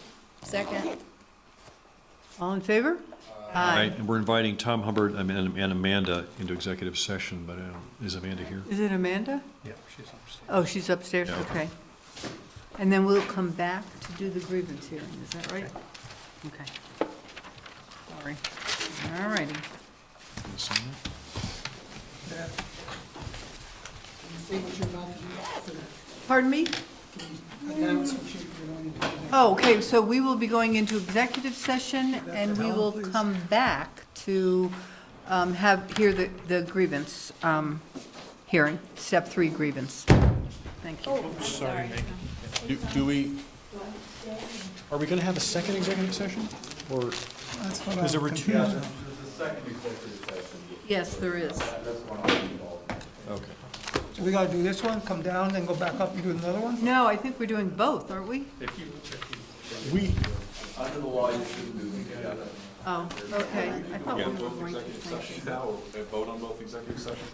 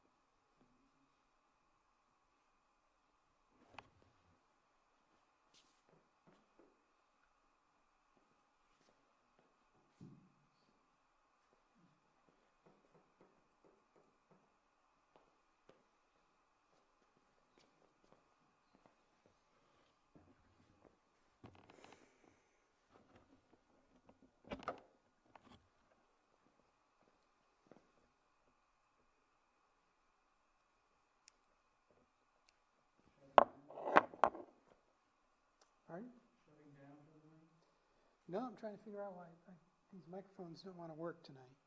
I'm trying to go through the equipment.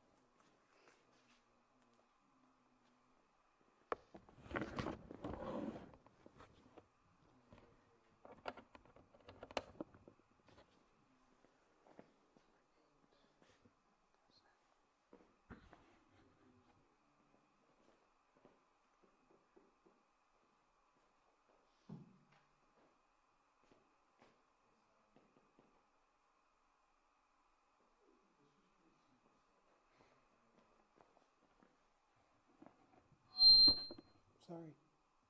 Went the wrong way.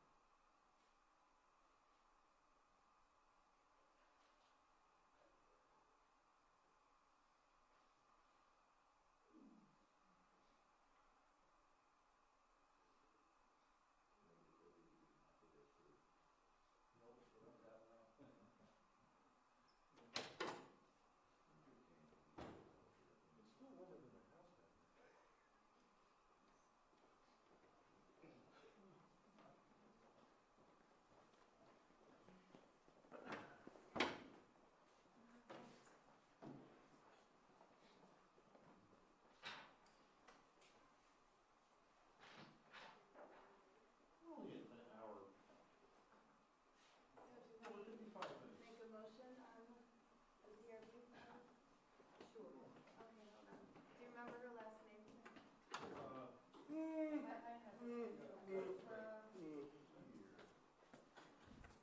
Portman. So is David gonna come? Okay, so I'm gonna bring this back in, oh, I'm sorry.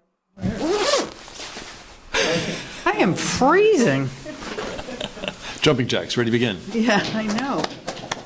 Okay. Okay, I'd like to reconvene the South Burlington City Council meeting of November 18th, 2019. And I would like to move that we appoint Alyssa Portman to the DRB. Second. any discussion? Okay, all in favor, signify by Aye. saying aye. Aye. Aye. So Alyssa Portman has been decided. Okay.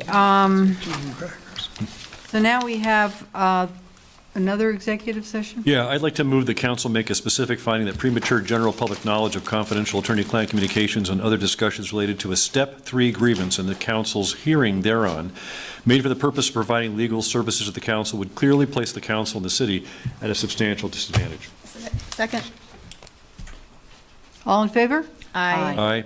Having so found, I now move that the council enter into executive session for the purpose of considering confidential attorney-client communications and other discussions related to a Step 3 grievance and the council's hearing thereon, made for the purpose of providing professional legal services to the council and inviting Bernard Lambeck into executive session. Second. All in favor? Aye. Okay, we'll be back shortly. Sorry, Fran, he's gonna drive back to Montpelier. What's that?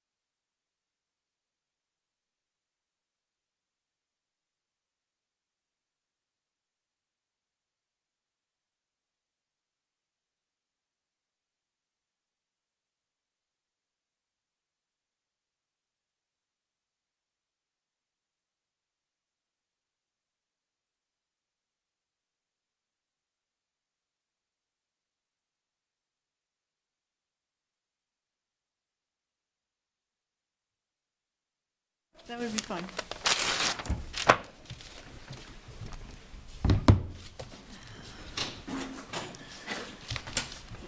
So I will call back into session the South Burlington City Council meeting of November 18th,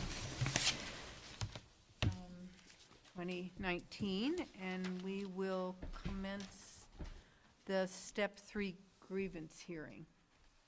Okay, thanks. Bernard Lambert is going to, Lambeck. excuse me, is going to run it, not I. All right, welcome, why don't you please all come up and be close to us. I'm Bernie Lambeck. I'm a lawyer based in Montpelier, but I've been asked to represent the city council in connection with this grievance since the city attorneys are involved in the grievance presentation themselves. Thank you. Is that better for you? So maybe just announce who you are, and then we'll hear first from the grievant, and then from the city. Tell us who you are. Tom Horgan, I represent the South Burlington Police Association. Dan Boyer, President of the Police Association. Amanda Lafferty, Deputy City Attorney. It's better if who's there going to speak predominantly. Sorry, there's only Probably one be a mix of microphone. the two of us. I think if you're presenting first.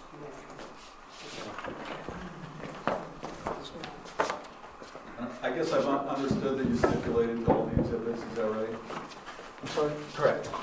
The question was, have you stipulated all the exhibits? There's an additional exhibit that I can hand out now that I only found out today that we were willing to stipulate. Okay, why don't you, one of you, tell us what the exhibits are, and let's make sure that the counselors have copies. This is a copy of a letter from the city's actuarial consultant. Oh, I'm sorry. Yep. Providing some history and background regarding the claim. Okay, and what are the other exhibits, Tom? Do you want to just tell us what they are? My understanding is that we have the original grievance that was filed in September of 2019. Everybody had, is there a packet? Yes, for they people? sent a yeah, Officer Boyer sent a packet. Okay. Yes, quite a while ago. I actually don't have the original grievance, but I have the step 3 grievances. Grievances one at step 1 and step 2, is it pretty much the same? There's just some history at the beginning as to when it was submitted at step 1, step 2, when it was denied, and so forth. Yeah. But the grievance is the same. Okay, so you have the step 1 grievance is an exhibit, the decision on the step 1 grievance is an exhibit? It is. The step 2 grievance? The step 2 grievance and decision? the step 2 denial. Okay, and then the step 3 grievance. And the collective bargaining agreement is an exhibit? It is, along And with the pension plan. The retirement plan, okay. And does Yes. everybody has those? And now we have also a letter written to Tom Hubbard from Eric Shate, an actuarial consultant. Okay. So we filed this grievance. Under the pension plan, an officer working under his first year needs to work at least 1,000 hours before they get any credible service toward their time.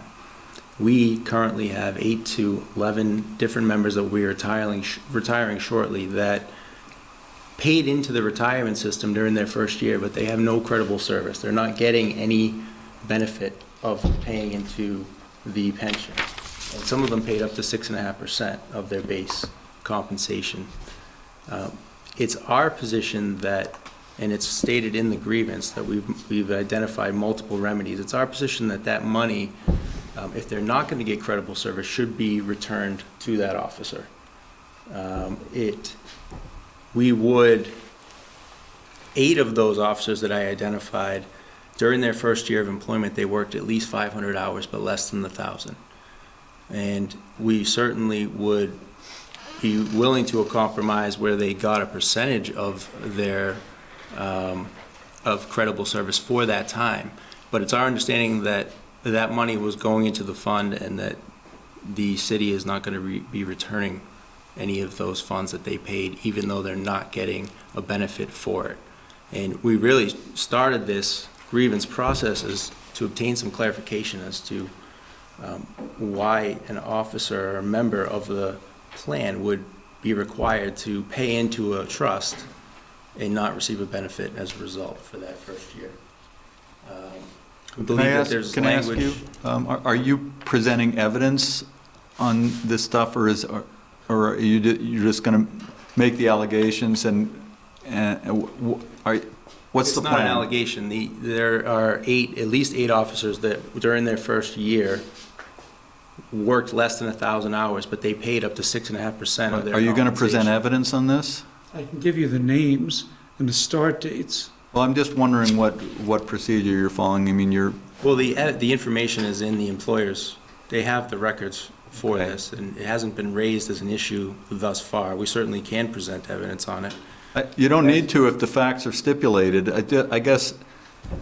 I did not include the names of the officers in the grievance. I don't think the names are important. Yeah, don't misunderstand me. It's not about the names. It's just there's a claim made about officers having. Is the question whether or not these individuals worked less than 1,000 hours during their first year of employment with the city? Yeah, I mean, I don't know if we all know the facts about it, so it's just, normally in a hearing, you present evidence of the facts. If the facts are stipulated, that's fine, and we can have an agreement about what they are. I guess the question I have with regard to the facts is, and this was the question that I asked when we were talking about process upstairs, is why does not, 1,000 hours or 2,000 hours count from the month as opposed to the year? That, I don't see that anywhere. See, everything is based on fiscal year. Fiscal year goes from July 1st to June 30th in South Burlington. So if an officer works less than 1,000 hours in that initial fiscal year, 6.5% of their pay is still taken from them, but they get absolutely no credit for it. So most people are hired just before academy classes. Academy classes start February and August. The August people have no problem meeting the 1,000-hour threshold. People who attend the February class, they're hired usually end of January, beginning of February, and then they go to the academy. They'll hit about 800 to 900 hours during that first fiscal year, pay 6.5% on each of those 800 to 900 hours, and receive no credit whatsoever. So in essence, the city is taking 6.5% of somebody's salary for 800 to 900 hours and giving them nothing in return for that 6.5% taken. Where does that 6.5% go? It goes into the trust for the pension fund, but the officer doesn't get any credit for it. It's not the city taking it, I'm just, as I understand it, right? Well, It's going into the trust? Well, it goes into... Yeah. Goes into a pension fund? It goes into the pension fund, so, right, it's not going to the city. It goes to the pension fund that the city controls. And so is this, that agreement that we see in your, was that collectively bargained? No. Now, it was collectively bargained as far as what we agree to pay into it, but the pension plan is done under a separate document. Now, we attempted to, well, it was brought up, I brought it up myself at the last round of negotiations.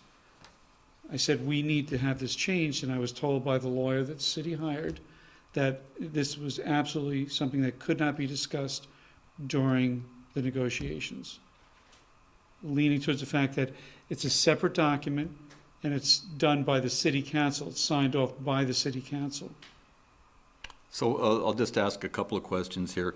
The collective bargaining agreement does itself, it doesn't have the detail about how you calculate years of creditable service, but it does have a provision on creating a retirement plan. Am I right about that? Correct. It references the city retirement document, if you will. Right. So do you agree that the the provisions of the City of South Burlington Retirement Income Plan are incorporated in the collective bargaining agreement? That would be our position, yes. And do you agree that there's no actual ambiguity about the terms of how you calculate a year of creditable service? In other words, the text is clear enough. As I understand it, your argument is it's not fair. There's an unfairness inherent in it, but the text itself is clear enough. Am I right about that? Is that your position?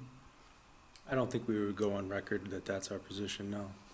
Well, is there an ambiguity in section 2.58 of the retirement plan, which is the section that defines what a year of creditable I service think the is? ambiguity lies in the contract itself. The contract doesn't specifically define years of service or credible service. But the contract incorporates the retirement plan. My understanding is that the city is taking the opposite position, in these grievance documents has denied that it's incorporated into the collective bargaining agreement. Okay, I guess we'll hear from the city in a minute about that. What's already referenced in the grievance documents that are in evidence. Tell me where, so I know what you're talking about.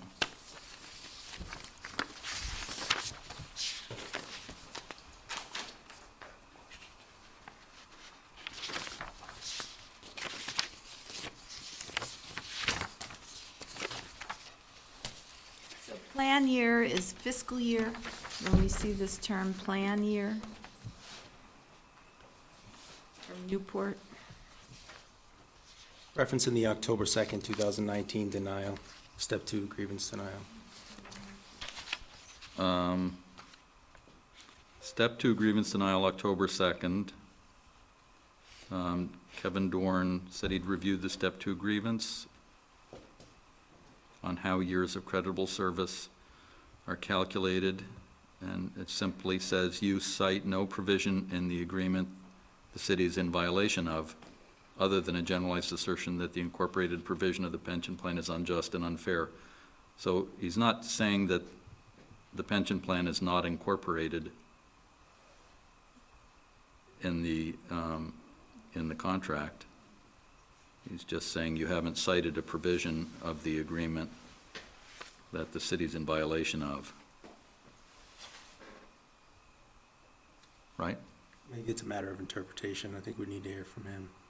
There's been subsequent conversations. My understanding is that the city's position is that the collective bargaining agreement doesn't address this, this pension plan head-on.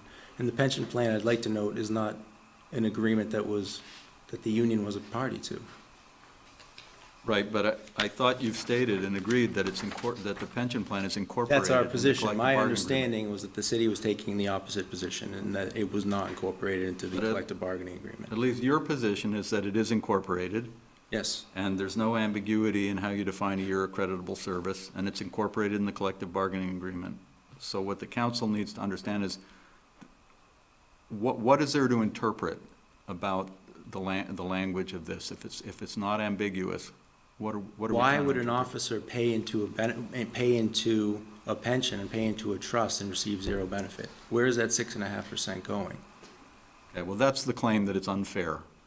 I No, that's understand that the claim is that the pension document in of itself, an employee contribution is a vested accrued benefit that belongs to the employee, and that's described in the pension plan document itself on page 27.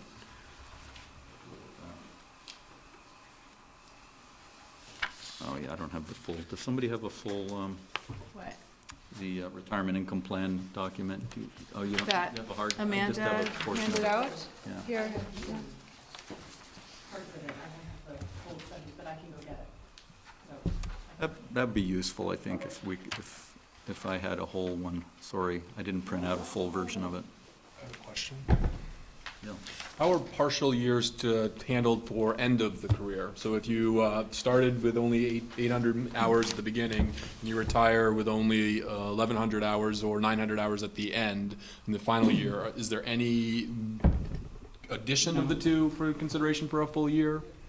From what I see, it's done fiscal year to fiscal year. So say like this fiscal year right now, which started July 1st. If I were to retire tomorrow and I didn't have 1,000 hours, I would have paid 6.5%, actually it's 7% now, in for this year and get no credible service from July 1st to December 1st. That's more common, which would mean that you would stay until you got those 1,000 hours, right? But what I'm sorry to be, picky on this, but I just do not see how this is tied to a fiscal year. Here in section 6, this is page, does it actually have a page number? I'm looking at the collective agreement, If you, page 46. if you go to page 12 in the document, the retirement plan document, Yes. where it says years of credible service, and it goes, and it tells you how many hours you have to have in the fiscal year. More particularly, if you look at 2.58, right? Did you find 2.58? Okay.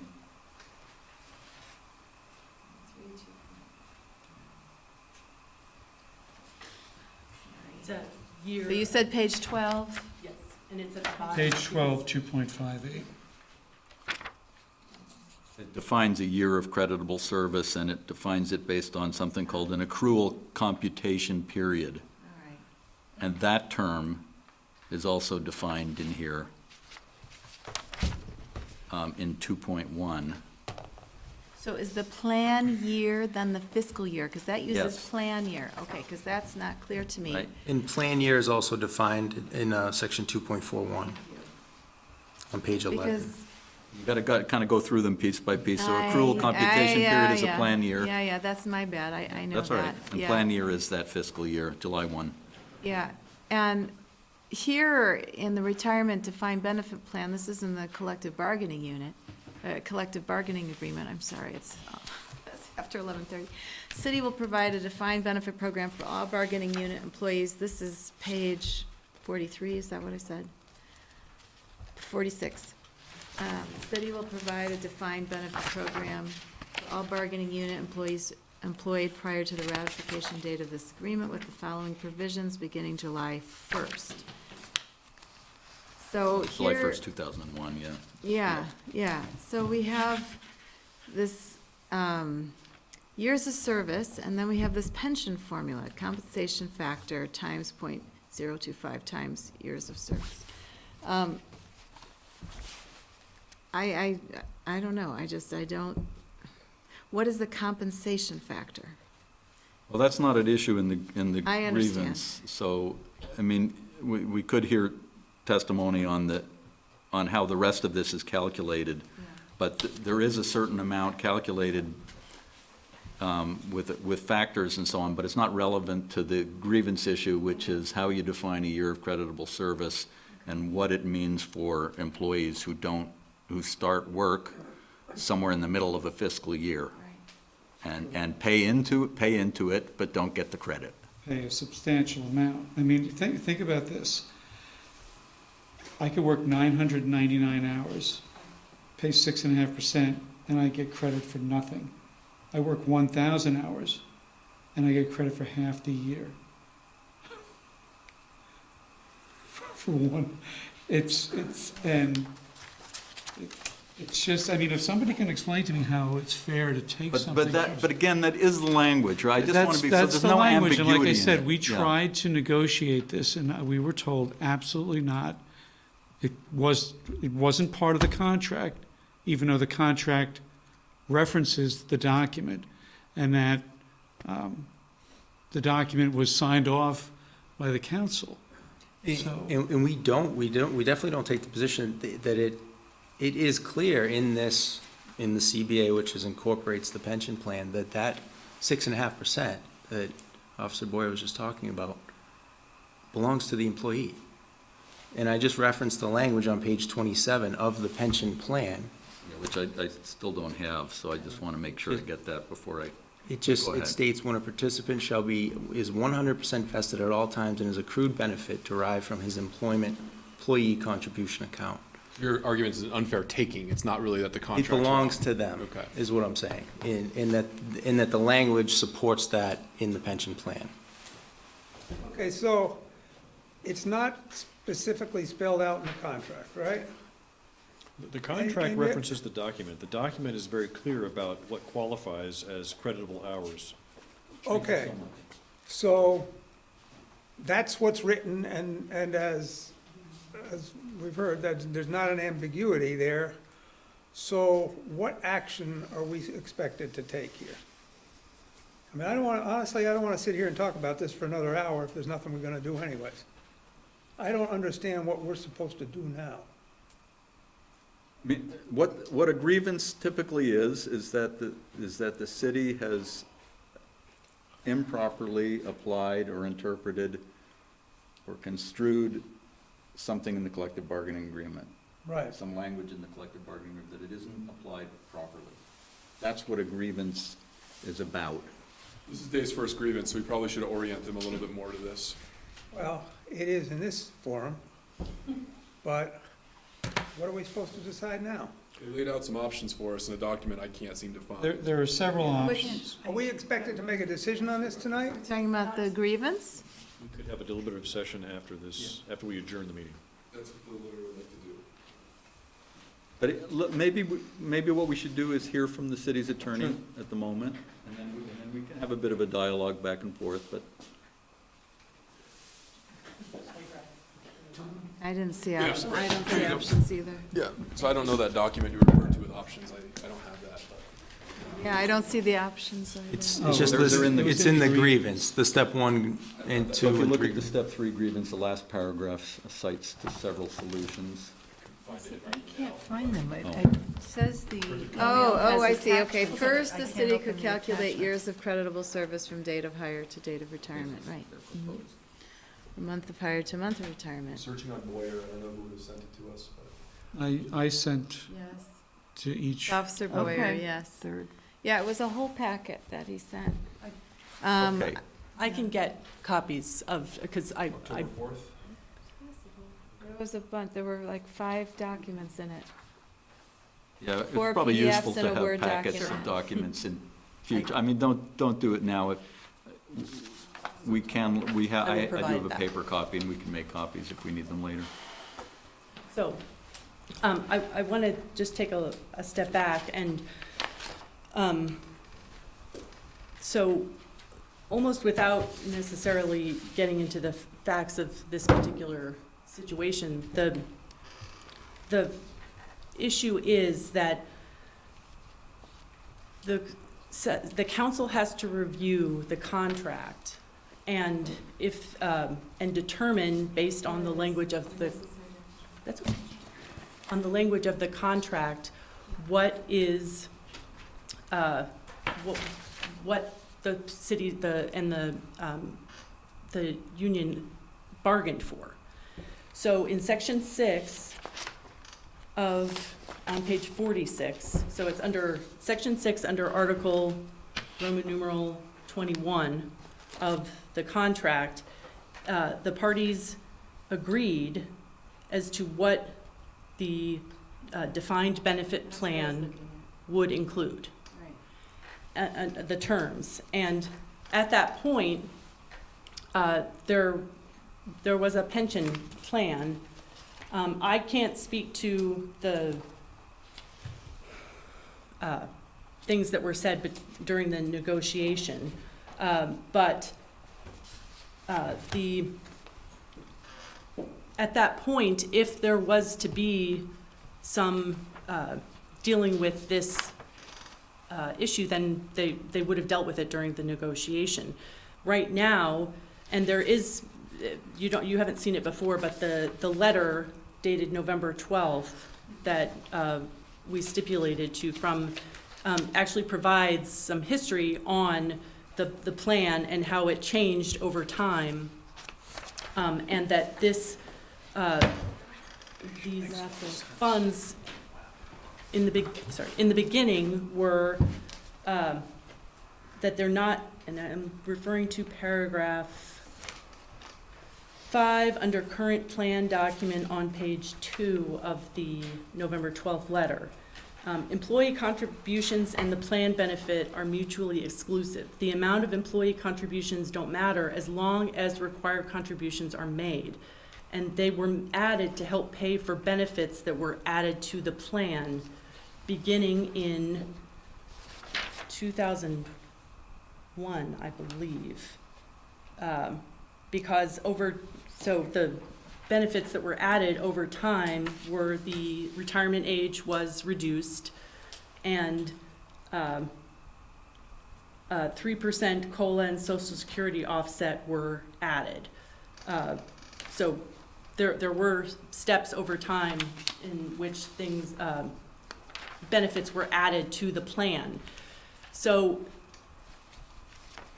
the contract says what is going to be provided as a benefit, and you know, the assumption that if we made this one change to the plan that nothing else would have changed in the context of the negotiation is I think probably inaccurate. If there had been a change to the agreement between the parties, and that required then a change to the plan, there would have been, I think, there would have been additional changes made to the plan, because you can't just basically require that the city pay more in terms of retirement benefits without some more coming in. So this letter also specifies what the impact would be, one of the impacts could be of making this change, again, without any other change, which would have been bargained for. So What's your view on whether the retirement plan was or was not incorporated into the collective bargaining agreement? I think there were terms set forth for what had to be in the plan. Again, on section 6 under Roman numeral 21. Right. I'm not aware that there was a specific statement that incorporates it expressly.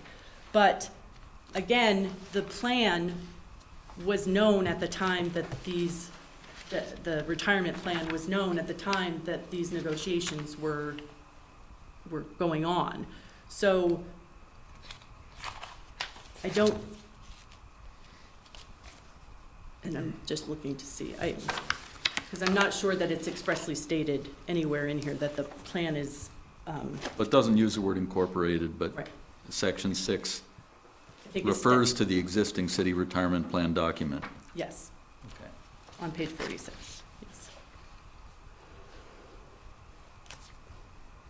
Right, and it provides for with the following provisions beginning July 1st, 2001, and that's when the some significant changes were made to the retirement plan for the first time since July 1st, 1989. We bargained the contract, the collective bargaining agreement. That's what the negotiations were. We were told that the retirement document is a separate document, could not be negotiated during the negotiations. So I made it very clear that, okay, if I can't do it here, I'll have to do it once. I wasn't going to do two things at once as far as that was concerned. So my priority was, let's get the collective bargaining agreement settled, and then I would have to do something like this.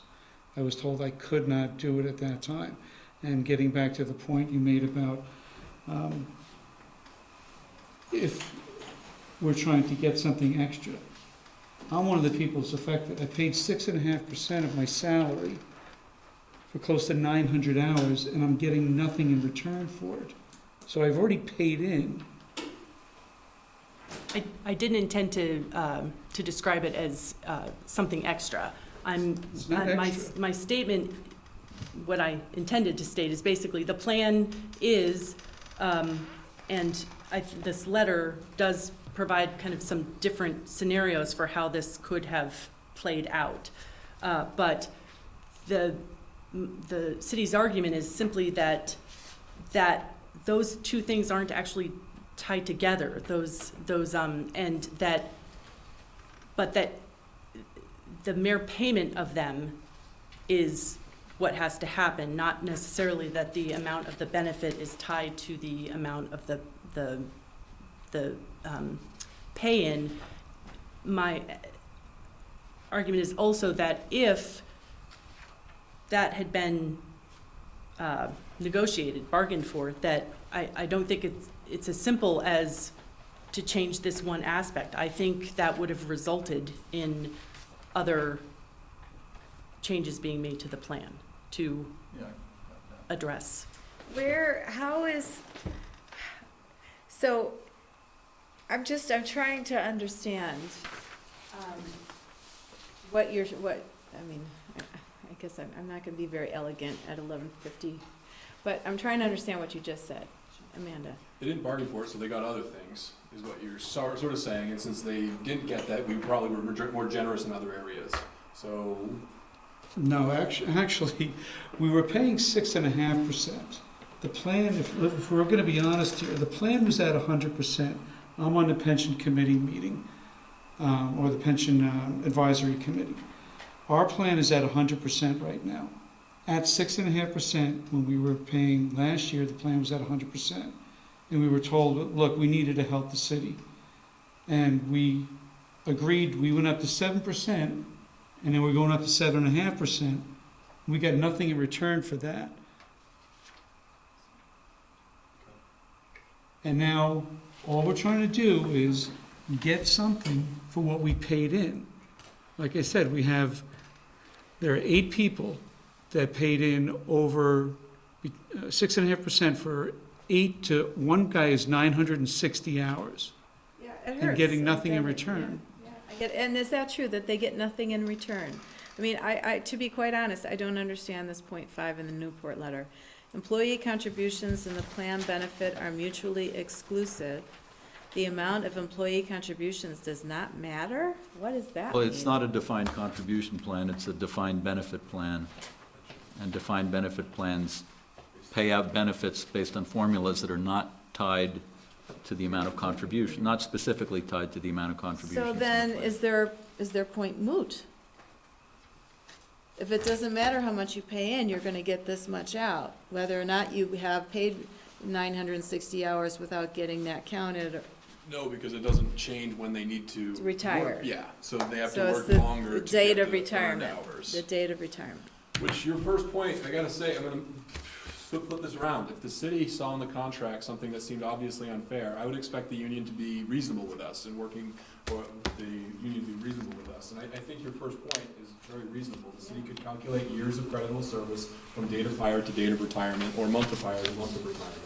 That's how UVM does it. That's how every employer I've ever seen does it. So I kind of want to hear from the city, why don't we just do it that way? What is the argument against? And I just want to add briefly, it was also negotiated that new members, new hires going forward would be going to Beamers. So this is not an issue that's likely going to repeat itself. Is Beamers month to month?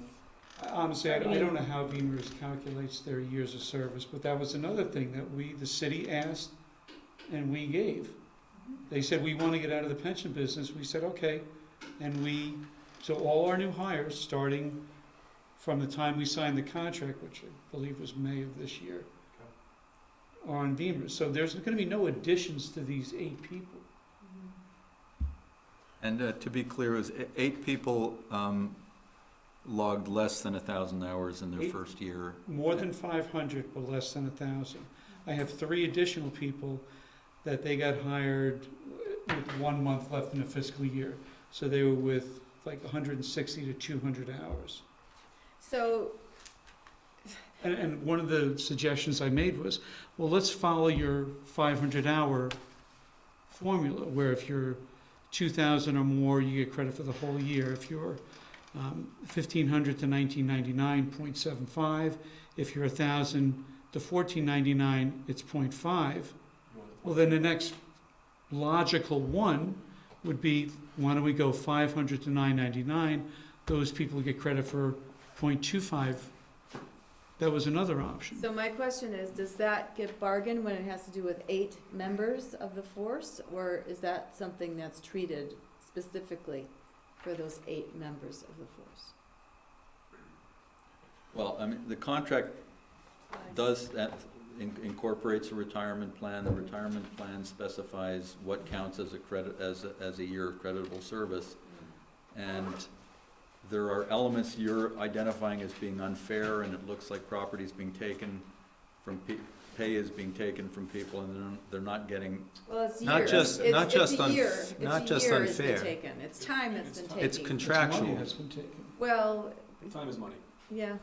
But we're saying that it's supported by the contract, that these people are paying money into the fund, they're not working 1,000 hours, and that money is no longer being returned to them, it's going into the trust. But it's a And we're saying it's defined not that it's just unfair, we're saying that in support point. of the pension plan document, that money belongs to the employee, it's an employee contribution, and it's vested.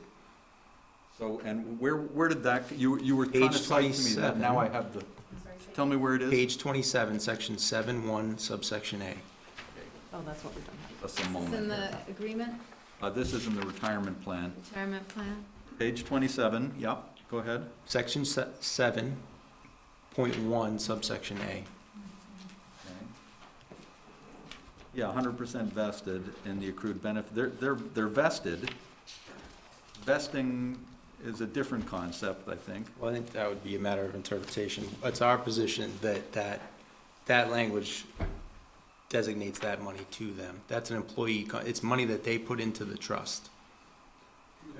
The pension plan goes on to define what an employer contribution is, and there's certain requirements that an employee has to meet before they're allowed to vest. This, are you, I didn't want to interrupt, I'm sorry. If you're, this is the author of the letter that's the exhibit, and he'll answer some. Well, I just really wanted to address the employee contribution thing we're talking about right now. Yeah, it'd be helpful to get your clarification on that. When they're vested, I mean, they're never gonna get less out of the plan than they put in. So that's really like the first 3 years, if they don't get vested in the formula benefit, they will get returned their employee contributions. And that's what that section is talking about, that they'll never get less than what they put in. But when they go to retire, they're ultimately getting more than they put in because they're getting the defined benefit. Until they die. They get a And monthly their spouse pension. could get some too, right? Correct. And then so whatever the employee puts in is part of the funding, and then the city pays for basically everything else to provide those monthly benefits. So that's just, there'll never be a situation where the employee gets less than they put in dollar-wise into the plan. So it's time, which is money. Right.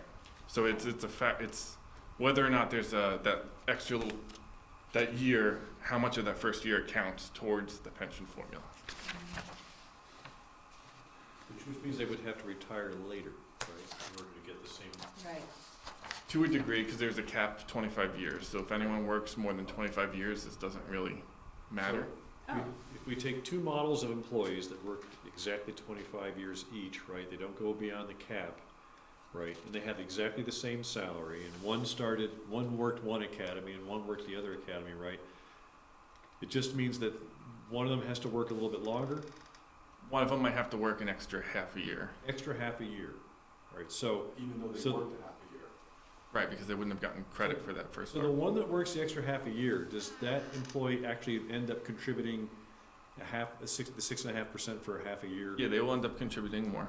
They end up contributing more, but they get this exact same pension payout if everything else is the same, right? So, Oh, so they don't get their money back? I mean, they'll get more than they put in. Well, they get But more they have to than work they the put extra in. 6 Right, months but to they plus don't or get- minus to get. their They don't get contribution more for to that. this They defined don't get benefit. more than the other employee who started in Right. August. If I could use myself as an example, okay, so I was hired February 1st of 2010. If I retire February 1st of 2020 with 10 years, I'd get 25% of my top 3 years, but I wouldn't. I would only get credit for 9 years of service, even though I've worked 10 and paid in 10. I would have to work until July 1st to get credit for 10 years. In which case I would be paying in more money. But if I don't work that and pay in more money, I paid in 10 years, I get only get paid for 9 years. If we make that determination of their creditable service and then we give it to you guys? You will just tell us how many hours they worked in a year, and we'll apply that to the formula. So the hours of service it's graded, right? So it's 1,000 to 1,500, 1,500 to 2,000, and then at least 2,000, right? So it goes from 0 to 0.5, 0.75, 1.0. It's just an arbitrary quantification of that part of a year in their first year, by which you're going to determine the years of credible service. And there's another portion of the retirement document, 2.12, that references 500 hours as if you don't attain 500 hours, it's seen as a break in service. So when I was looking at this, I was saying the city recognizes 500 hours as a sort of milestone for working in a year. This is an important point. We don't do that, though. To you, what you were just saying, we are not currently recognizing 500. We're We have not to be at recognizing- 1,000. So they are asking for the recognizing of the 500 added. That's one of the options. But I thought you said something. I was just reciting the fact that there is this arbitrary quantification it's part of the contract, part of the retirement plan, I think is what, you know. I'll just say that's a semi-arbitrary grading. I think it originally comes from the private sector, where a lot of the times it's 1,000 is 1 year, less is none, and that's it. That's how it's done. Right. But they let you do a grading on top to get to 2,000, and it's pretty much the exact same thing that's in here. It's like when I started at IBM July 1st, I didn't get the benefit of a full 2 weeks of vacation. They gave me 1 day of vacation for the next 6 months. No comment. It's the same idea, one vacation, one's dollars. It works with other things as well. If I hired in like 4 days earlier, or 13 days earlier, whatever it was, I would have gotten the full 2 weeks. So. Really? Whatever it was just an arbitrary cutoff. It was just, Right. And it does go both ways, though. All right, so where we are here. Is there more presentation you want to make? Have you said No, what you need to say? as I said, I mean, this is going to take, I mean, you can leave it as is, or you can make small modifications to the retirement document. Several options: date of hire to date of retirement, month of hire to month of retirement. Use the already established 500-hour limit and give people credit, 0.25% for the year, or return the money that was taken from those officers, the 6.5% for that partial year, return it to them. Since they're not getting any kind of benefit from it, and this is a benefit plan, the money should be returned. I mean, my job, if somebody takes something from somebody and doesn't give them something in return, it's kind of stealing. I see your point, but you're going to get a defined benefit when you retire until you die. Or Not your based spouse, on what I put into it. You will have paid a little bit more than another employee who started at an arbitrarily different date based upon that retirement plan. I'm just pointing that out. It's not like you don't get anything. You don't get what you got. I didn't say I wasn't getting anything. You get a pension until you die. I just want to make that point. I earned okay. and paid into. You will have paid a little bit more than another employee who started a different date within the same calendar year. I'm just making that point. I'm well aware of that. But you agree with that, right? I'm well aware of Okay. that, yes. But if you work more than 25 years, doesn't matter when you started. I mean, those people get quote, gypped too, right? It's a politically incorrect term. Gypped? Yes, gypsy. Oh, I'm sorry. But I grew up with that term, so. Yes. The, Right? I mean, isn't that accurate? Well, because after 25 years, it's 25 years. Yeah, after 25 years, you stop getting service. Your compensation will still count, though, if you get paid more. So the question I have is it something that is allowable for the association to bargain with us as the appellate board, or do they have to go to the employer?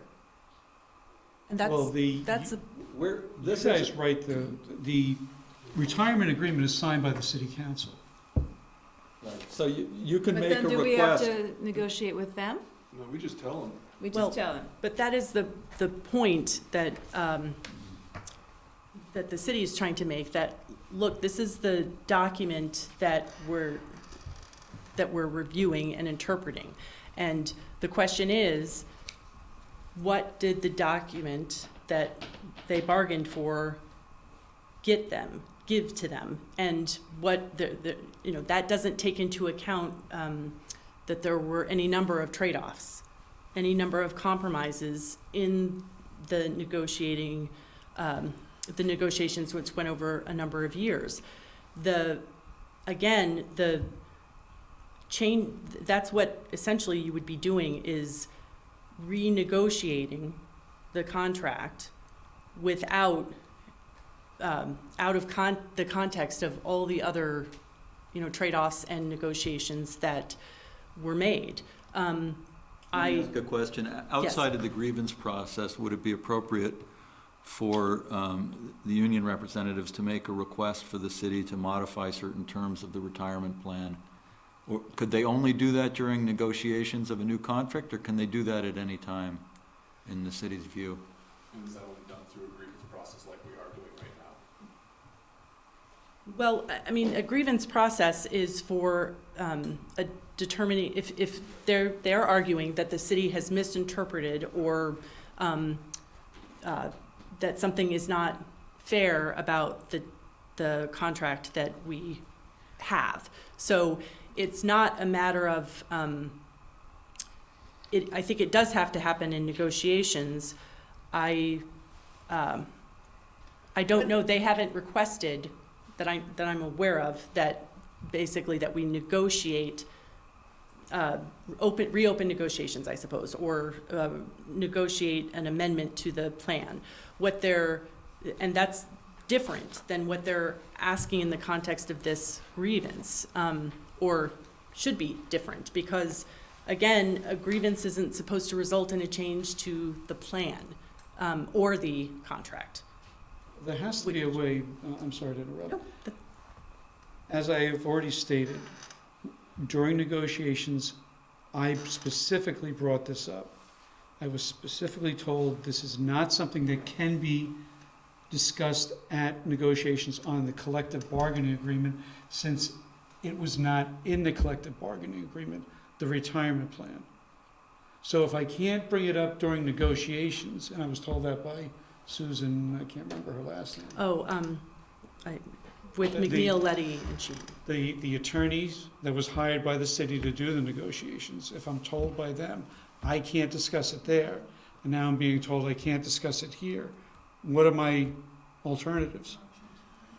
Well, that's what I was asking. I mean, what is there room for the union to make a request to modify and amend the retirement plan outside of the grievance process? I mean, I think we're having trouble with I would this. walk in here and say, hey, look, this is what's going on. In our opinion, it's wrong.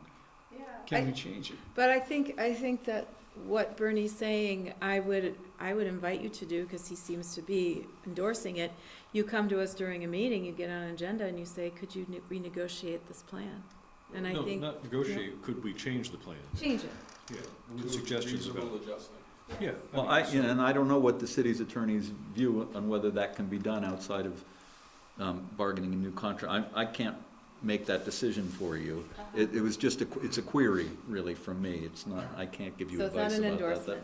I'll take that back. Yeah, I just want to be clear But about one that. time thing only, right? Well, Because it's not under the same retirement plan at all anymore. My experience with unions and other hats too is the more reasonable you are with them, the more reasonable they are with you. And I think this is. And it wasn't just, it's not just the police department, the fire department. I think all new city employees are going on VEMRs. It had to be done separately. Each bargaining So this unit had to agree to it, and we agreed to it. Everyone that's in it now. It just the only group that. It said 8. There are So it only affects 8 people. Well, Well, there are then there'll be 11, others that but there will- are 8 that are Below 1,000. 500 to 1,000. Yeah. There may be others in the fire department. I don't know that. And that's, I'm not, this is what the city's concerned about, is that really making that one change, which that's, the city's arguing that would be a change. It's not in the document, and again, I don't know what happened during negotiations, but And the it is document my. is the agreement. It's not in the agreement, or it's not in the Well, plan? the agreement that lays out what must be in the plan.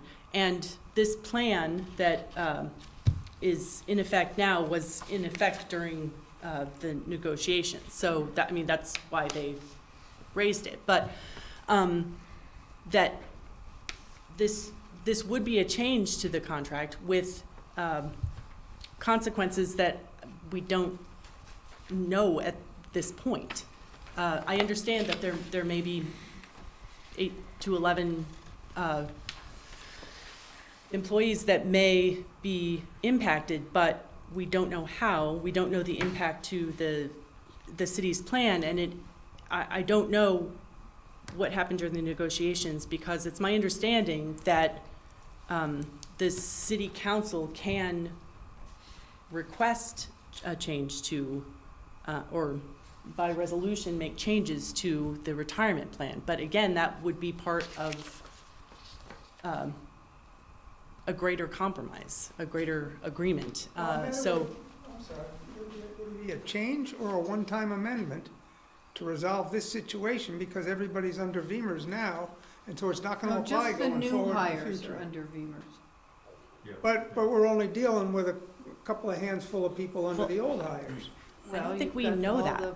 Well, Hire, I don't know what the then scope of it perhaps, is. then I think I think what Bertie just suggested is write a letter requesting that we review it and come and understand what the financial impact would be, and then get back to you from there. Let's do that.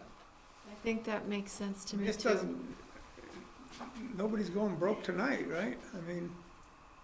So I think what we should do that's is the way to just do it. make sure you've had your say, and we'll go into deliberative session, and that, some of that discussion can continue in deliberative session. But, all right? I have nothing further, so. Oh. So I'm not convinced that any of these people identified themselves for the tape. I don't know if that's important to you. No, We did, but maybe not the microphones Right, picked well, up. do it again, then, if it's Sure. not clear. Especially the gentleman in the front. Yeah, Oh, yep. right, Eric didn't. Yes, this is. Really? Go ahead. So I am Eric Shate with the Newport Group. And the Newport Group did what in connection with the retirement plan? The actuary on the retirement plan. Thank you.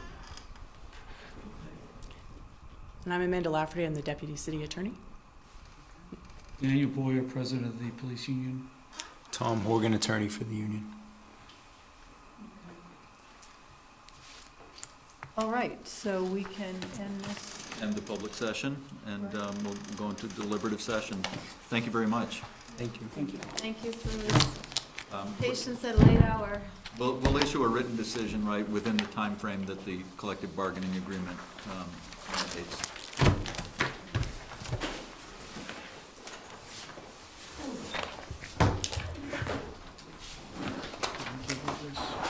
No, can I have mine? I don't know if we're going upstairs, or is that the plan? Yes, because he'll be taking, taking